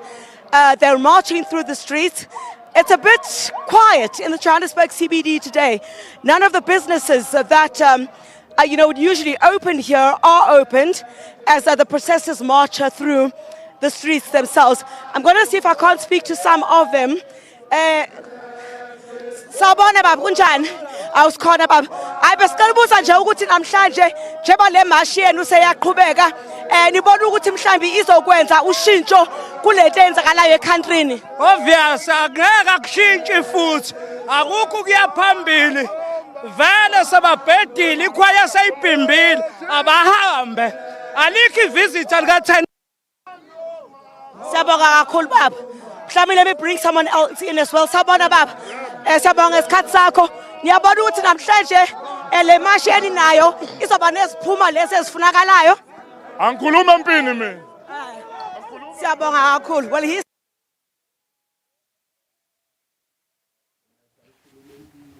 let me just bring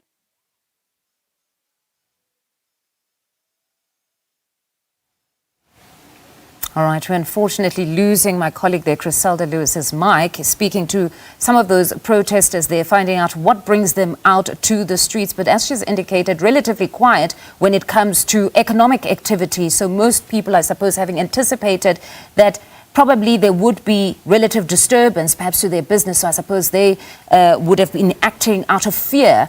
But as we've heard from most of the reporters, that it's been relatively incident-free at this hour. But of course, it is the early hours of morning. It's exactly 11:35. So one would still have to judge if it is relatively peaceful come the end of the day. But very powerful visuals that we continue to see there of the scores that have come out in their numbers to register their discontent at perhaps government's inability, according to them, to enforce the immigration laws, because essentially at the heart of it has been march and marches advocating for stronger enforcement of immigration laws. I believe Griselda is back with that audio for us. Griselda, it's over to you.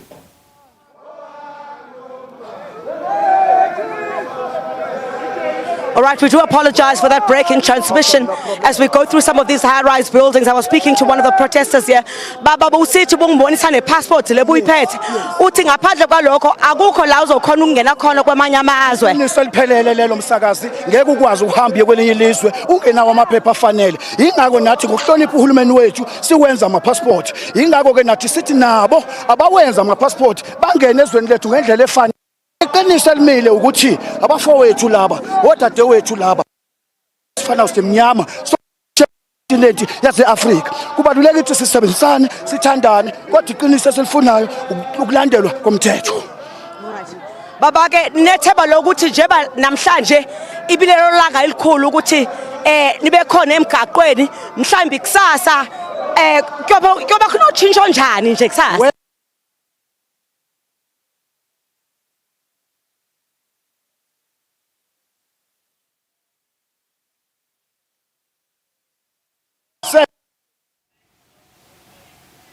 Oh, what a pity. And I wanted to hear that response where Criselda was just asking one of the protesters that beyond today, what kind of change are you expecting tomorrow? But it was quite important to also hear that will there be peace tomorrow, as in would they still continue perhaps with marches?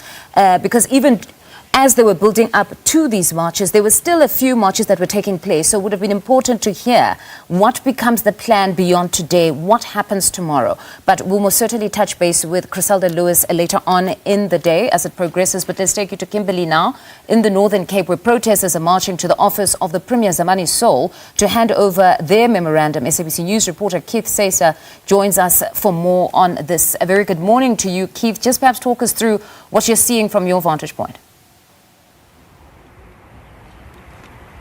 Good morning to you. At the moment, it's very quiet in Kimberley. There's a handful of marchers that is coming up the road as they going towards the Premier's office. We are waiting for them as they walk up the road. But basically what is happening is that they're saying is that tomorrow and into Friday they will carry on with their actions, basically trying to convince the government, the Northern Cape government, to take action, as well as the North Supply municipality, who has allowed foreign nationals to open shops, and they're also looking at the processes that has been taking place for these shops to be open here in Kimberley. So we spoke to one of the conveners saying that they want the communities to mobilize more, and what they want is to see that there's change in South Africa and in the Northern Cape in terms of foreign nationals coming or allowed to come into the province. What they're also saying is that government has basically allowed this thing to carry on for so long. We're just waiting for our marchers to come up the road, as I think they have been held up by traffic further down on the main road on their way to the Premier's office, where they are going to be handing over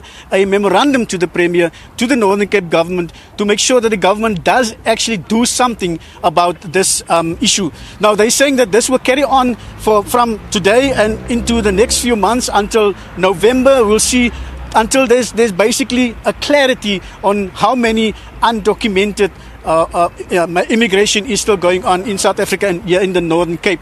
So I was hoping to get you pictures of the marches coming on. I actually can walk down the street to see if I can catch up with them, but at the moment it's relatively quiet here in Kimberley. We were looking for areas where shops were closed, by the way. So many of the shops in town, in the main road here in Kimberley, have closed their doors, as well as in Galeshewe, shops have closed their doors. Foreign national shops have closed their doors. So basically there's nothing going on in the economy of as far as foreign nationals are concerned at the moment. So I think with that, it's back to the studio. I think I can come back to you when we get to the Premier's office, when the memorandum is handed over. Back to you in the studio. Keith, pardon me, just before I let you go, please do indulge us. I just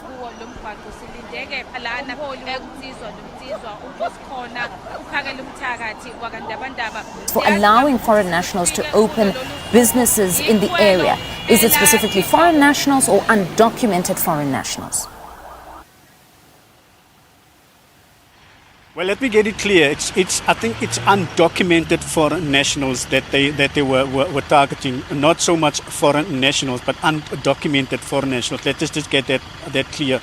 They are going to have a meeting on Friday with the municipality here, where they are going to see how the way forward is in making sure that when shops are opened, that it's documented people that are allowed to open shops here in Kimberley and in the Northern Cape. All right, Keith, thank you very much for that clarity. We'll touch base with you, of course, as the day progresses. That's Keith Sesers there in the Northern Cape for us, giving us also that clarity that at least for that community, for them, it's specifically undocumented foreign nationals. They'll be taking their fight to municipalities, quite concerned that undocumented foreign nationals have been allowed to open businesses in the area. And I suppose it's always important to make that distinction that even when we talk about the protests that we're talking about today, it's not anti-migrant protests, but anti-undocumented foreign nationals, which I suppose has been the emphasis that the likes of March and March have continued to impress upon the nation, that for them it's about undocumented nationals, that everybody must be documented and also allow for people to account if there's any criminal activity, as many countries would want as they continue to function, to have people who can be traced at any given point should their need arise. But we continue, of course, to bring you the live coverage or rolling coverage of those demonstrations across the country. Now, we bring you this story. The husband of a prominent politician in Mangaung Metro is among 29 people arrested for allegedly contravening the Immigration Act and other offences. He's alleged to be the owner of the guest house where other people were arrested during the operation. SABC News reporter Magala Masiteng is in Bloemfontein and joins us with the very latest. All right, my producers are telling me that Magala is not yet ready for us. Let's take you to the CBD, where we were speaking a bit earlier on to my colleague Criselda Lewis. A very good morning to you yet again, Criselda. There was an important question that you asked the last protester just before we had to cut away from you. You asked, what happens kusasa? What happens tomorrow? Meaningful change. And one could argue that it is a very important question that you were asking, because we're hearing even in the Northern Cape that actually they intend to protest beyond today, in as much as it won't be at this grand scale, but most certainly they want to continue to agitate for some level of change or greater enforcement of immigration laws. Just talk us through what those protesters were telling you about what happens beyond today.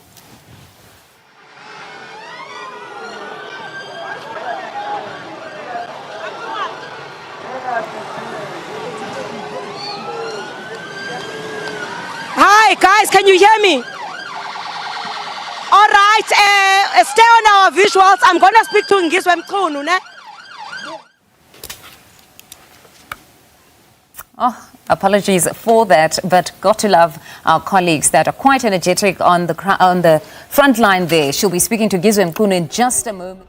Is part of those that are demonstrating in the heart of Johannesburg, in the Johannesburg CBD. So in a moment now, she'll be speaking to one of the organizers of what we're seeing today taking place across the country in Ngizwe Mkhunu, the likes of Phakelum Thakathi Ndabandaba, as well as Jacinta Ngobese. They're among the organizers of what we're seeing today. But of course, civil society has also joined in, many ordinary citizens, even political parties. We know the likes of Mkhonto Wesizwe and Action SA have also joined forces with the ordinary citizens that have decided that they want to take to the streets and advocate for greater enforcement of immigration laws by government. But what we've also seen on the part of government is that they have risen to the occasion beyond ensuring that there will be peace or law and order by ensuring that a budget of 600 million has been ring-fenced to deal with any sort of eventuality. But we've also seen President Cyril Ramaphosa, as the head of the country, the first citizen of the country, engaging a number of stakeholders. We saw this past weekend, it was King Misizulu Zwelithini speaking to him, enlisting his support in somehow getting his buy-in to the program that government is embarking upon to deal with the broader issues of immigration. Also, we saw those visuals of the president having also engaged Ngizwe Mkhunu, also having engaged Phakelum Thakathi. So government from all fronts is today on the front line as well, be it conceding that immigration is somewhat of a problem, but also impressing upon the people of South Africa that express your right, but there is a responsibility to ensure there is no destruction of property. I now want to take you to my colleague Calvin Buda, who's been monitoring the protests in Soweto. A very good morning to you, Calvin. I know a bit earlier on you were at Thokoza Park and then you went to Orlando West. Where are you now and how's it looking where you are? Good morning to you, Mfundo, and to our SABC viewers at home. We have moved now to Ejabulani. We are just next to Moroka police station. That is where we are. As you can see, these demonstrators, they are saying that they are going to hand over a memorandum of grievances to the members of the South African Police Service. But what we have noticed so far, Mfundo, is that it does seem that members of the South African Police Service and the members of the JMPD are really struggling to contain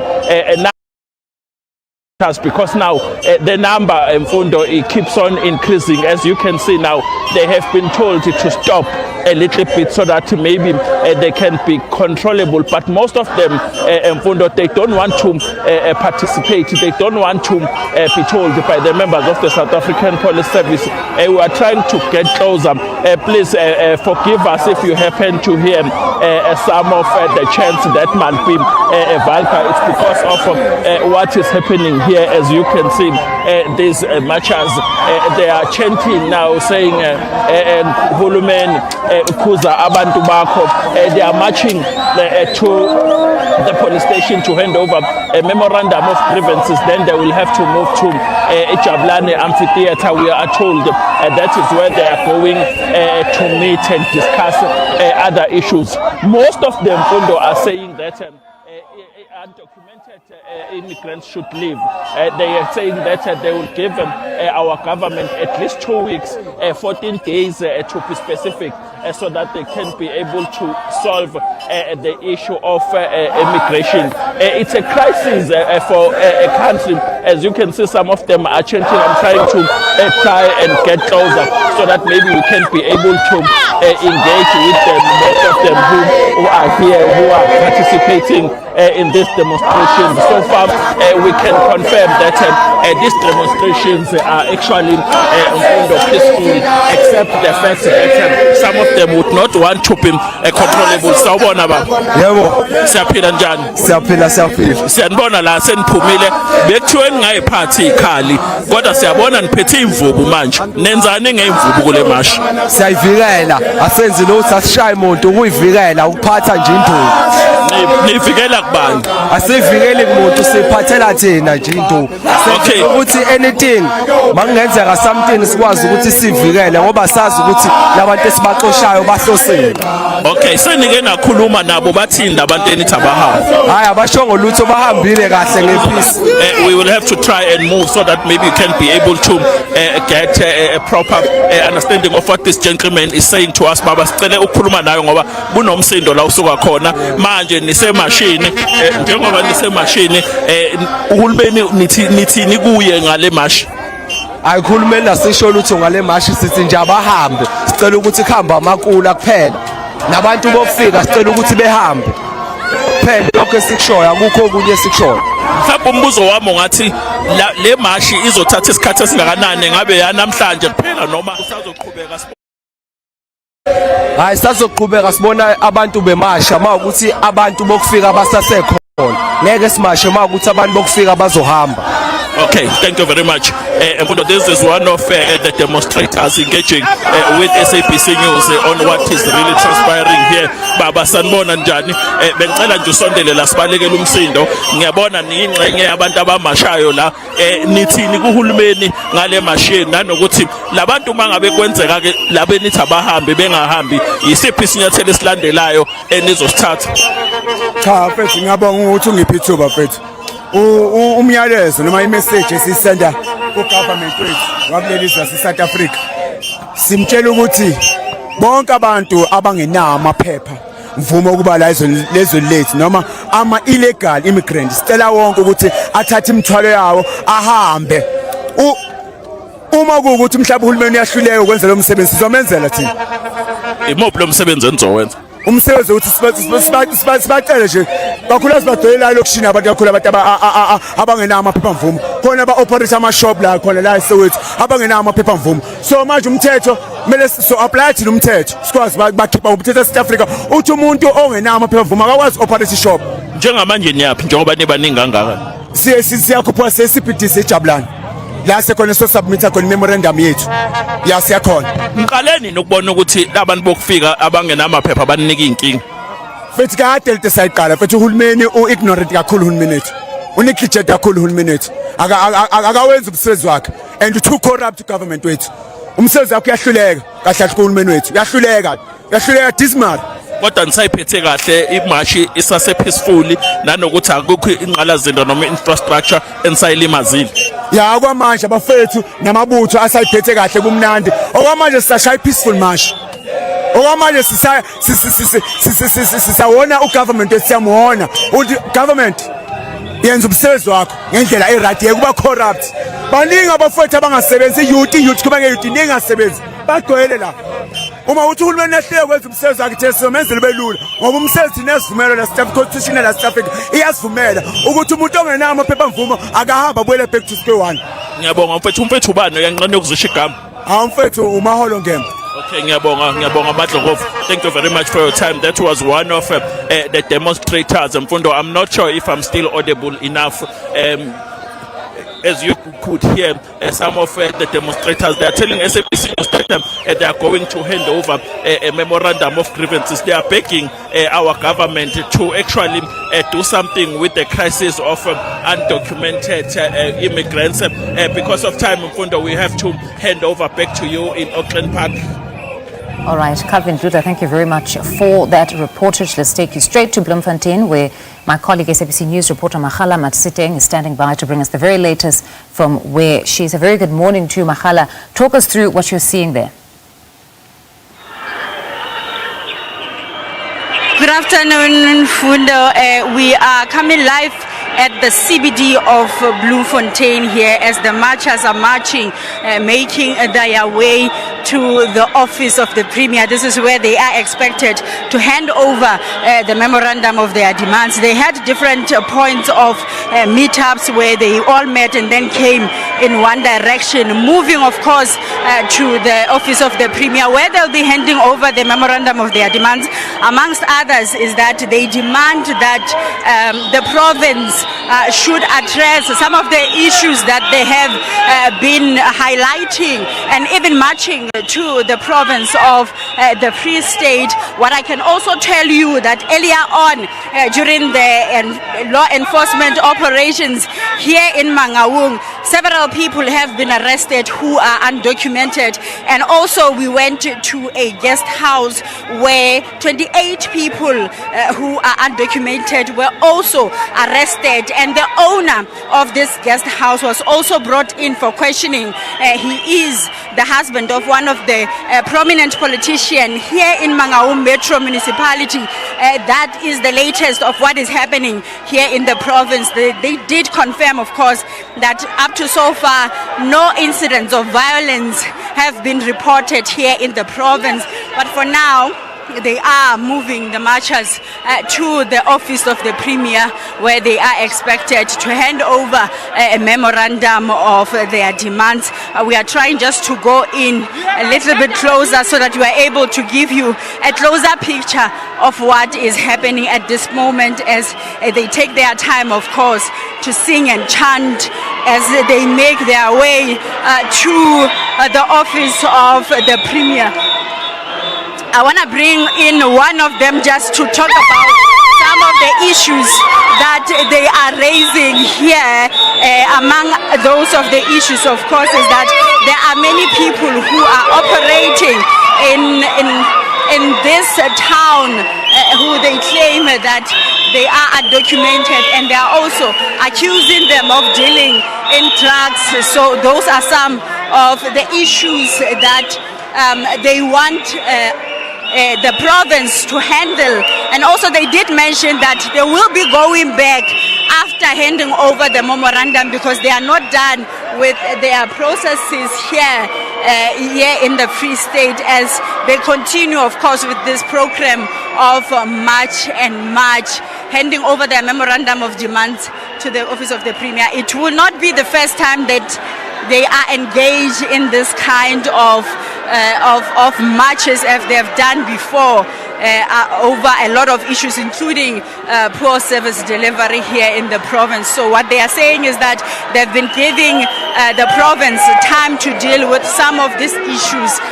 Now what they want is an update of what has been done ever since that time, so that they are able to at least get an update of what the province has been able to achieve at this moment. I want to bring one of the protesters. What is it that you are demanding as you are marching? Yes, the simple things is that we want our borders must be safe, our children must be safe, away from the substance abuse. We want to see our country clean. People must come in our country legally so that we can be protected from these mongers that's killing our children with drugs and everything. Please, Cyril Ramaphosa, here we are. The country is burning now. It's burning because you have allowed these people to take over our land, our schools, everything. I thank you. Thank you very much. Let me bring one of the leaders of the youth here in Mangaung. Just talk to us about the issues that you are raising as you are to the office of the Premier. Yeah. we are raising many issues. The major one at hand is the illegal immigrants and the fact that most of them are in the drug business, and some are operating illegally when it comes to stores. Some don't respect or abandon with our laws. So we want the government to also teach these people that the Freedom Charter, it lives here. When the people govern, they can take place. That's what we want them to know, that the respect that goes for a South African citizen is very long. It's very long. It is as simple as selling drugs in their country, operating illegally without the consideration of how their children of this nation's resources will go. So now this is a stand. We've been waiting for leadership to come. We've been waiting for them to be the voice of the voiceless. Now it's a reminder that the people shall govern.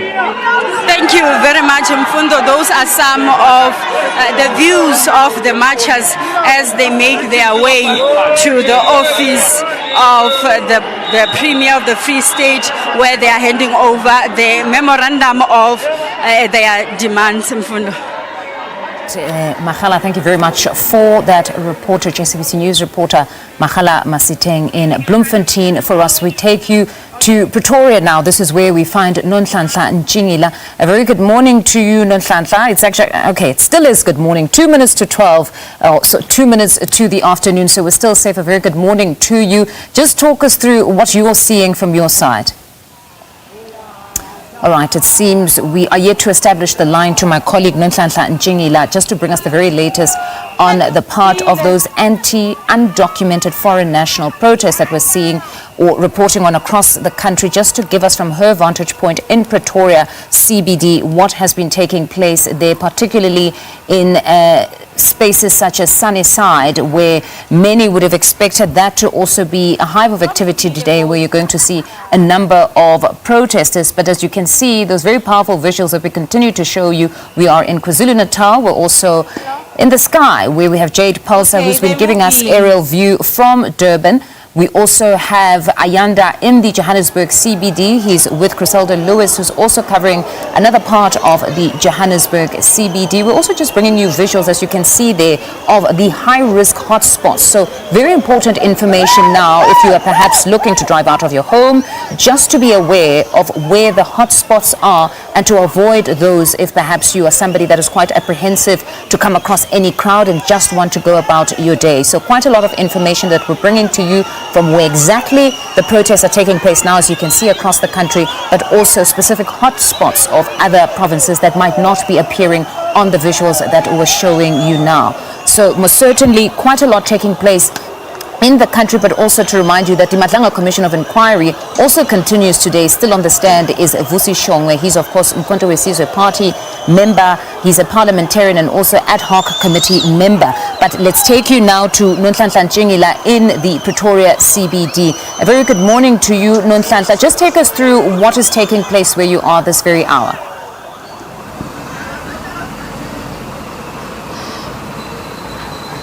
What I can tell you is that right now we are at the Madiba Street in Pretoria, and we can see that the marchers, they are going up with the Mandela Drive, whereby they are going to Sunnyside Police Station, whereby they'll be handing over their memorandum. What I can tell you is that many shops here around the city, they are closed due to this march. But right now I do have a few of those who are marching, who's going to tell us what are their expectations. Mama, thank you so much for joining us. What are your expectations today? My expectations is to see change, is to see South Africans being given a priority and being given their place, the place that they deserve in their country.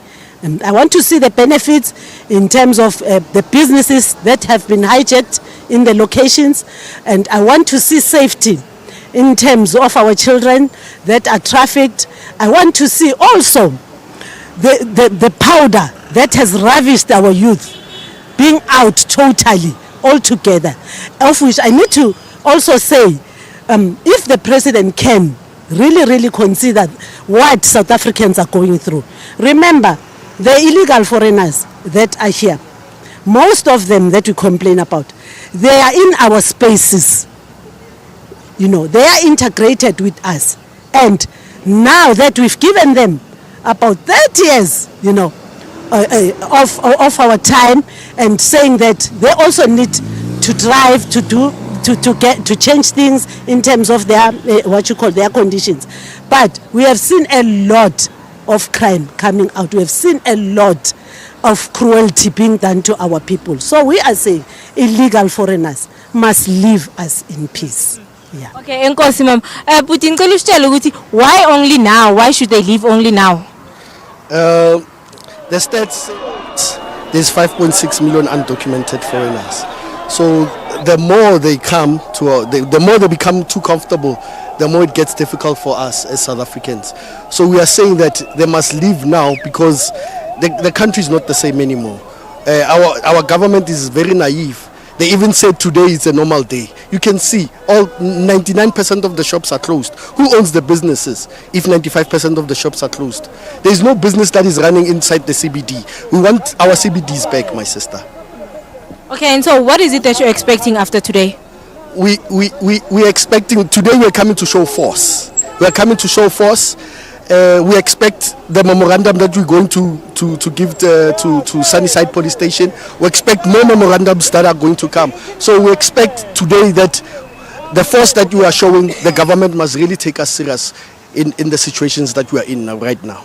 Okay, thank you so much. Mfundo, we're going to try and move with the other protesters as they go to Sunnyside. And what I can tell you is that the police presence is very on the ground. SAPS is on the mess. They are on the ground just monitoring the situation, and we did try to speak to the TMPD spokesperson Isaac Mahamba earlier on, and he did mention to us that they have deployed lots and lots of traffic officers across all the streets of the town so that they can make sure that everything goes according to plan, that there's no violence that is happening around the CBD. And we also did try to engage to some of the protesters who are carrying those weapons, asking them why are they carrying the weapons, and they did indicate that as Zulu men they should carry those weapons. It shows that they are going on a fight, but they're not going to hurt anyone. It's just a sort of showing respect in their own culture. But for now, what I can tell you is that right now this is a peaceful march. There's no arrests that have been made so far. Everything is going according to place, and so right now we will try and catch the other protesters in Sunnyside, and we will give you an update as to what's happening in Sunnyside. Mfundo. All right, Nonhlanhla, thank you very much for that update. SABC News reporter Nonhlanhla Jingila out in Pretoria. We now go to Anka Ayanda Nyati, who's been at the Johannesburg CBD since the better part of the morning. Good morning to you yet again, Ayanda. Now, you are covering the protest that started at the MTN taxi rank. Those individuals are headed to Constitution Hill. Have they reached their destination? I'm seeing that they're stationed now somewhere. Yeah, that's right, Mfundo. And in fact, we're still steadily making our way through the inner city. There seems to be a bit of confusion at the moment about the next steps. We were headed in the direction of Constitution Hill, but you're not able to see this, but where we were facing is currently barricaded or closed off, and I think that's what added to the confusion as we try also navigate these terrains using these vehicles and trying to get you the best shot as we can. I must tell you, despite the groundswell, there's no other way to describe it really, there has been a fair amount of, shall we call it, discipline from those who are here. Every now and again, I suppose there'll be a chirp here and there, those who are looking at the protest from their flats in and around what is now Hillbrow. But beyond that, I don't think there's going to be much said about any kind of violence. In fact, what we have been struggling with is trying to get people to continue moving so that this march can essentially get to where it is meant to. But as you can see now, there is a moment, it seems, of reprieve for those who, let me also tell you, are going on an uphill march at this stage and have been for quite some time now. I imagine what might take place is there'll be some kind of address before we get a sense of the way forward. Ngizwe Mkhunu is really in the thick of things here every now and again deep in the crowd. There was a point where even he was struggling to get some message across as these crowds waited to regroup before moving again. There is singing, there is chanting, but what at least for me has stood out is how many people are still carrying some kind of stick or branch despite the very clear instruction from police even as recently as yesterday saying that there should be no weapons, even those that are carried in the name of some kind of cultural identity, which I imagine would be the defense for many of those who are here. Laws were cited around why it would be illegal to carry a dangerous weapon as is being described in this kind of context. But despite that, it seems police have chosen fights they can win, for lack of a better term, and that has to do with just maintaining law and order as these marches continue going through the streets of the CBD. It's been an extraordinary morning so far, Mfundo. Without a stretch of any imagination would people have thought that there'd be this kind of response at the very least, given just how sure the state was. And in fact, there were skeptics earlier today, at least around 10 o'clock when this march was meant to start, who suggested that perhaps this would be a bit of a damp squib because of the fact that police have spent about 600 million rand, we're told, and have made sure that all corners of the country are covered. But despite that, a lot of people still said that they wanted to at the very least make their presence felt as they really try push for some kind of reform in this country for this age-old problem. Immigration, certainly not unique to South Africa. This kind of sentiment not new to this country either, but there's certainly been a revival, if you like, in the amount of people who are also hoping that the dial, so to speak, will shift. So Mfundo, we'll continue moving with this crowd until we get to where they're going. For now, it's back to you in studio.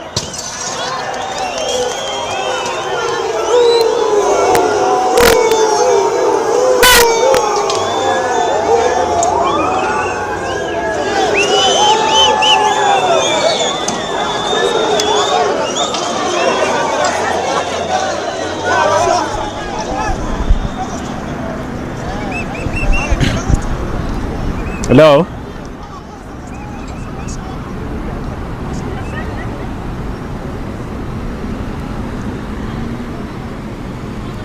Okay.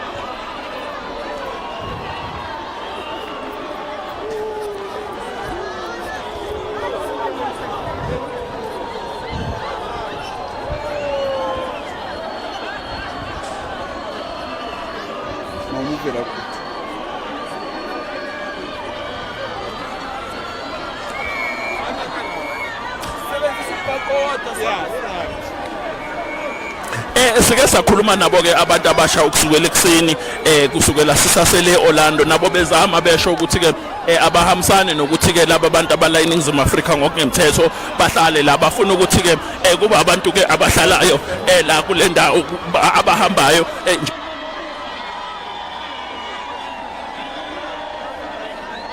la eNingizimu Afrika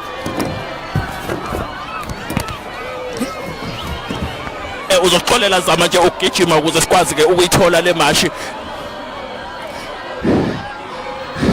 Ngiyacabanga ukuthi usuyangizwa manje zakuthi bezama ukugijima singene emotweni ukuze sikwazi ukuthi ke siqhubeke nokukuthulela ke ukusuka nokuhlala kwayo le mashi ke eqhubeka la njengoba sihamba ke sesigibele ke emotweni yawo ke umsakazo sibheke lapha eUBC lapha ke eJabulani kanti ke manje imashi eza ukuthi ke iyaqhubeka njengoba ikukhombisa uza kwethu uJQ njengoba ubona ke sesihamba sesibhekela kuhanjiswa khona ke uhlu lwekhalo bengisazama ukuphendula umbuzo wakho ngaphambi kokuthi zama ukugijimela la emotweni ngoba ke imashi ibisibonakala njengesishiyayo labantu abasha abakhona la bayachaza ukuthi ke cha nabo bayafuna ukuthi ke abantu abala eNingizimu Afrika ngokungemthetho bathwaleke imithwalo yabo babhekisa amabombo bakubo la beqhamuka khona bayachaza ukuthi ke lokhu kubabalela amathuba amaningi njengentsha ngoba abanye bekholelwa ukuthi ezinye zezizathu ezenza ukuthi bangabalela amathuba amaningi njengentsha ngoba abanye bekholelwa ukuthi ezinye zezizathu ezenza ukuthi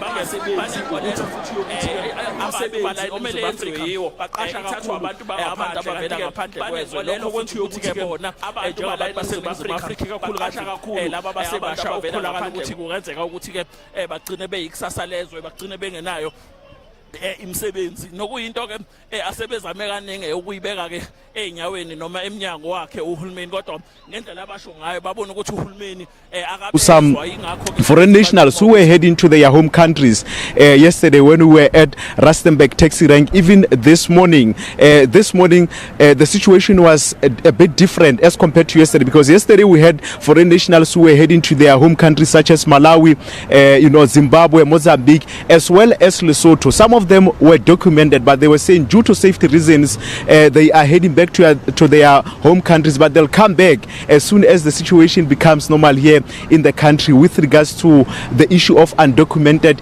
immigrants in South Africa. And that's what I can tell you at this point here in the Northwest from Rustenburg.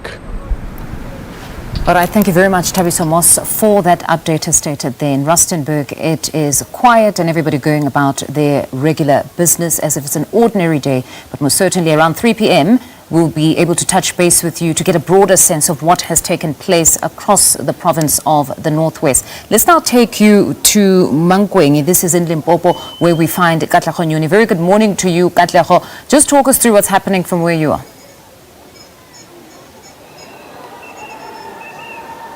Good afternoon there. As you can see from the visuals that we are beaming, security has been heightened outside the Mangaung police station, where of course marchers are expected to arrive shortly.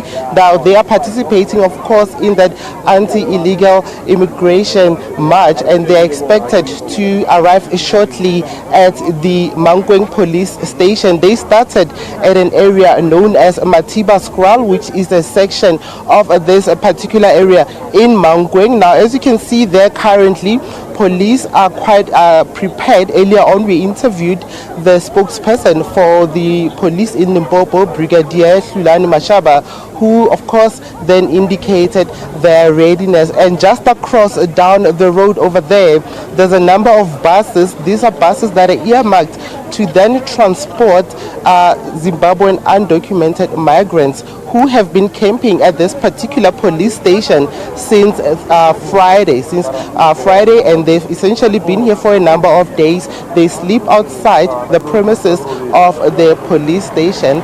This includes women and young children as young as 2 months old, and of course the rest of the Zimbabwean group. They say they have then been evicted from their places of residence by their landlords, who were also anticipating today, June 30th, indicating that they felt unsafe with letting some of the undocumented foreign nationals stay. But I'm going to bring in the leader of the Zimbabwean foreign nationals that have been camping outside the Mangaung police station, just to speak to us about the current situation. We know that they are currently now waiting for the representatives from the embassy, where they will then start the process of ensuring that they then travel towards Beitbridge border post. Let me bring in the leader of the group of Zimbabwean nationals that have been left essentially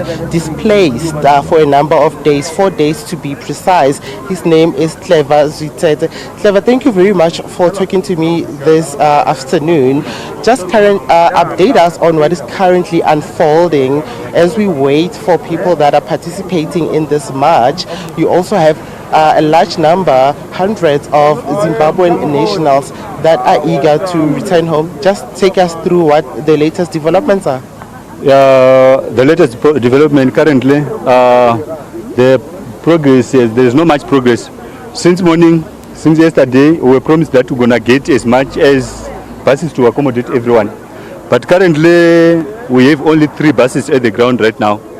but we are expecting at least 20 so that it can repatriate people from here. That's the situation. And we understand that you are also waiting for representatives from your embassy. What is then the latest with regards to that particular issue? The latest about our representatives or our embassy officials, it's like they are being choked because since Thursday they were here, they didn't sleep, they are busy. So at Mokopane they knock off around 3 o'clock. So since then now they are in Polokwane, they are on their way to come here. So now they have give us order so that we can, by meantime, we can load another bus. Which is what I wanted to ask. There's been delays in loading the buses. Yes. What is the main reason for the delay? The main delay is the red tape. Too much paperwork. Like they have to come and register officially or computer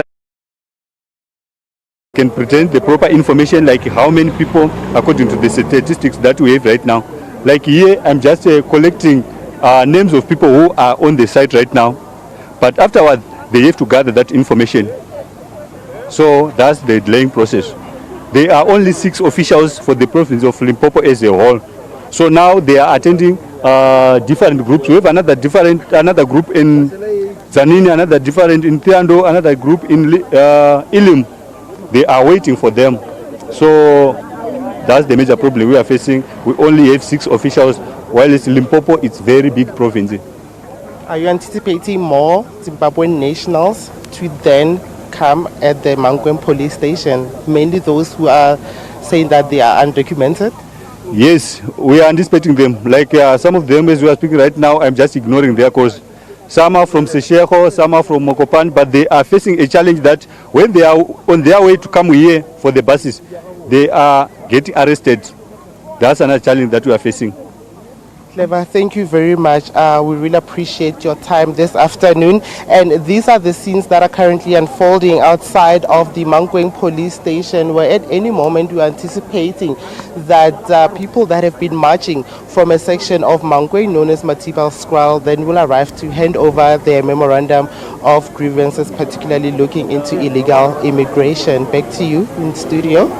All right, Katlego, thank you very much for that reportage. SABC News reporter there, Katlego Nyoni in Limpopo for us. We continue to bring you rolling coverage of the anti-undocumented foreign national protests. We take you to the Western Cape now, where police are deployed at 35 Squadron in Belhar in the Western Cape as protests against undocumented immigrants are taking place. Let's cross now to SABC News reporter Abra Barbia for more details. A very good afternoon to you, Abra. Just talk us through what's happening where you are this very hour.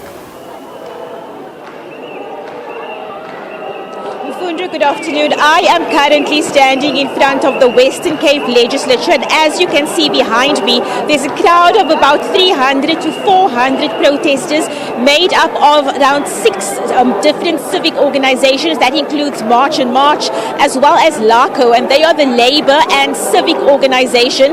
And they, of course, this is their second time coming here to the provincial legislature. I asked one of the leaders earlier on what their plans are, why they are here today. They say they were here about 2 weeks ago, where they tried to get hold of a representative from the province to hand over their list of grievances and memorandum, as I'm sure is happening in other parts of the country as well, and they received no response. So today, the deadline day, they are back. Still no response. I asked what's going to happen if they don't receive a response today, and they say today is just the beginning. So whatever that means, they say today is just the beginning.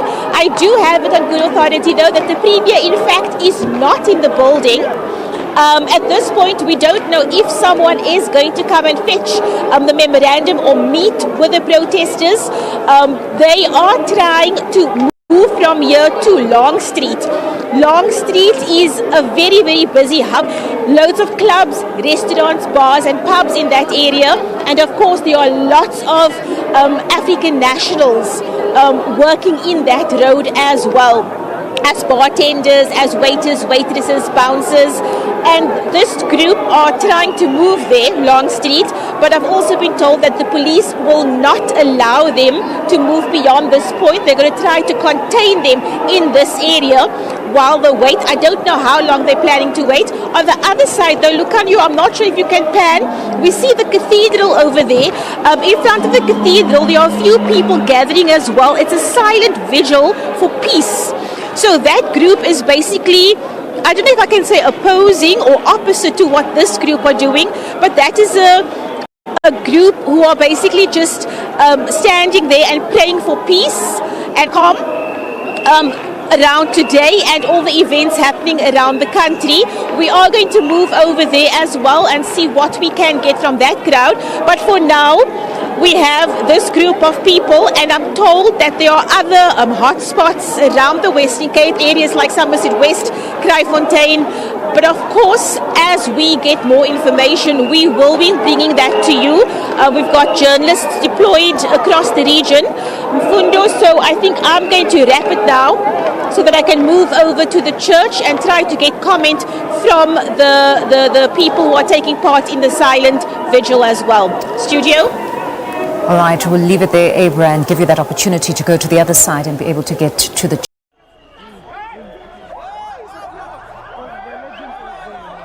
undocumented foreign leave the country. And so his call or his message resonating with the thousands of people that have come out here today from various areas across, well, in fact, KwaZulu-Natal. We've got political party, we've got political organizations, we've got various civic organizations, we have traditional structures that are also here, all part of sending this very strong message to the government that they want urgent interventions and that government deal with the issues of migration in South Africa. So this is the main call for thousands of people who have gathered here. And of course, you also see on the sides, you've got the stores. Many of the stores here in the CBD have, of course, closed due to safety and unknowing what might happen today. So many of the businesses have not been able to operate here today. But of course, we must just stress that whilst this town may be shut down, but today is in fact a normal work day. And so there are people still walking around, going about their daily business that we see. There has been no incidents so far. The marches are behaving. We've got, of course, many marshals from the traditional leaders. We've got marches from March and March and the various civic organizations that are taking part in today's protest action.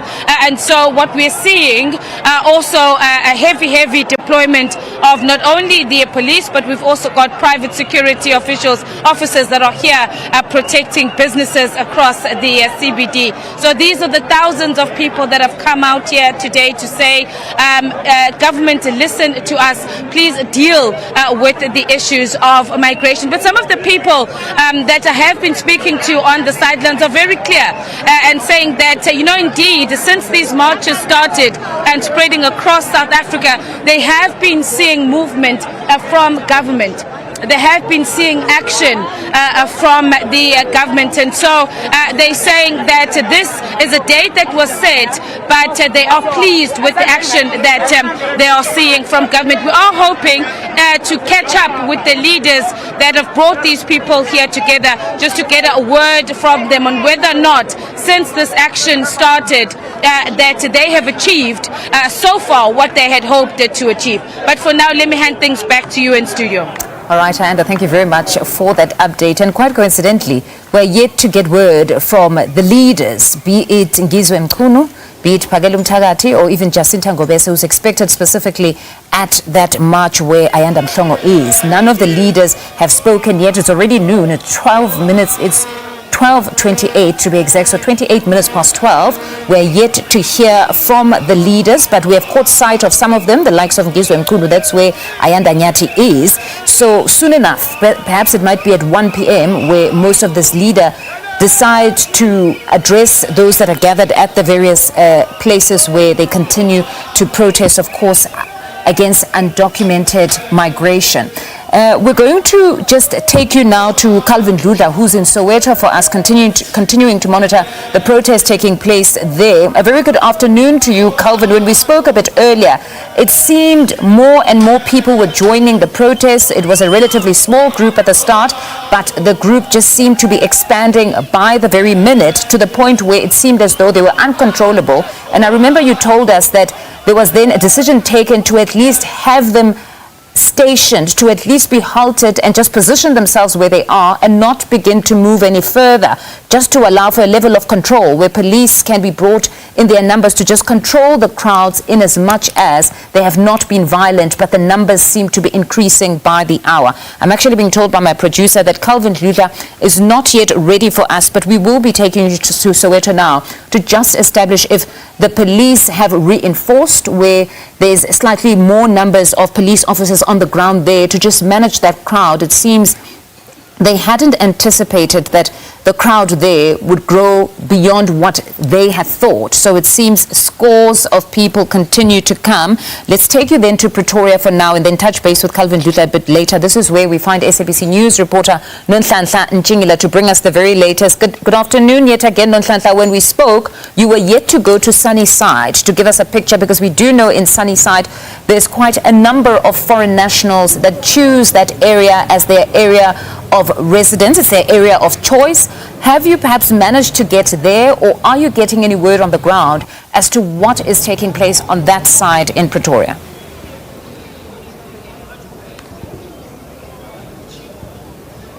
Well, Mfundo, what we can tell you is that right now we are in Sunnyside and there's so much tension. When we got here, there's so much tension. Shops are closed. The movement is so minimal. You can see that there are people standing around that corner, but it looks like it's South African nationals. They just looking around as to what's really happening. We did try to engage to some of the people, but other people, they are not willing to talk. Mfundo, it looks like they are scared. What I can tell you is that right now the protesters are coming across the street, whereby they'll be handing over their memorandum here at the police station, and the police presence even here, it's still very high, Mfundo. We have seen that.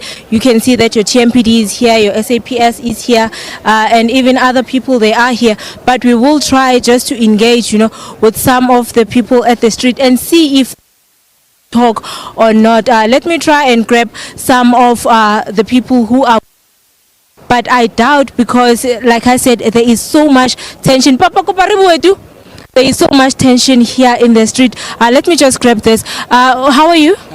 I'm good. Good. You are live on SABC, ne? Can you please tell us, how do you feel about this march today? No, I don't feel well. No, I don't feel. Okay, why? Why? But people don't think like I think. Yes. Is fine. Oh, abantu abacabanga njengoba mina ngicabanga. Uyabona? So a reason why abantu bengacabanga njengoba ngicabanga, ngoba ayikho into abangayenza about this thing. Ayikho into abangayenza ngalento. Ayikho into abangayenza really, ngoba laba abantu balethwa ngayibona, balethwa uNkulunkulu. So bocabanga nje ukuthi indaba yemarch nje ayikho kahle kahle. No, just nje sinika abantu bomthetho ukuthi badle kahle, sinika abantu bomthetho ukuthi basebenze, dala bengasasebenzi. Iyona into esiyenzayo kuphela leyo, into engiyibonayo ukuthi iyona leyo eyenziwayo. Okay, no, siyabonga. Like you can hear that they are. He is saying that he feels like the need of this march. There's no need for this march. But right now, I will try and engage with some of the people here at the corner just to hear their views as to what's happening. Mami, how are you? You're live on SABC News. Can you please tell us, how do you feel about this march? The concerns the citizens of South Africa, the government, and that's the only thing. I just want to see a peaceful march. That's all. Okay, you can hear Mfundo. She just wants to see a peaceful march, of which that's what is happening. Like I have said, that there is a high number of police availability, and I do have another one here. Can you please tell us, what do you feel about march here? You can come here. What do you feel about this march? Well, I think it's necessary. all know as journalists, the illegal immigrants we have in this country. So yeah, thanks to our sister Jesse, for starting this thing. Sunnyside, we know that it's the hotspot of the undocumented nationals. What's your take on that? I mean, it's true. In the morning, most of all these shops, because most of them, chances are, they don't have papers. So it's, listen,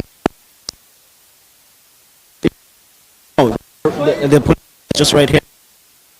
It's true. Thank you so much. Fundo, there you have, like I said, most of the shops are closed, and you did hear the brother that we just spoke to. He says that he feels like it's because they don't have the necessary permits that they need. Fundo, I think I see someone that I will try and talk to. Hello, Sisi. Hello. Yes, let me quickly grab this one lady who's going to tell us. Yes, ma'am. Thank you so much for joining us.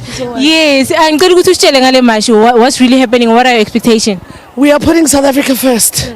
We are tired of seeing the atrocities, the illegalities that are happening within our country, and our government has turned a blind eye. Our government wants us to think that it should be business as usual. There is no way. We are standing up. We are not xenophobic. By us saying enough is enough, that does not make us xenophobic. We are just saying put South Africa first. We want everyone who is illegally here, undocumented, to be taken back home. They must go home. And those who are here claiming to be legal, can they subject themselves to investigation so we recheck their documentation? Yeah. Okay, and then what do you expect after this march? No, it continues. We will march and march and march and continue until we see change. It's not just a once-off thing. It's something that will continue and continue and continue until we see change. Thank you so much. Fundo, right now I'm going to give my camera colleague just to give you the live visuals of the protesters. They are coming across, and I will leave you with those live visuals for now, and we will keep on updating as to what's really happening here in Sunnyside as they will be handing over their memorandum. Back to you, Fundo.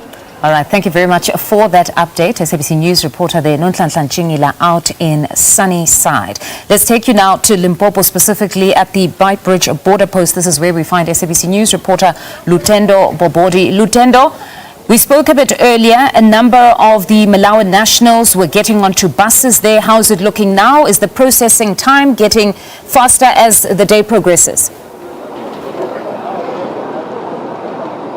Well, thank you so much. We are now in Musina town. This is 12 kilometers from the Beitbridge border post. This is outside the Home Affairs offices where thousands, hundreds, if not thousands of Malawian citizens are gathering. They've been camping here since last night. They are here for the process of verification where their profiles are verified in terms of how they've been in, for how long they've been in South Africa. Do they have any criminal records? Do they have any legal documents to be in South Africa? And from there, of course, they will be moving to the Beitbridge border post. But what we see here, you see a lot of people here gathering outside here, also with their luggage. And we've been talking to them, and according to what they say, they call this a humanitarian crisis because they've been waiting for hours. They came here yesterday, mostly from the Eastern Cape and KwaZulu-Natal. But as it stands now, the offices of Home Affairs have been closed now. As you can see from a distance, there's a police armored vehicle manning that particular entrance to the offices, and this leaves them very frustrated. And they'll be telling us that they are so frustrated that they're dissatisfied with the process here. But it's something that has to happen because they need to have those documents. They need to have their fingers checked. They need to have emergency travel certificates so that when they go through the borders, they will be properly processed and they can now cross over to Zimbabwe and then straight to their home country of Malawi. This is a process that has to happen, and if it doesn't happen, they'll be turned back and there'll be more frustrations. But I'm going to speak to some of them here. One of them was waiting for us to speak here. I'm going to speak to this guy here coming through here. Sir, You from Malawi, right? You've been waiting here for now a number of hours now. Can you talk to us about it? Maybe English, maybe. Yeah, English. You can talk in English. Okay, ngefikire izulo. Yeah, ngefikire izo kuma South Africa. Kabangala nkengala tilambire kakulu amatoyo tukanikiza abantu imale kushungu kakulu. Kabanga maybe government shishika kakulu na ini amabus afike na asiza abantu ngane za kala zilambire puma izo after now. Nkinga kakulu. Thank you so much. Well, he's saying in Sizulu that they've been waiting here for hours. They're tired, they're hungry, and they are with children. I was speaking to some of them who were saying, we've been waiting here, we are hungry, but I saw some good Samaritans dishing out food, bread, water, fruits, and candies to children. And you can see, just a look in their faces, the continents in their face, that they are tired, they are frustrated. But as I said, it's a process that must happen, or otherwise they'll be turned back. This is what is happening now in this particular hour, Mfundo. Tendo Popoti out at Musina at the Home Affairs offices, where a number of Malawian nationals are still seeking to be processed before they embark on the trip back home. Let's take you back now to KZN, but this time in Pietermaritzburg, where we find SABC News reporter Mlondi Khadebe. Very good afternoon to you, Mlondi. Have not caught sight of you today or what has been happening in Pietermaritzburg. How is it looking this hour? Thank you very much, Mfundo. We are still here in Mayor's Walk in Pietermaritzburg, where this site has been occupied by the Malawian foreign nationals that basically were here since for the past 10 days. But the information that we received earlier on when we arrived in this site is that over 75 buses passed Malawian nationals back to Malawi. But today also we did see 10 buses that were also taking these foreign nationals from Malawi back to Musina, where they're going to be processed today, because they're saying that they just had a partial verification. They will take them to Musina, where they'll be processed. But I'll just step out of the shot, Mfundo, so that the viewers at home, they can see that this center now this site is left like this, just over 200 people that are left now that basically are going to be also transported to Musina, as the Home Affairs briefed us earlier on, saying that they just conducted a partial verification, and then they will continue with the verifications once they get to Musina. But we also understand, Fundo, that police presence is basically most of the police are here, as well as the security clusters that are operating in this, to try and make sure that these Malawian people are still safe when they are here in this site, even though this site we're also told that it's not safe for people to be in this site because the building is dilapidated, and also there are no ablution facilities, water and electricity. So that was the main challenge. But Home Affairs did say that by the end of today, they will be making sure that everyone that is here is basically taken to the bus, basically is transported by the buses. But the sad part is that most of these people, they have to leave their luggages like television sets, because the buses only take one bag from them. All other things are left. As you could see, that most of the bags are still left here because the buses are not taking any. One person must take one bag.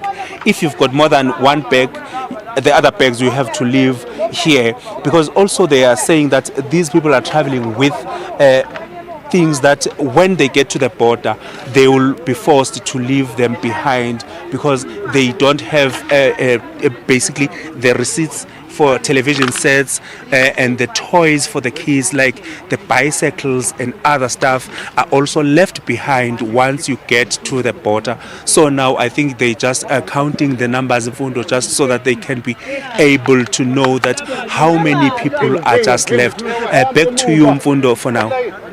All right, Mlondi, thank you very much for that update. SABC News reporter there, Mlondi Khadebe, quite heartening because government had stated that they would not be busing people to Mosina anymore beyond yesterday, but it seems the numbers that have gathered there today are still being bused to Mosina because the communication from government was that beyond yesterday, people were going to have to make their own way to Mosina, but it seems they've changed their mind and are just making that facility available for them to be ferried to Mosina. But let's take you now to Mpumalanga as we continue to focus on the protests across the country. This is where we find SABC News reporter Nhlanhla Jele. She's specifically in Emalahleni this afternoon. A very good afternoon to you, Nhlanhla.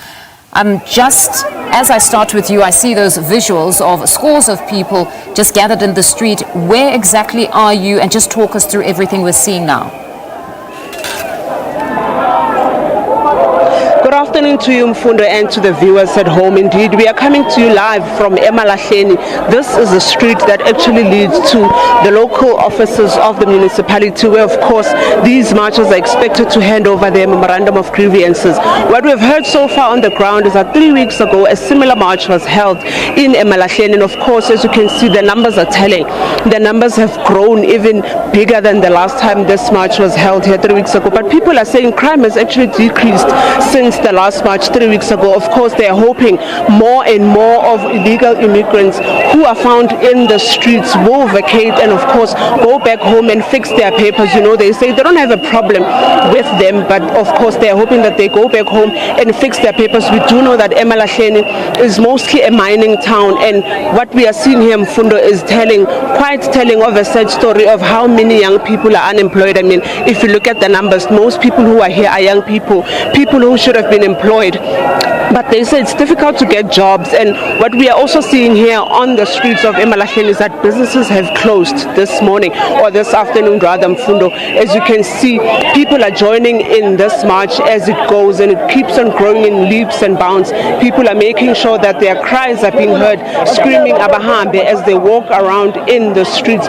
You know, they've been gathered since in the morning at 9 this morning, waiting for other people as far as Secunda and Bethal to come and join this march, just to make sure that their cries are actually being heard. What they do, Mfundo, is they walk and they take a comfort break where they chill, as we are seeing them sitting down, others are sitting down, just to send a message, just to ensure that their voices are heard, just to ensure that what they are calling for is actually listened to. We did see a lot of police officials on the ground, and of course private security is also here just to ensure that there is peace, as we do know that this is a peaceful march, Mfundo. Of course, in just about a minute or so, they will be making their way to the municipal offices, of course, as soon as they stand up. As we can see, they are standing up, of course, making their way through the streets of Emalahleni in Witbank in Mpumalanga, Mfundo.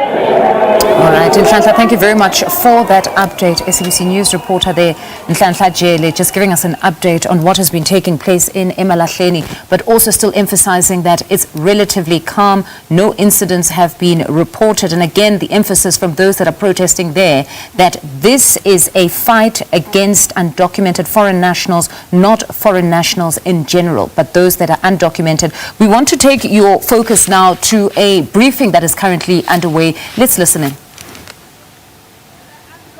Operation and recommend their closure, but that has never happened, and that simply shows that they are undermining our law enforcement structures in our country. Number 4, a directive was issued by Khosi Muilwa wa Bahuru Sibaga Muilwa during December 2025 that all containers are illegal and non-compliant to be used as shops, following the tribal resolution in that meeting to close them, but that has never happened. 2, our grievances. Over the past years, and evidence in recent and recurring incidents, our community has experienced a notable escalation in systemic socio-economic challenges, health and safety code violations related to informal and micro-enterprise trading practices which are not properly regulated. We note with serious concern the explosion of unregulated, undocumented, and non-compliant business across our wards and villages. Specifically, we are deeply concerned about failure to comply with business licensing.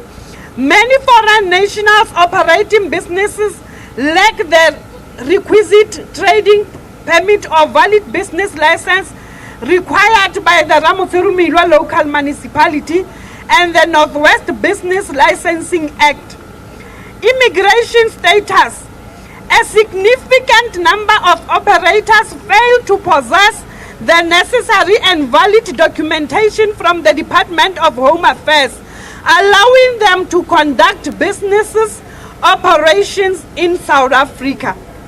Health and safety violations. Unregulated spaza shops and food handling facilities frequently fail to meet municipal health and safety standards, putting the lives and well-being of our communities at risk of foodborne illnesses. Unfair competition. Undocumented trading undermines the local economy and disadvantages law-abidings. Local SMEs who pay municipal rates and adhere to regulatory frameworks. Our demands. We call upon the Municipal Council, the Local Economic Development (LED) in brackets, Office, the Town Planning Department, and local law enforcement agencies to take immediate and decisive action by enforcing trading regulations, immediately enforcing national guidelines and municipality bylaws mandating that all spaza shops and food handling facilities be officially registered and compliant. Conducting audits and inspections. Dispatching municipal official and law enforcement to conduct immediate ward-by-ward site inspections to verify business licenses, health permits, and the legal immigration status of business operators.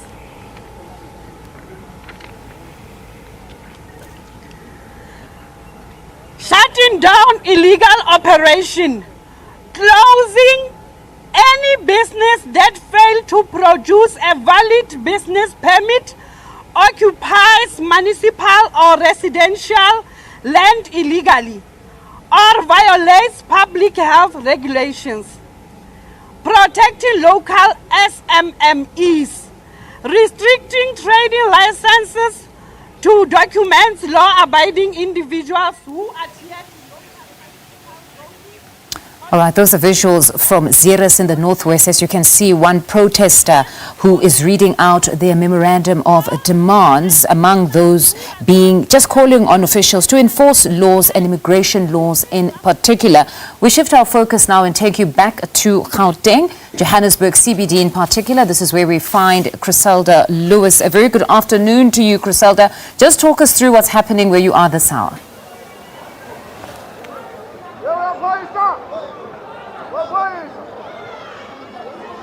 Well, these are live pictures from Yeovil here in Johannesburg, where thousands of marchers have made their way through the Johannesburg CBD. We have moved now into the Yeovil area, where you'd recall there'd been a deadline for foreign nationals who are undocumented to leave South Africa. We've just driven through the area where we are at this point. We're right on top of this vehicle that is driving through the Johannesburg CBD at the moment, and thousands of these marchers say they're going to continue with their action here until their demands are met. All right, I think we've also got Vuyolethu Zungula from the ATM there. He is one of I'll ask my colleague just to zoom in on him there. He would be able to see where Vuyolethu Zungula is also part of those marching here at this time. And of the thousands and thousands of people who have come out in their numbers here in the Johannesburg CBD, of course you would recall that the marchers had indicated that they were going to try and ensure that the march itself was peaceful. It has been peaceful indeed, but we've had a situation where some stones have been flung from some of the apartment buildings which are in here. And from these apartment buildings, there had been a little bit of retaliation, but there hadn't been any confrontation with any of the marchers here or any of the people living in this particular area. So where we are at the moment is towards the Yeovil Clinic, and the Yeovil Clinic, of course, is in these particular areas where we've heard that there are a lot of undocumented foreign nationals, where we've heard many of them are running spaza shops in these areas. It's part of the call that the aggrieved have been making, saying that some of these shops or some of these spaza shops are supposed to be run by South Africans. They're saying that they're hoping that their demonstration today, would send a message to government about the seriousness of the issue of illegal immigration in South Africa, hoping that their message would send through a statement about some of the reforms that need to be made in South Africa. I'm going to ask my colleague Tulu Munare just to pan right towards that direction, and you will see that there are thousands and thousands and thousands of them marching through the Yeovil CBD at this particular time. And you would know, of course, that a lot of law enforcement has been put in place here to ensure the peaceful nature of these protests, and it certainly has been that. There's been nothing shy of a large contingent of police officers. There are police nyalas, police in plain clothes, as well as some of the Johannesburg Metro Police Department. You would know, of course, this was also quite a multi-pronged approach in the run-up to today's protest. We've also heard extensively about the numbers of organizations that were going to come together to ensure that there was a peaceful protest that was going to take place in Johannesburg today, and not just in Johannesburg, but in different parts of the country as well. It certainly has been that. Certainly one in different parts of the country. Some stones that have been flung, as I indicated, from the apartments here. But also try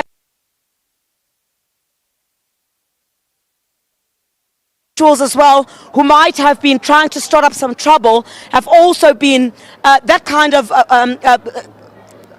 not violence, if I can say, because there hasn't been any violence, but they tried to quell some of the minor situations that we've seen here in Yeovil. You'd recall, of course, that this protest had started from the Beyers Naudé Square. This is in the Johannesburg CBD, and they keep marching through, hoping that their message is going to be made clear. You would recall, of course, we did see President Cyril Ramaphosa meet with some of the leaders of some of the movements that started these marches, and there had been an undertaking that was made that there was not going to be any violence. Certainly none of that can be reported in Johannesburg this morning. They continue marching through the Yeovil CBD, and I believe that this might or is likely to be one of the last areas that they will be at, but we'll wait to see, of course, for how much longer they're going to march through this area, undeterred by the sun, undeterred by the hours that they have been marching. And I can tell you, some of them are saying that they're hoping that the government does. There's some flinging of some stones there. There's some flinging of some stones there.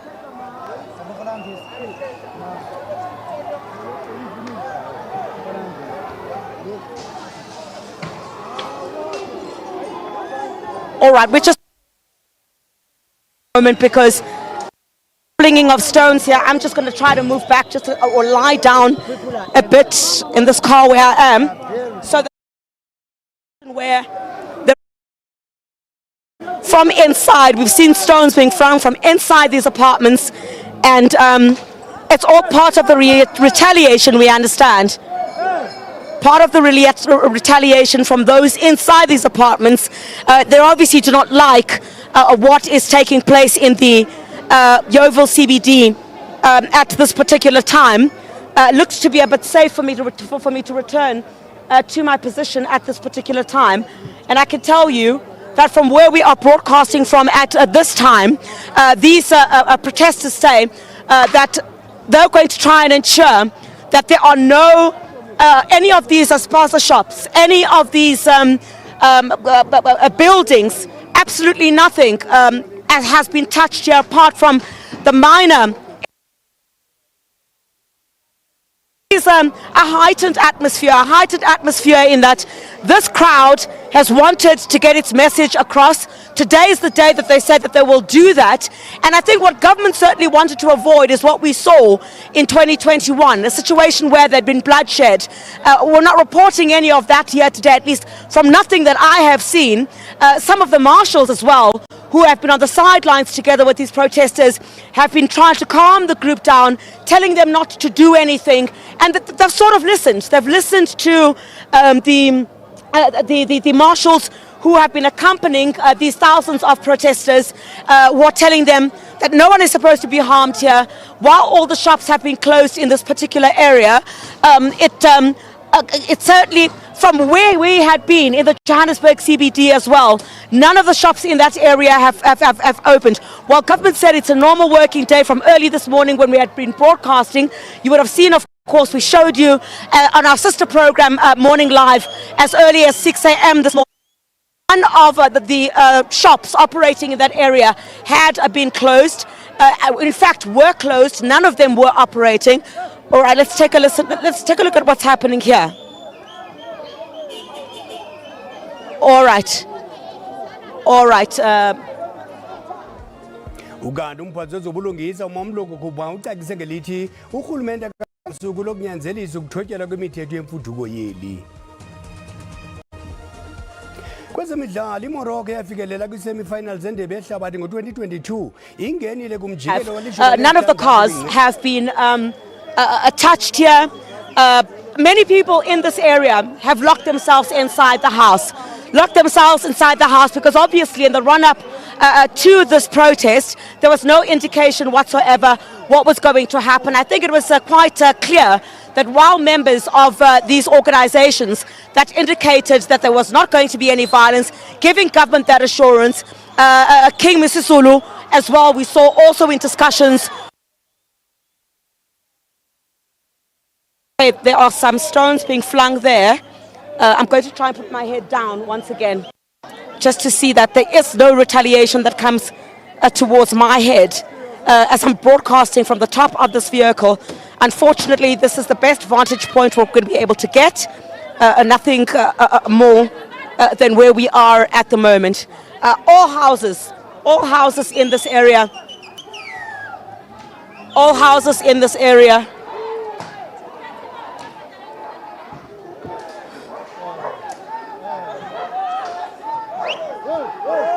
Hey!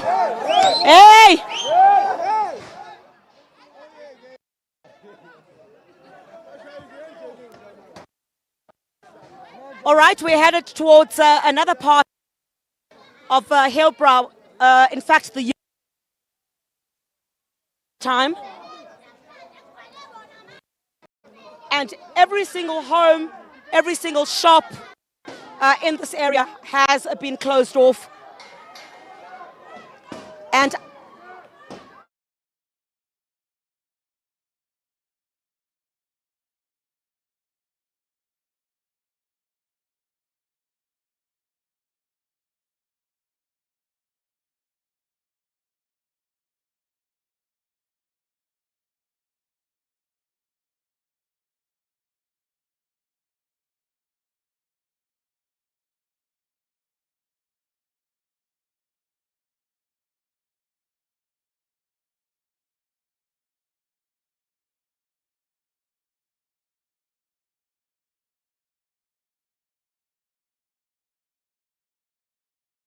where they live. So what we are currently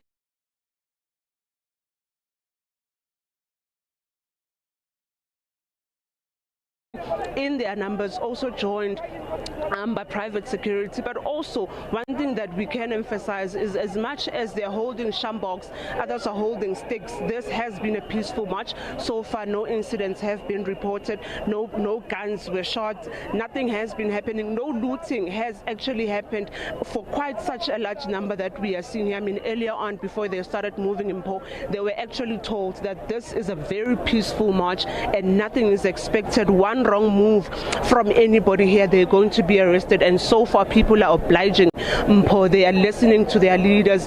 As you can see, they are sitting down. Another comfort break, of course, just a few meters away, about 400 meters away from where they expected to hand over their memorandum at the municipality offices here in Emalahleni, Mpo. And as you assess the crowd, I mean, in terms of demographics and who you're seeing, the age groups, what are you seeing as the numbers come out and the peaceful march takes place?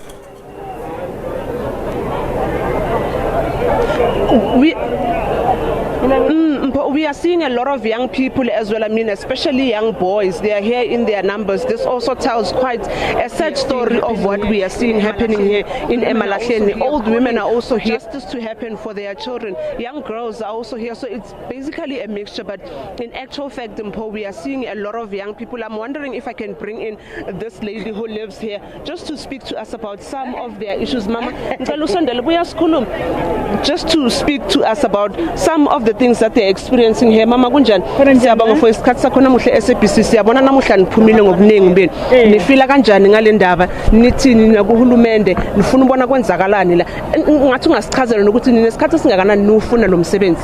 Sinesikhathi esiningi sufuna lo msebenzi mama, lo msebenzi siyawufuna. Sinesikhathi vele esiningi sufuna. So sifuna labantu kahle kahle bahambe babuyele emakibo la babuya khona. Siyabonga mama. Mpo, as you have heard, they've been looking for jobs and they want job opportunities to open. They want to fix their towns. They want to fix their locations. Mpo, I'm just going to toss it back to you in studio as we continue to monitor what is happening here at the Emalahleni local municipality offices. Mpo. Well, thank you very much. SABC News reporter Nonhlanhla Jele out in Emalahleni, giving us a sense of what the demonstrations are looking like, as of course we continue to take a look at the different parts of the country, crisscrossing the country, as most mass protests against undocumented migrants across parts of South Africa have placed migration, border security and regional diplomacy under renewed scrutiny. SABC News reporter Khayelihle Khumalo is in Pretoria and joins us live now. Khayelihle, very good afternoon to you. As we, of course, take a snapshot of the developments on the ground across the country, I understand that you are with William Baloy of GCIS. Talk to us about what's expected there. Well, certainly quite a very big day, Paul. As you know, that's also with Pretoria, the diplomatic missions. They've been working so hard in terms of arranging those flights for their nationals, and also the South African government really reaffirming the whole issue that this requires a very coordinated response within the SADC region, within the AU itself, to address really some of the really primary causes of migration, because it's all about the push and the pulling factors. But really just to elaborate further in terms of the picture across the country, joined by the Deputy Spokesperson for Government, Mr. Baloy. So once again, sir, let's look at the picture across the country. I mean, obviously, there are some few incidents that we have seen reported, attempted looting, but generally, how would you characterize the picture? Thank you very much. The public broadcaster has been providing verified and true state of issues, and we are also calling on people to follow the platforms of the public broadcaster for the verified information, as you know that we live in a misinformation era. As we speak in Central Africa time, one in South Africa, the situation is relatively calm. The marchers are marching in a very, very behaved and dignified manner. They are currently even submitting their petitions and their memorandum. Government has dispersed members of the executive in all the 9 provinces. That will be helping also to receive the memorandum. However, I need to indicate, as per your indication, that yes, there are several arrests that the law enforcement agencies have done. They range from inciting language, but also the most important one, which we want to also send out to employers, harboring of illegal immigrants. So there have been arrests pertaining to the harboring of illegal immigrants in your own area. So that we want to send out very clear that it's illegal.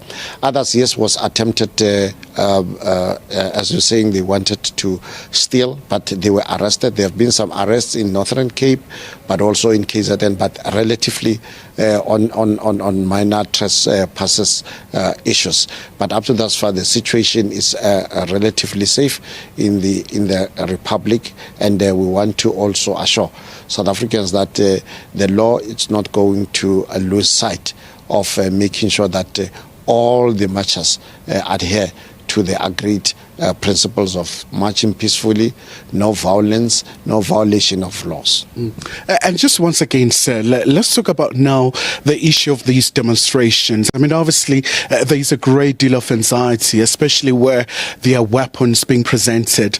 In terms of the law in South Africa, how should we conduct ourselves?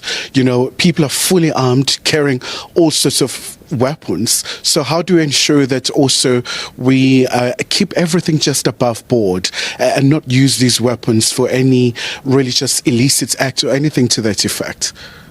Although the issue of arming and disarming would be an operational decision of the law enforcement, however, I need to point that in South Africa, we're a multicultural society. So there are certain sections of the society that by own nature, due to their tradition, they carry what we call traditional weapons. And traditional weapons should not be equated to illegal weapons or people be armed to kill. It is not. In most of our traditions, even when we go to a wedding, we will have some sticks that we carry and so forth. So some of the provinces have a tradition of traditional weapons. Those are not weapons that are used to attack or to kill anyone. But however, as I've indicated, that on the operational component, the police are keeping an eye on either the carrying of illegal weapons or where some weapons are used unlawfully, whereas they are maybe classified as traditional weapons. So it's something that the law enforcement agencies are on top of it, and obviously they would use the operational discretion on some of those issues. And so obviously, I mean, the repercussions, I mean, South Africa is a formidable global player. You are the incoming SADC chair. I would imagine that you're having conversations with the member states across the bloc, across the AU, so that they really understand the really genuine concerns around these developments in South Africa, but also just generally, you know, just the brand South Africa. You look at the online hatred directed to South Africa. Actually, we are currently the interim chair of SADC after SADC as a body decided that due to some challenges that were in Madagascar, South Africa should take over. So we are the interim chair, and yes, we are we are also the incoming chair of SADC. Hence, we are constantly through our international relations department at DERCO, constantly in contact with our SADC counterparts, but also to give them information, but also not only SADC, also in the continent. And we are happy that most of them are actually even following the public broadcaster to see what are the challenges. So those are ongoing efforts. As the president has announced, that there are envoys that the president has announced to go to those countries to also explain the situation, but also to look at solutions. Because what South Africa is doing, it's simply enforcing its own laws of saying all the people should be legally in the country. But however, there are nuances, and you have raised a quite important issue, which we have seen also during when Bafana was participating in the World Cup in Mexico, that instead of some sections within the continent and the region supporting or rallying behind Bafana, there were some messages that were not comfortable to us. But obviously we do acknowledge that the brand SA yes, has been affected greatly to this. But with the ongoing efforts that we are doing, we will reach out. But also, we have to remember, South Africa is the nectar of economic activity. We are actually the powerhouse economically in the region and also in the continent. So with it comes all other issues that are related, and hence the movement has been to the south. And we are agreeing, but we are saying let it be in a legal way and regulated. Hence we are even now processing them at the ports of entry, no longer where people have to come and be processed inside the country. All right, sir. Before I let you go, in terms of maintaining plans, making sure that law and order prevails, your message to demonstrators, people across the country? Up to thus far, although the president has indicated initially that this was unnecessary, but for the South African public to practice that right, that see us to be what we are, the mainstay of the democracy in the continent. We appreciate that, yes, South Africans have respected the law, they are continuing to respect the law, but what I can assure South Africans from a government's point of view is that their issues are not falling on deaf ears. The government is going to proceed with its ongoing processes of dealing with the issues. And I can assure and put it that we are going to, on quarterly basis, give the nation an update of what is it that we are doing to deal with the issue of legal and illegal migration. So on quarterly basis, we will be reporting to South Africans. So I want to assure them that what they have raised with government is not falling on deaf ears. It's something that government is considering very, very seriously. But we also call upon South Africans to be part also of the solution, because the issues that they have raised, some of these issues happen right inside our own communities. So we have to participate in trying to find a solution, obviously led by government.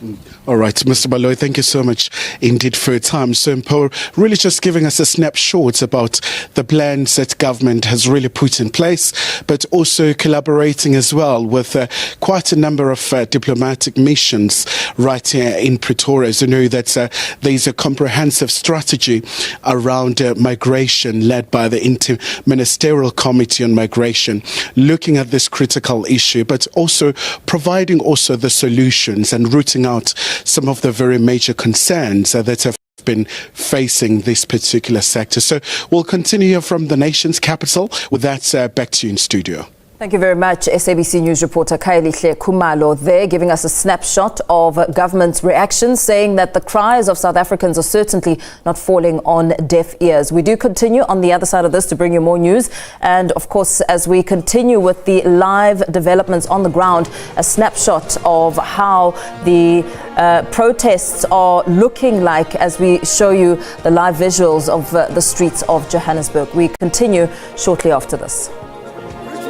For devices. Website details for more info.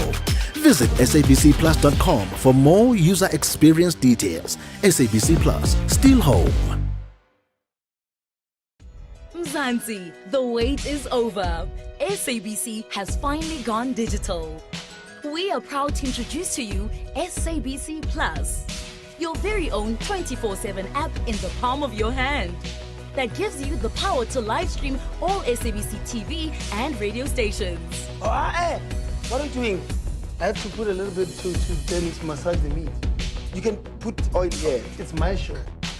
When life happens and you miss the live streams, don't worry, we've got you. Oh, can it? Catch Up is there for you to binge watch at your own pace, any place, anytime. Not sure what to watch? Check out our highly curated galleries, categorized according to what's trending, topping the charts, themed or per genre. We've got drama, variety, comedy, documentary, edutainment, retro, and sport. Now there is no reason to miss the 2022 Soccer World Cup live from Qatar, or our festive season entertainment channel launched just for December party mode. Download the SABC Plus app from the Google Play Store and Apple App Store. Sign up and subscribe to amp it up. We have a variety of subscription periods and payment options to suit your interests and budget. Subscribing to AMP also means you have access to catch-up shows across all channels on SABC Plus, a unique AMP benefit. Your subscription includes bundle data optimized for mobile, the ability to go back and watch programs from up to 7 days before, time shift, plus NPVR in the cloud, up to 3 linked devices, and dual stream concurrency. All AMP packages are recurring. SABC, everywhere, for everyone, always.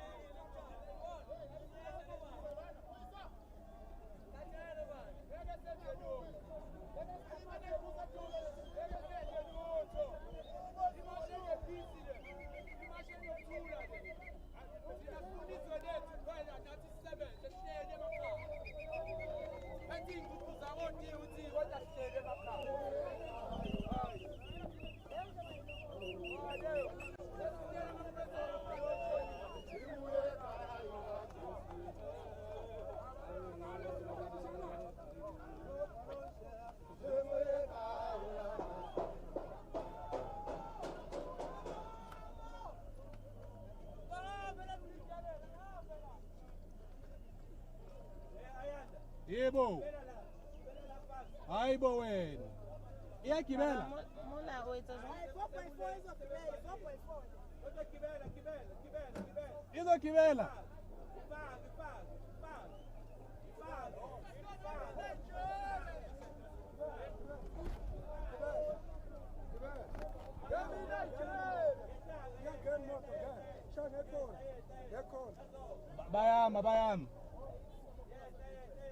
Bayama.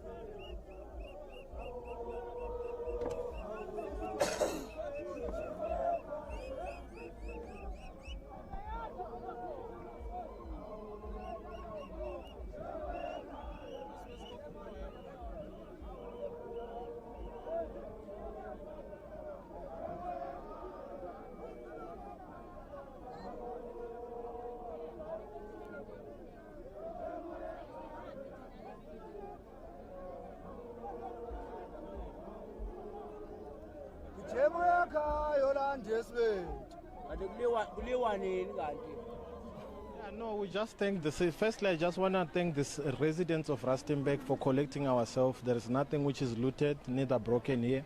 But however, there are bigger concerns we should be concerned about. More especially when you look here, shops are almost closed. So it's literally a shutdown.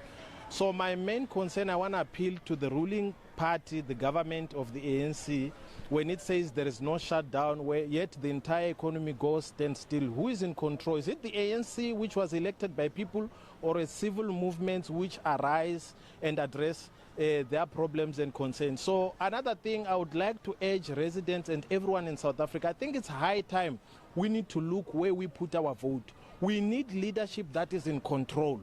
Because for years we've been voting these political parties, especially the ANC, into power. But unfortunately, it cannot resolve the issues. Are you referring to the issue of immigration in the country as we see this call that this nationwide protests against undocumented immigration? Definitely, I'm also referring to that issue. That issue of illegal immigration, it simply says that ANC is not doing enough, the government is not doing enough, borders are porous, and a lot of things are happening. And also, when you look in this economy, look now, it's almost empty. In actual sense, it's foreigners that are in control, they hold the power of this economy. Citizens that are still loitering around, no one owns shops here. You understand? No one owns shops here. So where is these funds going to fund shops, to fund citizens, to open businesses and projects? There is nothing. It's just a figure of speech from the ANC. I think it's high time ANC should give us the statistics. How many shops are they funding? How many businesses are they funding? How many projects are they funding? Because now this economy, when it goes to stand still like this, when foreign nationals close, they are not there, it simply means we cannot eat, we die. So, but what do you think, in a nutshell, what is the solution to the concern that you are raising now with regard to foreign nationals who are owning businesses in South Africa like today? Surely maybe they fear that maybe their shops were going to be looted, hence they took a decision to close for today. What is your suggestion to the government of the day? No, thank you for that question. You know what I propose? I propose a plan that incorporates citizens, more especially South African citizens. Let us start with community projects. We don't have community projects where we stay, and that's where many people are hungry. That's where many people protest in communities. There is no projects. In terms of funding, there is NEF, there is IDC, there is CIFA, all those kind of funding institutions. We need statistics. What are they funding? Who do they fund? How are they funding? In terms of trading capacities, there is nothing in Rustenburg, more especially in Rustenburg. Even in South Africa, I have been in Joburg.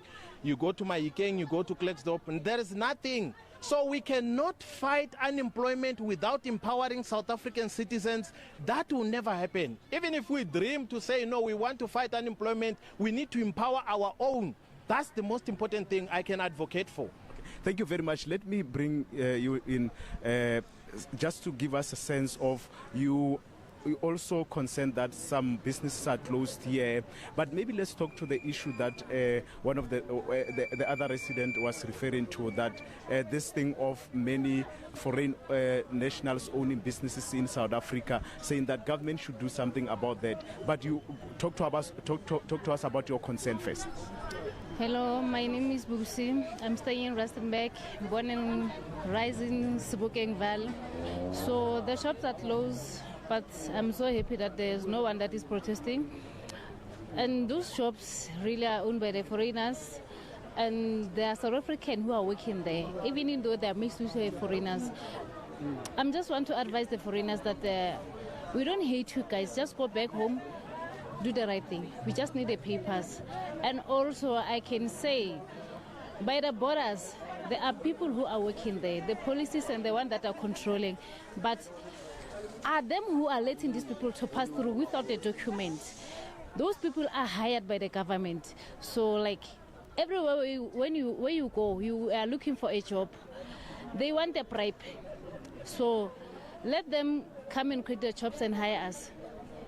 Thank you very much. That's one of the residents here in Rustenburg in the Northwest Province who are really concerned about what is transpiring here today, except that there are no protests in Rustenburg, but there are some businesses that are owned by foreign nationals that are closed here in Rustenburg, as I've alluded to that earlier on. But these residents are raising a concern, especially a message to our government that they should try to do more on the issue of, businesses that are owned by foreign nationals, saying that, also talking about the issue of porous borders, that the officials that are working on those borders should do more to ensure that there are no, foreign nationals who are entering the country without the relevant documents. And with that is back to you in studio. But let me just also remind our viewers that we'll get a clearer picture in the province with regard to the activities that are related to this day, where we're anticipating nationwide protests, even though in the province there are a few protests that have been reported. So the police will brief the nation or the media around 3 p.m. just to give us a sense of what has transpired in the province throughout this day. With that, it's back to you in studio.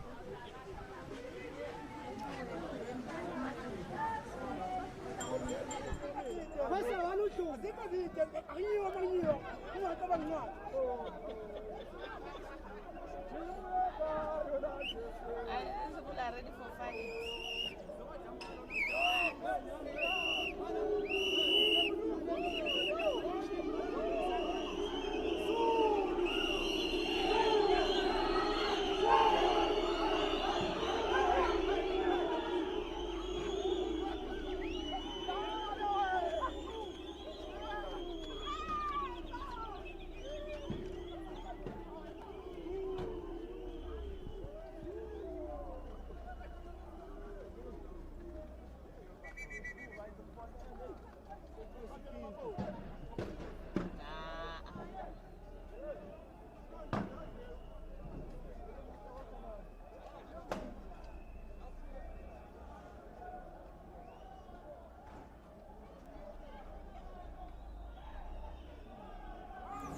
Yes, good afternoon to you. And this is, of course, Salt River Circle, where a number of organizations, including religious organizations, as well as workers' rights organizations, have come together. What we are bringing you right now is a picture. It's essentially a human chain that they formed.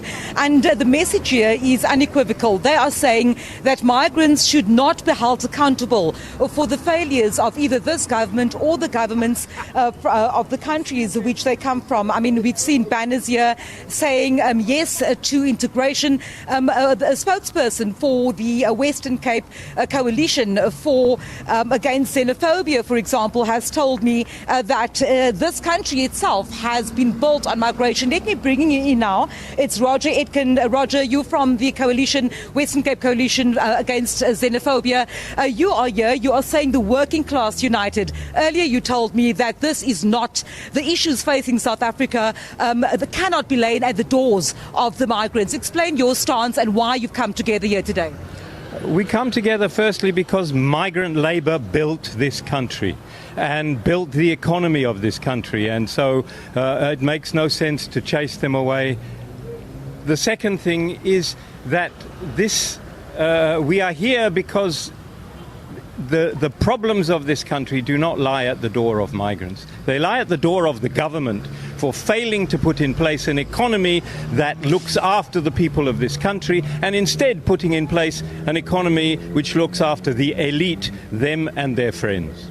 Thank you, Roger, for your time. Next to Roger Etkin is also the Western Cape Provincial Secretary of COSATU, Malvin de Bruyn. Malvin, your banner says to me, immigrants and refugees welcome, #Operation Ubuntu. Yes, that's why we are here today, to show to our fellow brothers and sisters of Africa that we are in support of them, because they are not foreigners for us. They are part of us because we are all Africans, and that's where we talk about the question of Ubuntu. Many people we've heard in the run-up to today, June 30, have talked about employment opportunities, have talked about South Africans being jobless, South Africans not receiving services. You said just now the migrant population is but a small fraction of the people making up South Africa. Yeah, that's correct. They are less than 4%, to put it that way. And then secondly, employers, farmers, farm owners, they are the ones that have created more problems to us. They employed people without documentation. They decided not to employ local workers. So it's not a problem of the migrant workers. If there's an opportunity, they will take it, because those employers don't want to employ local people. And what's happening now is that they pay less, they undermine collective bargaining, those who are not covered in terms of program fund, sick fund, etc. And so they are profiting more out of this crisis that we're confronted with. So government should intervene. Marvin, from a Labour point of view, we know and we've seen just here in Cape Town at the Repatriation Centre, thousands of people waiting to be repatriated, waiting to be processed. What impact does this have on the South African economy? What impact does this have on the labour force in South Africa? And where do you, as trade union federations, come into play to protect workers' rights? Yeah, that's why we're here today. We see what's happening at those centres. People want to go home. And I don't think it will have a major effect on the economy. But we are saying to those people, government must assist them to go home if they want to go home. For those that want to remain in this country, government must assist them to ensure that they have proper documentation to stay in this country. Malvin de Bruyn, of course, the Western Cape Provincial Secretary of COSATU. I'm just going to try and see if I can get some more people to speak to me. Good morning to you. Good afternoon to you, ma'am. I see you're saying increased tax on profits from 28%, 48% as it was in 1994, end poverty now. Your organisation and why you are here in solidarity with the other organisations and individuals today. Should I say my name? My name is Indipile Matini. I'm not really here with an organization, but I am also participating with the African Inclusion Coalition, and I'm here in solidarity with our African brothers and sisters who have recently been displaced from their homes, which they came to South Africa to kind of retain, and we've done so in such an undignified way and placed the blame on them for the failures of our government and the state. So what are you calling for today? I see you've got your banner here. I see many banners talking about integration, a no to deportation and forced removals, no to people having to produce documents to prove to South African citizens that they belong to be or they belong here. What are you asking from government? I'm asking the government to actually provide the services that they are mandated to do to fix the gaps in our South African government and in our local municipalities to ensure that South African citizens who are oppressed by this current system are not now shifting the blame and blaming other people and being distracted from the local government votes which are happening at the end of the year by dividing Africa and South Africa more than it already is. So I'm calling on the government to respond to the needs of the people, to provide good quality education at all levels, to provide water and sanitation, and to stand with the people of this country to actually develop so we can better support those from other African countries who may not have the same access that we do. Thank you for your time. Of course, just some of the sentiments coming through. I'm going to just try and speak to this gentleman over here. Sir, good day to you.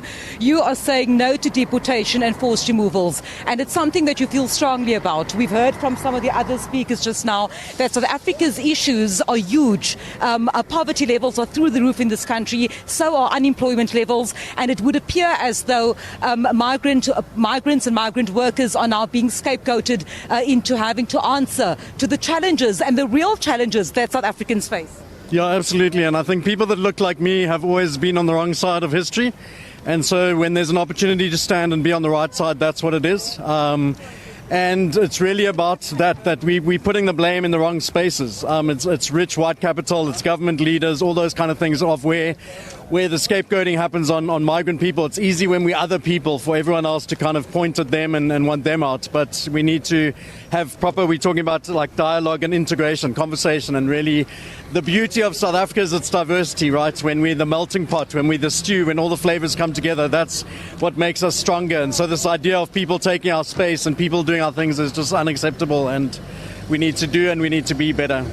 Thank you so much for your time, sir. Just a few voices there from various organizations, various individuals coming together here at Salt River Circle against what they say should not happen. They're saying that the 30th of June should not have happened. Many telling us that the issues here in South Africa are indeed government-related issues. The plight of the people should be put squarely on the shoulders of government and not on migrant workers, not on migrants seeking opportunities here in this country. And of course, we are on the ground monitoring this situation. It's a very peaceful demonstration. It's happening right here at the traffic circle in Salt River, along the main road, literally linking areas such as Maitland, through Salt River, Woodstock to the CBD. Peaceful gathering here at the moment of a various number of coalition of organizations coming together in solidarity and saying that this is Operation Ubuntu. Very well. Thank you very much. SABC News reporter Vanessa Puna out in Cape Town. We take you now from Cape Town to Gauteng, where SABC News reporter Griselda Lewis is in the Joburg CBD. Griselda, a very good afternoon to you. We are hearing from various organizations in Cape Town that the issues should not be addressed and directed at migrants, that South Africans are scapegoating. Talk to us about the latest on the ground in the Joburg CBD.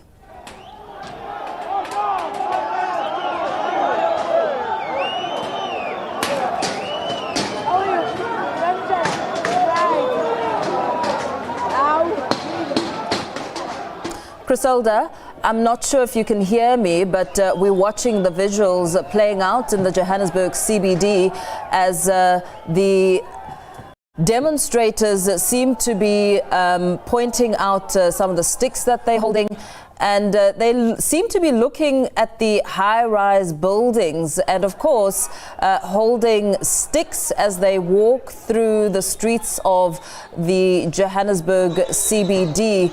And, of course, it does appear that there is a heavy police presence. And of course, as we try and bring you a little bit closer, we are seeing that sticks are being waved, which is something that law enforcement throughout the course of the week has really been against. We are seeing the sticks, and this is something that we know that NatJOINTS, as they gathered and of course gave various press briefings across elements of the country, they were saying that individuals will be barred from holding these sticks. But let me bring in my colleague Griselda Lewis, who's watching and has been watching these demonstrations throughout the course of the morning. Griselda, I'm hoping that you can hear us. We're seeing a number of individuals out in the streets there wielding sticks. Talk to us about this.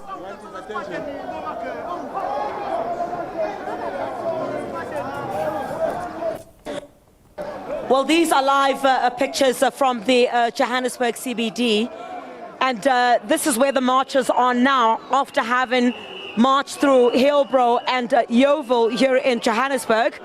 There have been just a few incidents just moments ago where there had been some flinging of stones from the apartments where we have been broadcasting from. You know, of course, that some of them are high-rise apartments. And at this particular stage, the marchers have now moved from where they are. There had been a bit of flinging of stones. Nobody has been injured at this particular point, but from where I certainly tell you that where we are, the marchers have been at it since about 10 o'clock this morning.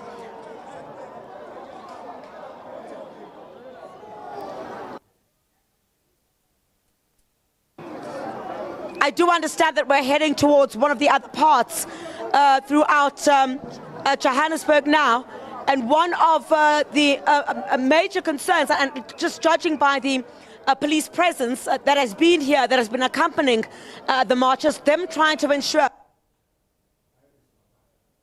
to get any volatile.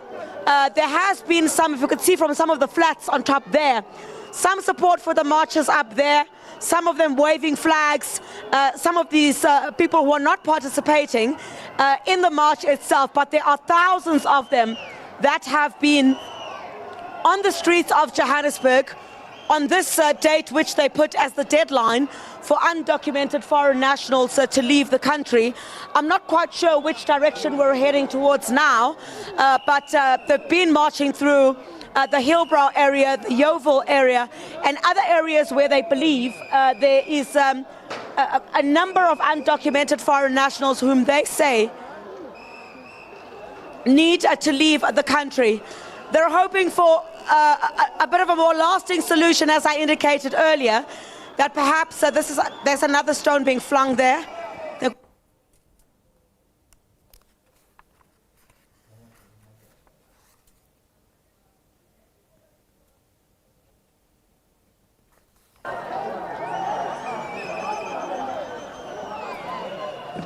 All right, those visuals, of course, SABC News reporter Griselda Lewis out in the Johannesburg CBD in Gauteng, giving us a sense of what is transpiring on the streets. She speaks about some of those demonstrating there, flinging stones as they look towards the high-rise buildings in areas they believe house a lot of undocumented foreign nationals. Of course, they are in the Joburg CBD, having walked from Hillbrow, Yeoville, and really just a volatile situation, it seems.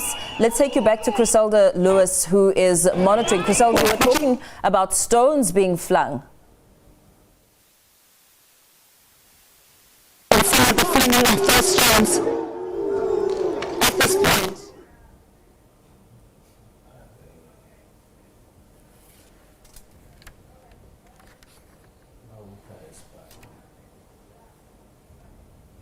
Okay, we are, of course, trying to re-establish that connection with Griselda Lewis, who is monitoring developments on the ground in the Johannesburg CBD out in Gauteng. A heavy police presence, a number of gentlemen out in the streets there, a lot of young people in the crowd holding sticks, and of course, having listened to Griselda Lewis describing the sort of atmosphere on the ground, that stones have been flung as a lot of the demonstrators look to the high-rise buildings with some waving flags from the buildings. Of course, they are walking through the streets which they believe house and occupy a lot of undocumented foreign nationals, having gone into Hillbrow, Yeovil areas as they continue to make their voices heard. And of course, really just direct the message that the influx of illegal immigrants coming into the country is something that can no longer be tolerated, as they send that strong message out, taking to the streets of the Johannesburg CBD under heavy police presence, looking at the crowd there, all young and old, men and women. But of course, from what we're seeing on our screen, a lot of men coming out peacefully. But of course, the situation is one that is monitored by police in case of any volatility. And of course, also looking to what is happening in Cape Town, perhaps let's listen in as we get reaction on the ground. Person coming here to take a stand against. I'm here to take a stand against hate, and to also declare that workers' rights the struggle of other African people are not mutually exclusive. So when we stand against hate, we are not being classist or elitist, but we are saying that any political organizing historically has been around love. Any political organizing. Okay, let's take you back live to the streets of Johannesburg as we crisscross the country. Griselda Lewis in the Johannesburg CBD in Gauteng. Griselda, talk to us about the kind of atmosphere as we, of course, listen into the demonstration taking place in the Johannesburg CBD. You spoke about stones. In fact, as we are watching a stone being pelted there by one man, and of course, a lot of them are carrying sticks, something, according to my understanding, was prohibited by law enforcement officials. Let's listen in.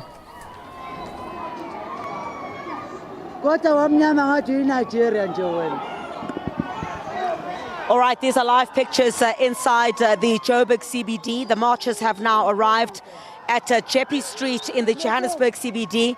The numbers right from where we are now, right until the back, my colleague Tulo Munaro will show you, as the marchers who started their protest from the Beyers Naudé Square in the Johannesburg CBD have now moved up Jeppe Street.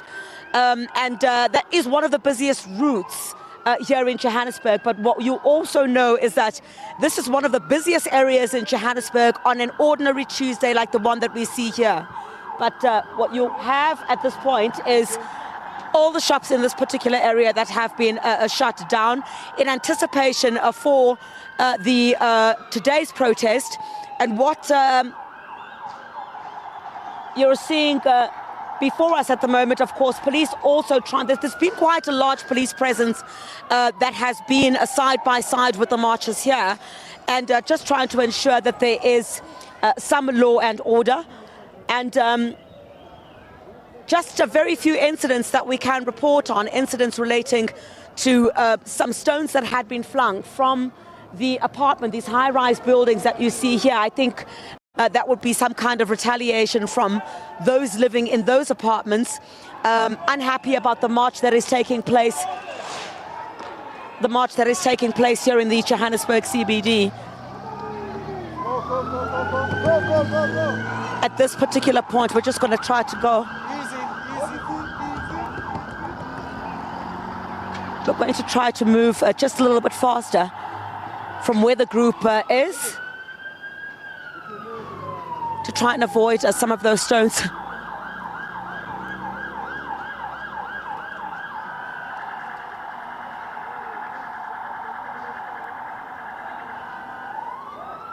Hitting us on our heads.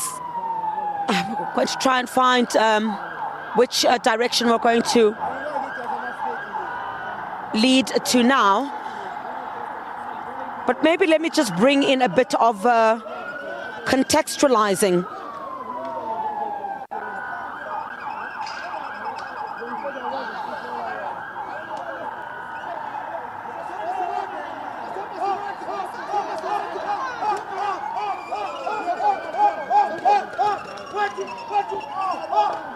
bring in a bit of contextualization now to the point to which we have now come to know, of course, in terms of the protests that we have seen, sparked, of course, by what the messaging has always been, that by June the 30th, the marchers wanted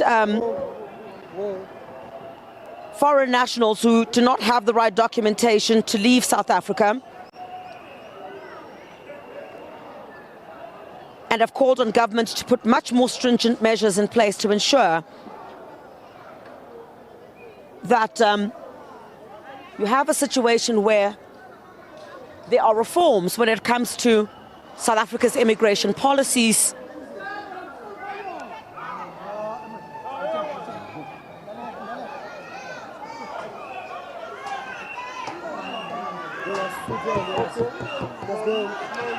Slowly, slowly.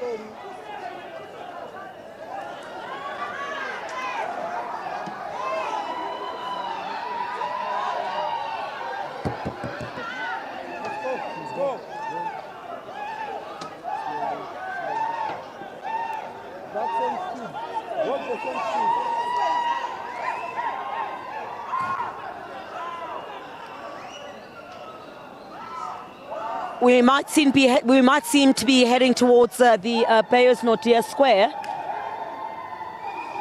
perhaps where it had all started. And certainly there were really no operations running in this part of town today. The taxi operators, of course, have been operating. You'd know that the mother bodies have indicated that they will be continuing with the business as usual today, but it doesn't seem like many people had been transported into the Johannesburg CBD at all as a result of businesses not being functional in this particular area at the time.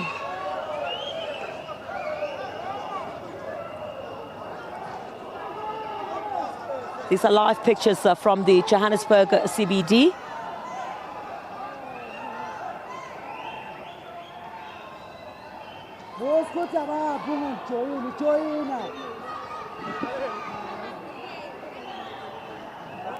And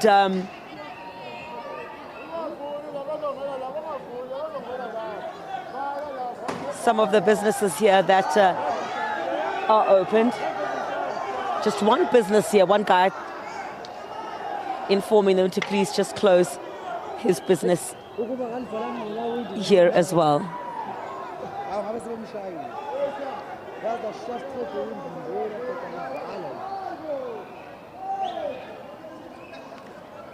Sort of seamless through the Johannesburg, seamless throughout the Johannesburg CBD, on the basis that the area which we are moving through now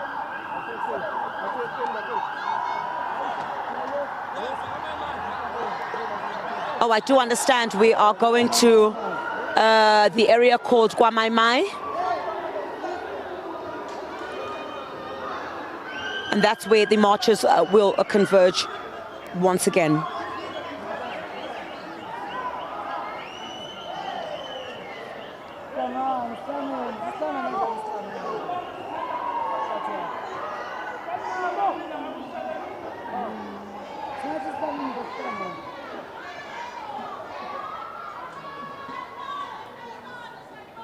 All right.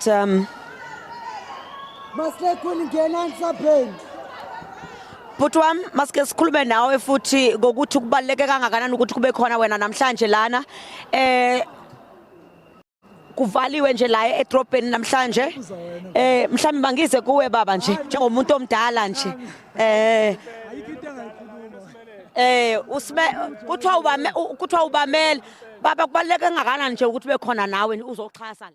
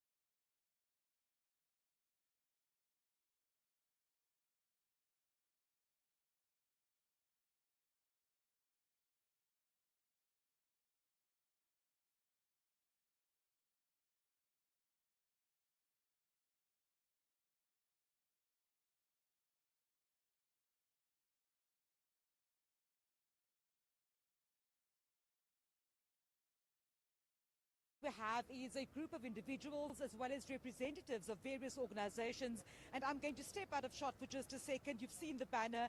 This, of course, is the message that is being spread here today: no to xenophobia. Now, I've spoken to the Provincial Secretary of COSATU. I've spoken to a spokesperson from the Western Cape Coalition Against Xenophobia, and the message is clear. They are saying that what's happening in the country today in terms of migrants being asked to leave should not that migrants are being scapegoated into the failures, or rather answer for the failures of government. I mean, let me just ask some of those that have gathered here. Sir, you're saying Africa Workers Unite, and you are standing here in solidarity with migrant workers.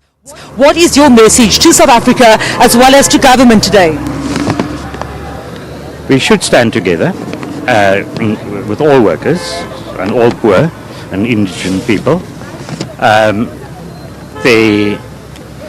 and deal with some of the real problems that are the cause of structural systemic unemployment, poverty.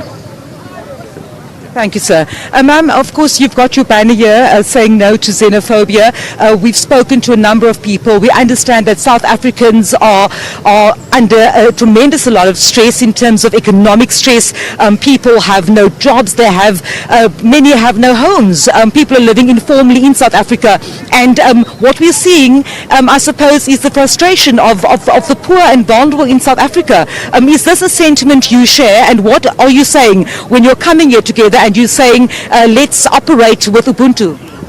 Yes, South Africans have a right to be angry because this economy is not working for South Africans, but migrants are not causing this economy not to work. We are in a systemic crisis here that is caused by inequality, by historic injustices, and an apartheid economy that has not been rectified. There has not been redistribution, and those are not the fault of immigrants. This is the fault of a government that is not working for the people, for justice and for redistribution. That is what we want to see here, and we want to see workers unite, the working class unite. We do not want to see division. We want to see accountability from the private sector and from government. Across the country, we are seeing protests unfolding against undocumented migration. South Africa's constitution allows, guarantees that freedom of protest. You're saying that in this case, it may be misplaced? The fact that South Africans are taking to the streets today. South Africans must organize, the working class must organize. We must stand united and really know who the enemy is here. When private capital exploits the unemployment rate in this country, when private capital exploits landlessness in this country, we must organize, we must unite, but we mustn't turn against one another, and that's our message today. Thank you so much for your time, ma'am. I'm just going to try and step through, if you'll follow me, just to try and see if we can speak to more of those that have gathered here. You'll see that we are at a traffic circle, and this, of course, is where people have gathered. Sir, good day to you. I'm from the SABC. We're live on television. Sir, are you part of this group here today, coming and really calling for Ubuntu? Explain to us why you've decided to spend the lunch hour here at Salt River Circle. No, I had to answer a call like this because I am very sensitive to the history of this continent and its struggles. This is not the time to separate. This is not the time to respect borders, especially at a time like this in the world, that Africa needs to stand together. So these divisions are not going to help us. So we feel that South Africa itself is built by the labor and the sacrifice of people from many countries.